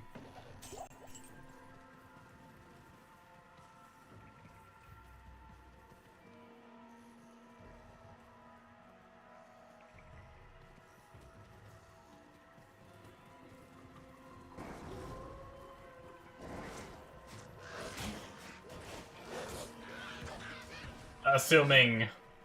I always like to throw this little tidbit in there. Assuming that the AI response I just read is correct. It's usually pretty good these days, though. I remember I used to not trust the AI response. It used to be wrong a lot. So I still had this little... I had this slight bias when the AI responses on Google were still new. I used to, like, take it with a super grain of salt, and, like, I'd always go double-check and everything, but... recently it's been better, so I actually don't go and double check as much, unless it's like, if it's really important information, I'll go and double check. But if it's just random game stuff, I'll usually just like trust it. Acheron Targ. Only 6 resistances.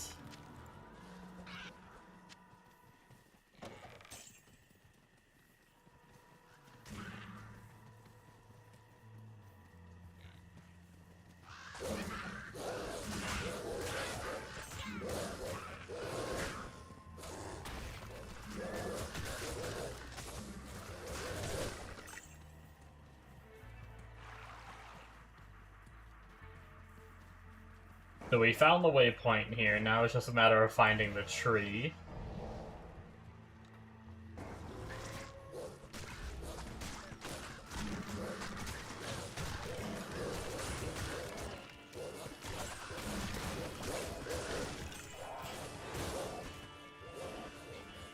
And then we'll be able to go... oh, we found the tree. And then we'll be able to go to Trist.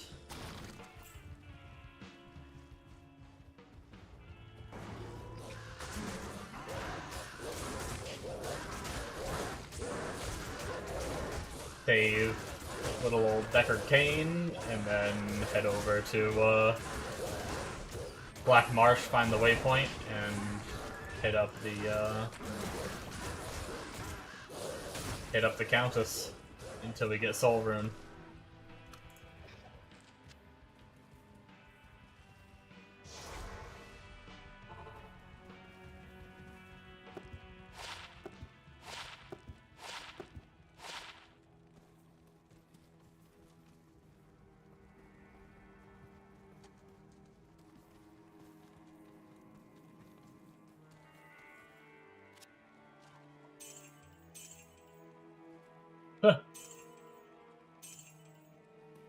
It took me so long to find my first plus to skill level, like, amulet for any class. That's got a +1 to Assassin. Also. Got that +1 to Barb, +1 to Assassin now. Crazy.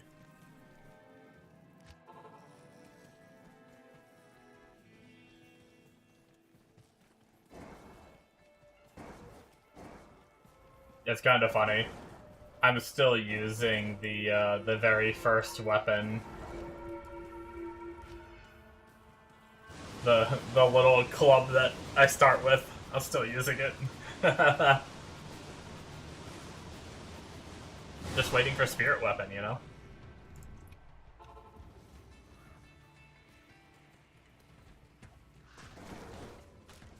No, there's not. Once you have enough minions that you don't have to melee the monsters anymore, which happens by, like, level 6, you don't really even need a weapon unless it's going to give you plus the skills. Or, you know, I guess other, like, maybe defensive stats. I think some weapons have some resistances and stuff like that, which obviously could be good. Help!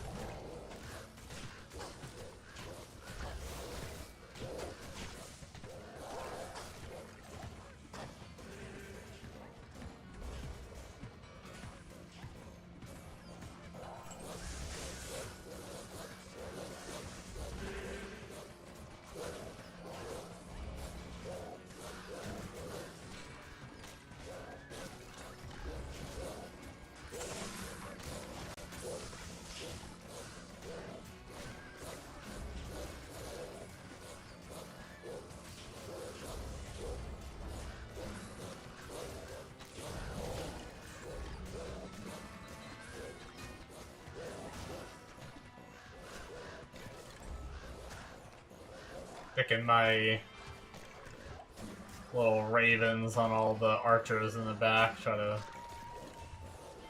get those out of here.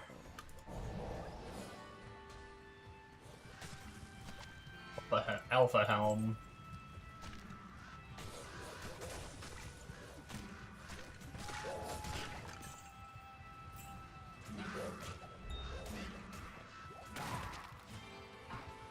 Yeah, I'm probably gonna do some gem sorting at some point too, and I think my plan is to save like 5 of each tier of gem, and then after that only pick up flawless, just in case I want to do any like cube recipes with gems.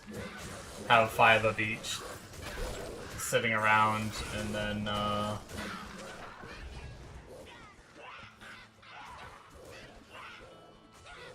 only pick up flawless and merge those into perfect and stuff.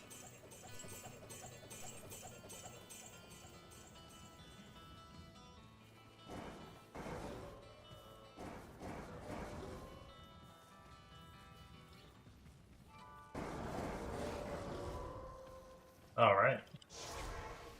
There wasn't much in that second half of Triss. Usually there's some mobs over there and there weren't.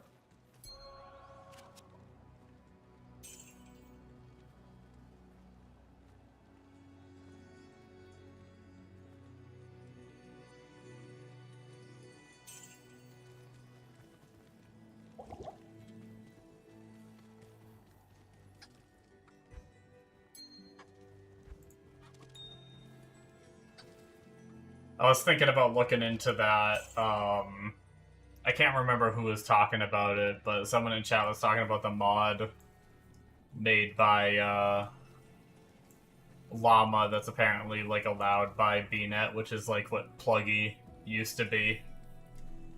Which if that's the case, then that means it allows you to have a whole bunch of stash tabs. So you don't have to make a million mules to save stuff. As long as it's not too, like, I don't want it to be too cheatsy. I don't want it to, like, you know, be modifying my game files to, like, give me items or anything. I'm avoiding all of that.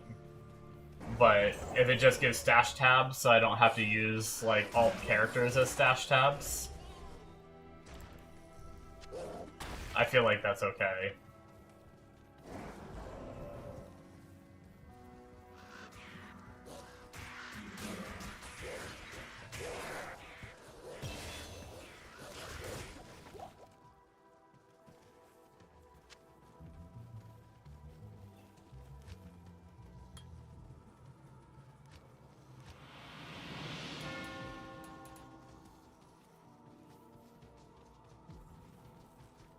Alright, so we already found the Black Marsh waypoint. Now it's just a matter of where is the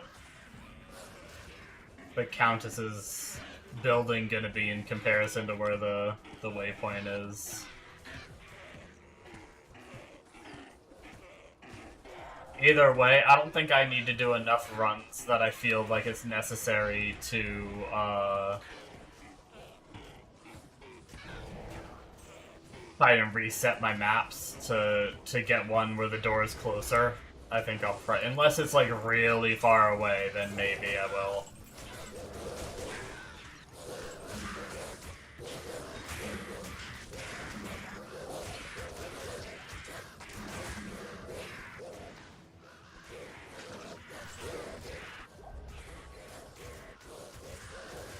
Six life.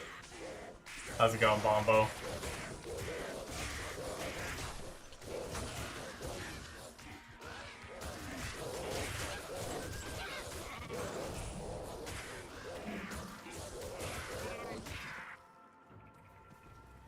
Holy shit, I just realized what time it was. God damn it.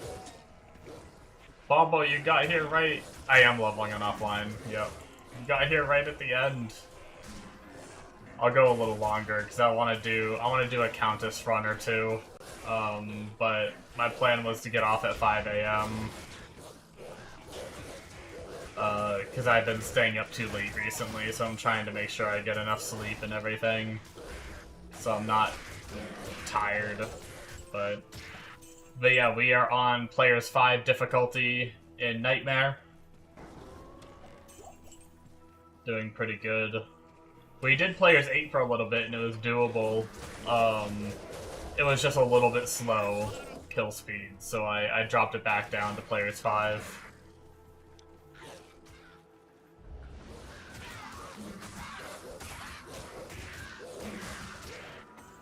The plan of action is to get... We already got our bow, our 4-socket bow, so we're ready for Insight Bow. We still need to get our sword for Spirit, and then once we get both of those crafted up and everything... Oh, here's... Okay, that's not too far. Yeah, we can settle for that. Once we get both of those crafted, I'm gonna work on a Sork. That way, as soon as I hit, like, what, 25 for Spirit and 27 for Insight, as soon as I hit those levels, I'll be able to put those on a Sork.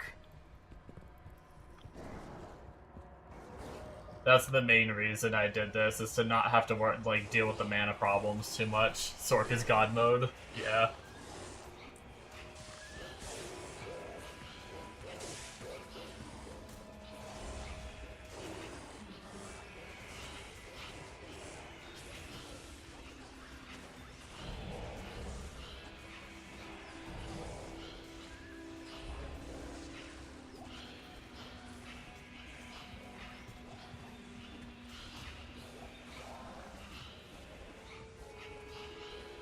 Ghosts have a lot of Fizz defense, I know that, because they become frickin' Fizz immune in Hell. So they're taking a little longer to kill, plus there was an elite in there. That was a little longer than it normally takes me to kill. Ew, ew.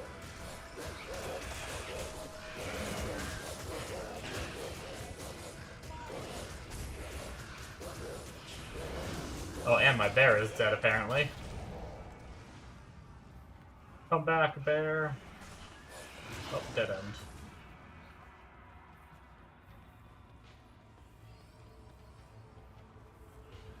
Fortunately, once we run this a few times, we'll be able to, Yep. That's my friend on Discord. Every now and then he just chimes in with an ew-woo.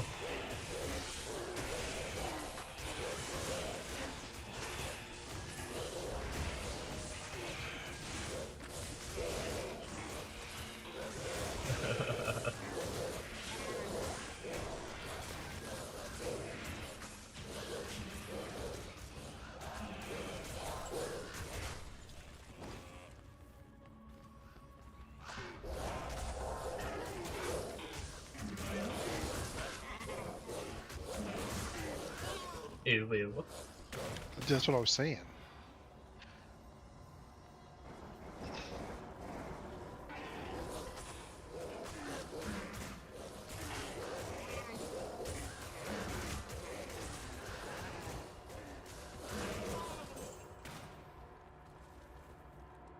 Level 2.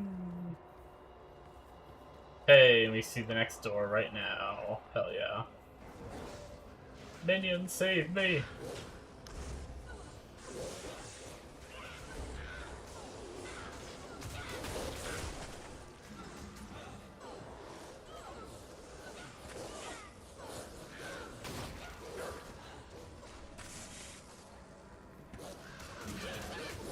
Ow, ow, ow, don't run up and smack the mobs. Not what I was trying to do.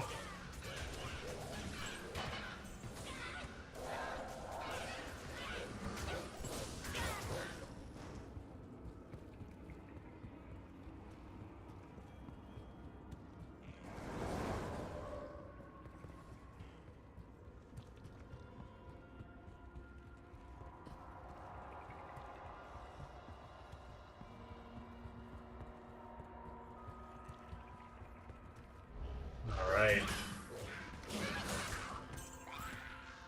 Bombo, a little bit ago, I got a +1 Barbarian amulet. +1 Barbarian skill levels with 33% MF on it.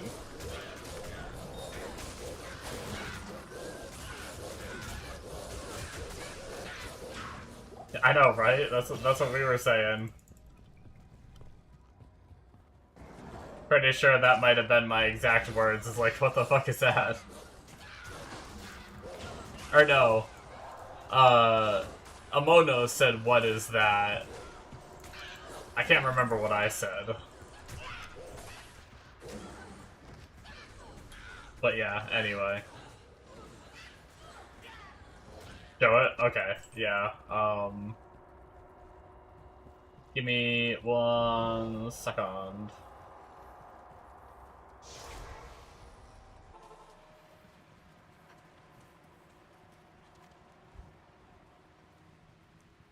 Right there.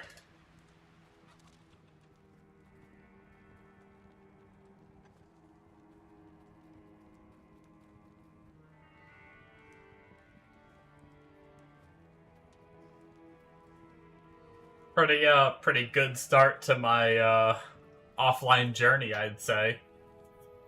How many kills? None yet.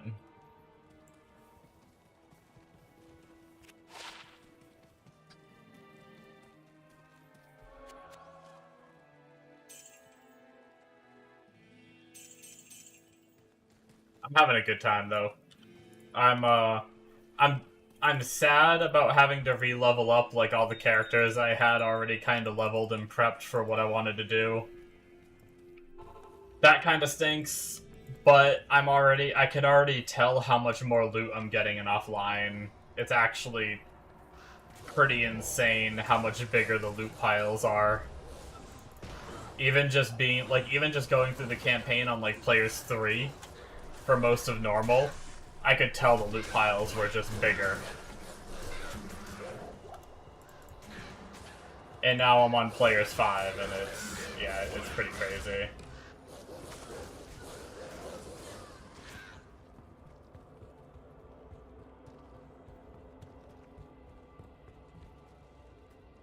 Yep, and leveling faster, for sure. I was 35.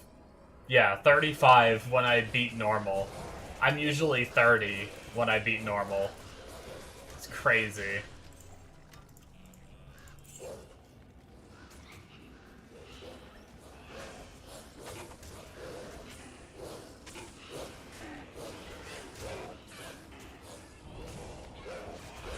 Yeah, offline has been pretty wild already.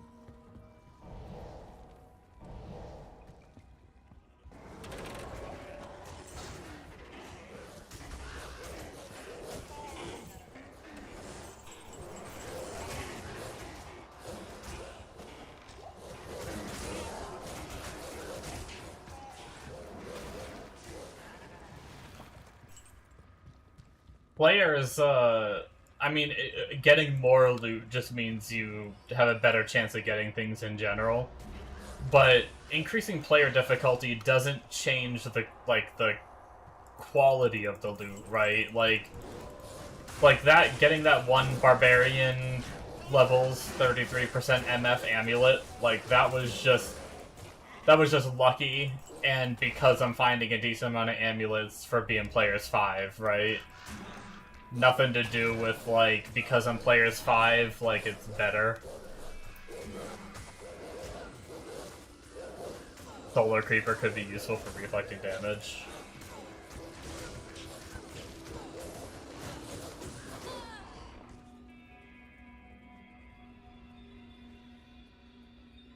Wait, oh, you're talking about Spirit of Barbs, I think, right? Attackers take damage of 32. Just luck, okay.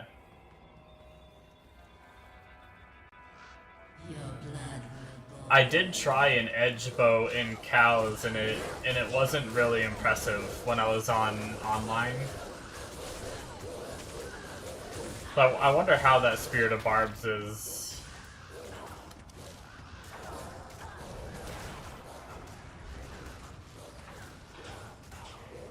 I was watching the damage of, I don't know what it is. I don't know if it's just not really like a great stat or whatnot, but I was watching the damage of like a cow that was hitting my minions, but my minions weren't hitting that cow yet. And it was almost regenning off of the damage it was doing. Wait, did you? Oh, I forgot to lower the player count. Okay, I did get a rune. I forgot to lower the player count, though. That's my bad. For grinding her.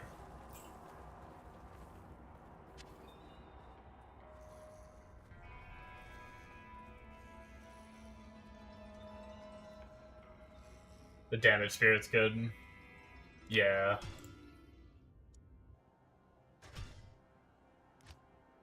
Alright. Let the grinding begin. I was mentioning before, actually, while we're thinking about it. Go back to players 1 for grinding Countess. Reflecting damage works on bosses. Gotcha.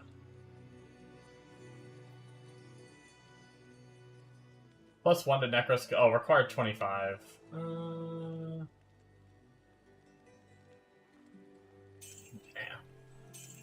I'm probably not making a Necro, and if I do, it's not going to be for a long time.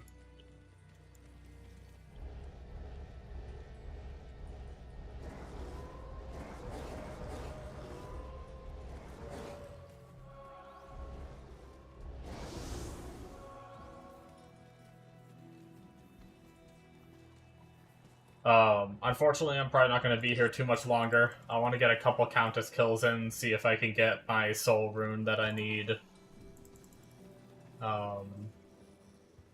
They do more damage on pets, so reflecting damage. Ooh, okay. I'll have to try a...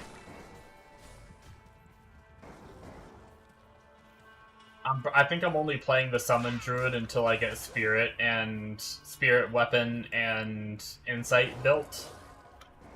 But if I end up playing the Druid more, I may end up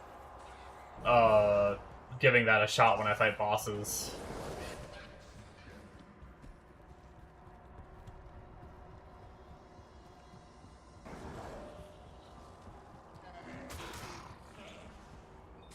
But yeah, I know I wasted some time. I do want a Druid eventually anyway, so I am glad I leveled this one up. But yeah, my plan was to use this character to, you know, not have to deal with mana issues while I get a Spirit and an Insight, and then reroll the Sork, so that way the second I hit the level on a Sork, I'll be able to equip the Spirit and Insight, and not have to worry too much about mana as much after that. Basically, instead of time efficiency, I went for fun efficiency.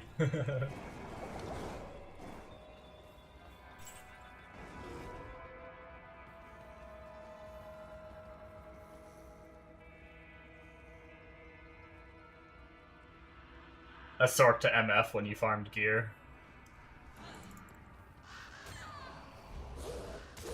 Well, yeah, I'm not farming that much gear. Like I said, all I need is a 4-socket sword right now. And then I'm going to, well, a 4-socket sword and a soul rune, and then I'm gonna go make the Sork. I'm not bringing this character all the way to hell and stuff.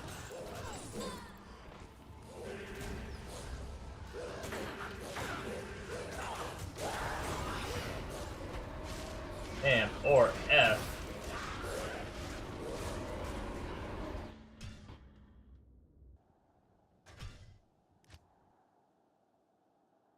But yeah, I mean, realistically, I should have just sucked it up and played a Sork to this point, and then farmed for my, farm for my spirit and insight.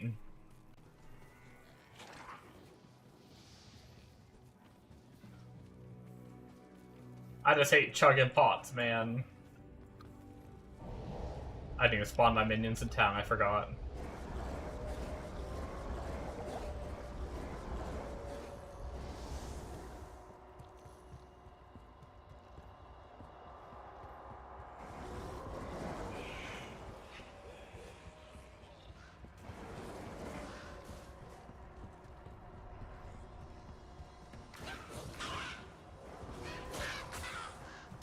Oh, I honestly, I didn't even pay attention. I probably should, huh? I didn't really think of it, to be completely honest. I also forgot to check the side rooms last Countess run, too. I should have did that for possible bases. Sometimes I get distracted. Well, I didn't even really, honestly, I didn't really think about grabbing, gem shrines.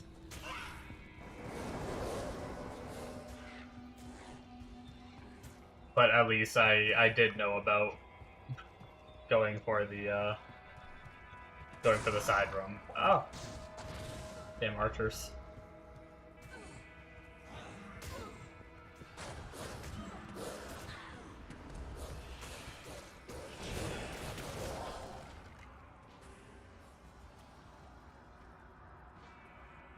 Oh, wait, what? Is that how that works? Oh, I had no idea that that's how that works.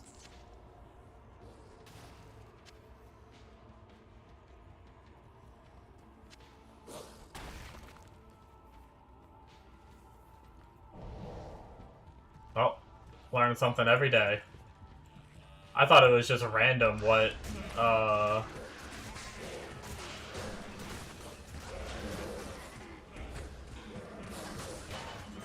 I thought it was just random what gem level you got.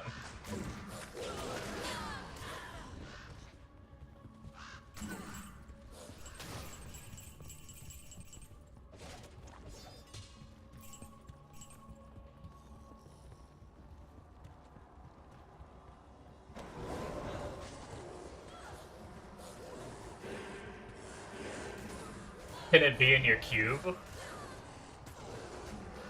I do have one. I just... Typical me not using it.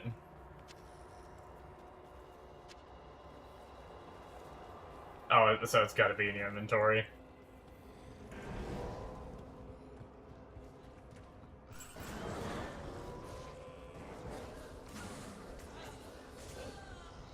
I will start using it though to... I can speedrun this so much faster if I would frickin' use it. Honestly, half the time I just forget. I just run around and read chat.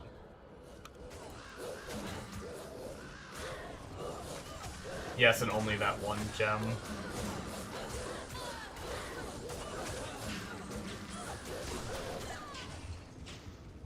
Your blood will boil. What do you mean by only that one gem? Like,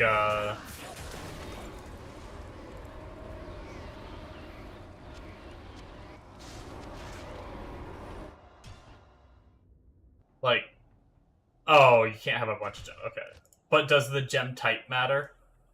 Probably not, right? Like, if I have a, like, Flawless Amethyst, am I getting a guaranteed, like, Flawless? Or, I mean, Amethyst? Or is it random which perfect I get?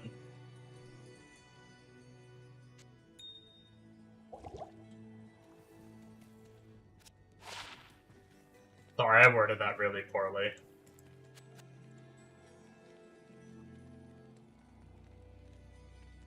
Ooh, a 60% extra gold from Monster's Belt. Goldfind Barb. Oh, you have diamond, you get diamond. Oh, shit. It is like that, then. Well, I don't have a lot of Flawless yet.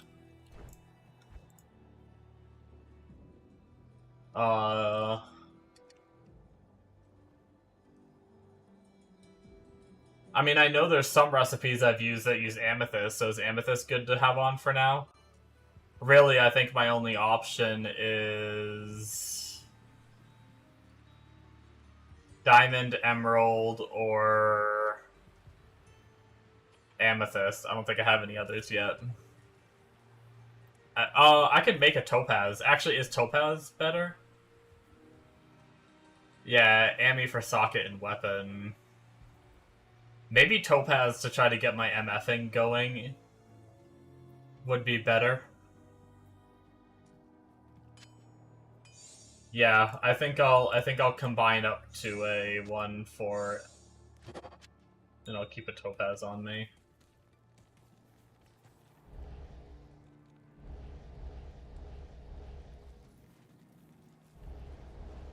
Alright, I'm gonna set a limit on myself because I can't be up all night again.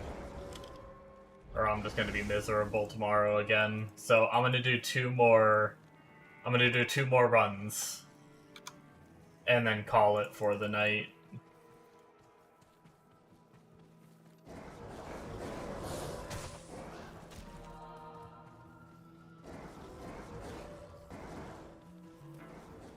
I just realized I have 3 shrines on the way. I see why you mentioned it now. I didn't even pay attention. I didn't even know I had that many on the way.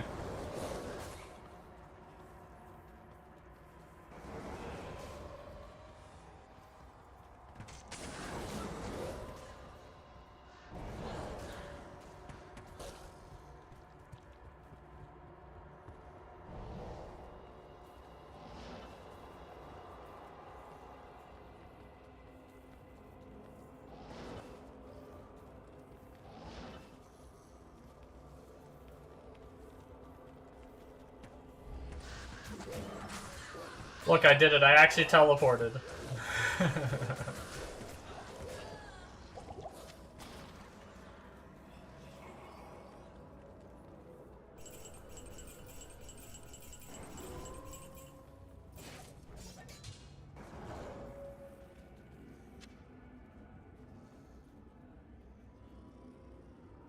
Three to Vengeance, 3 to Charge, but only 1 socket. Might sell for something, though.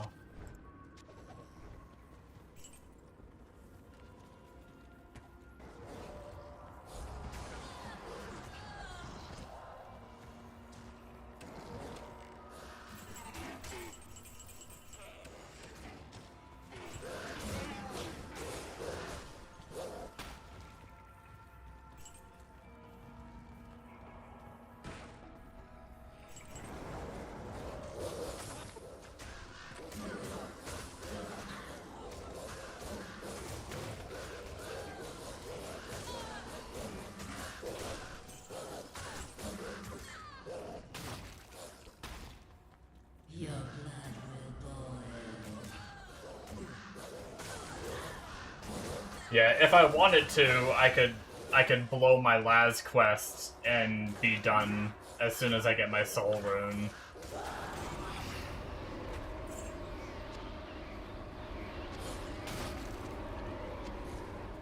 But I'm gonna play this guy a little longer just so I don't waste my Laz quest if I can manage it.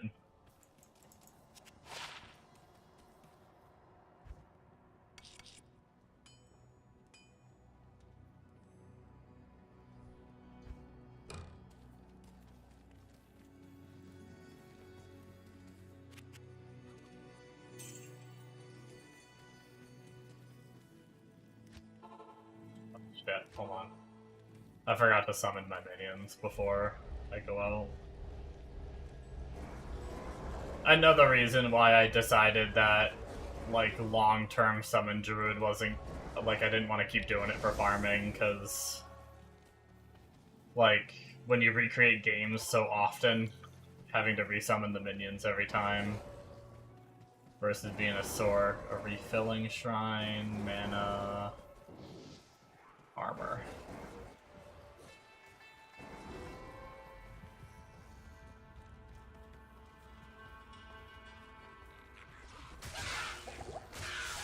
Ow, ow, ow.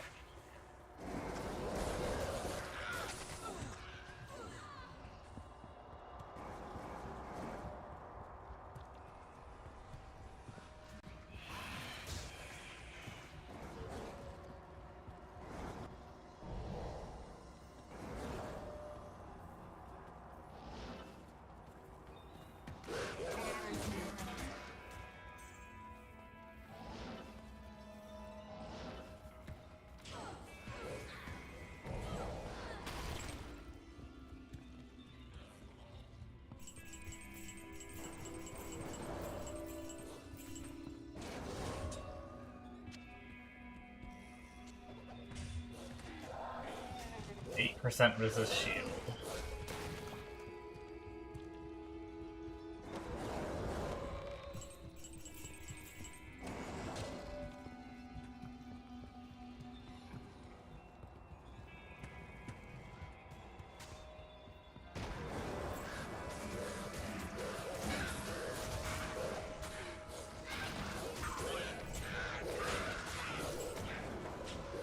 This will be the last kill, guys. I know I feel bad because I know some of you guys just got here, but it is 5:30 a.m. and need to get to sleep.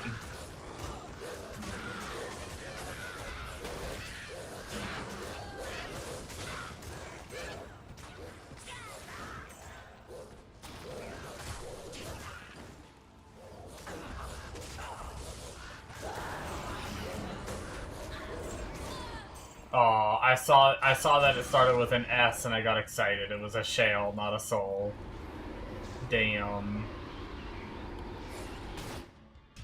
Alrighty guys, off stream I'll probably do a few more before I fall asleep, see if I can get lucky. So, with any luck, by the time I do my nighttime stream again tomorrow, I'll be on a Sorc. So you guys will be able to see me leveling up more on that and getting that up there, and we will finally get a character up on offline and start farming. So, thank you guys for watching. Have a good night, Amonos. Have a good night, everyone else, or day, or whatever time zone it is for you guys. And yeah, I'll be on again at my usual times, 2 to 3 p.m. Eastern. Will be the daytime stream, and then the nighttime stream will be 2 to 3 a.m. Eastern. See you guys then, and hopefully you guys have a wonderful grind session whenever you're playing on whatever game you're playing. Alrighty, guys, have a good night. Bye bye.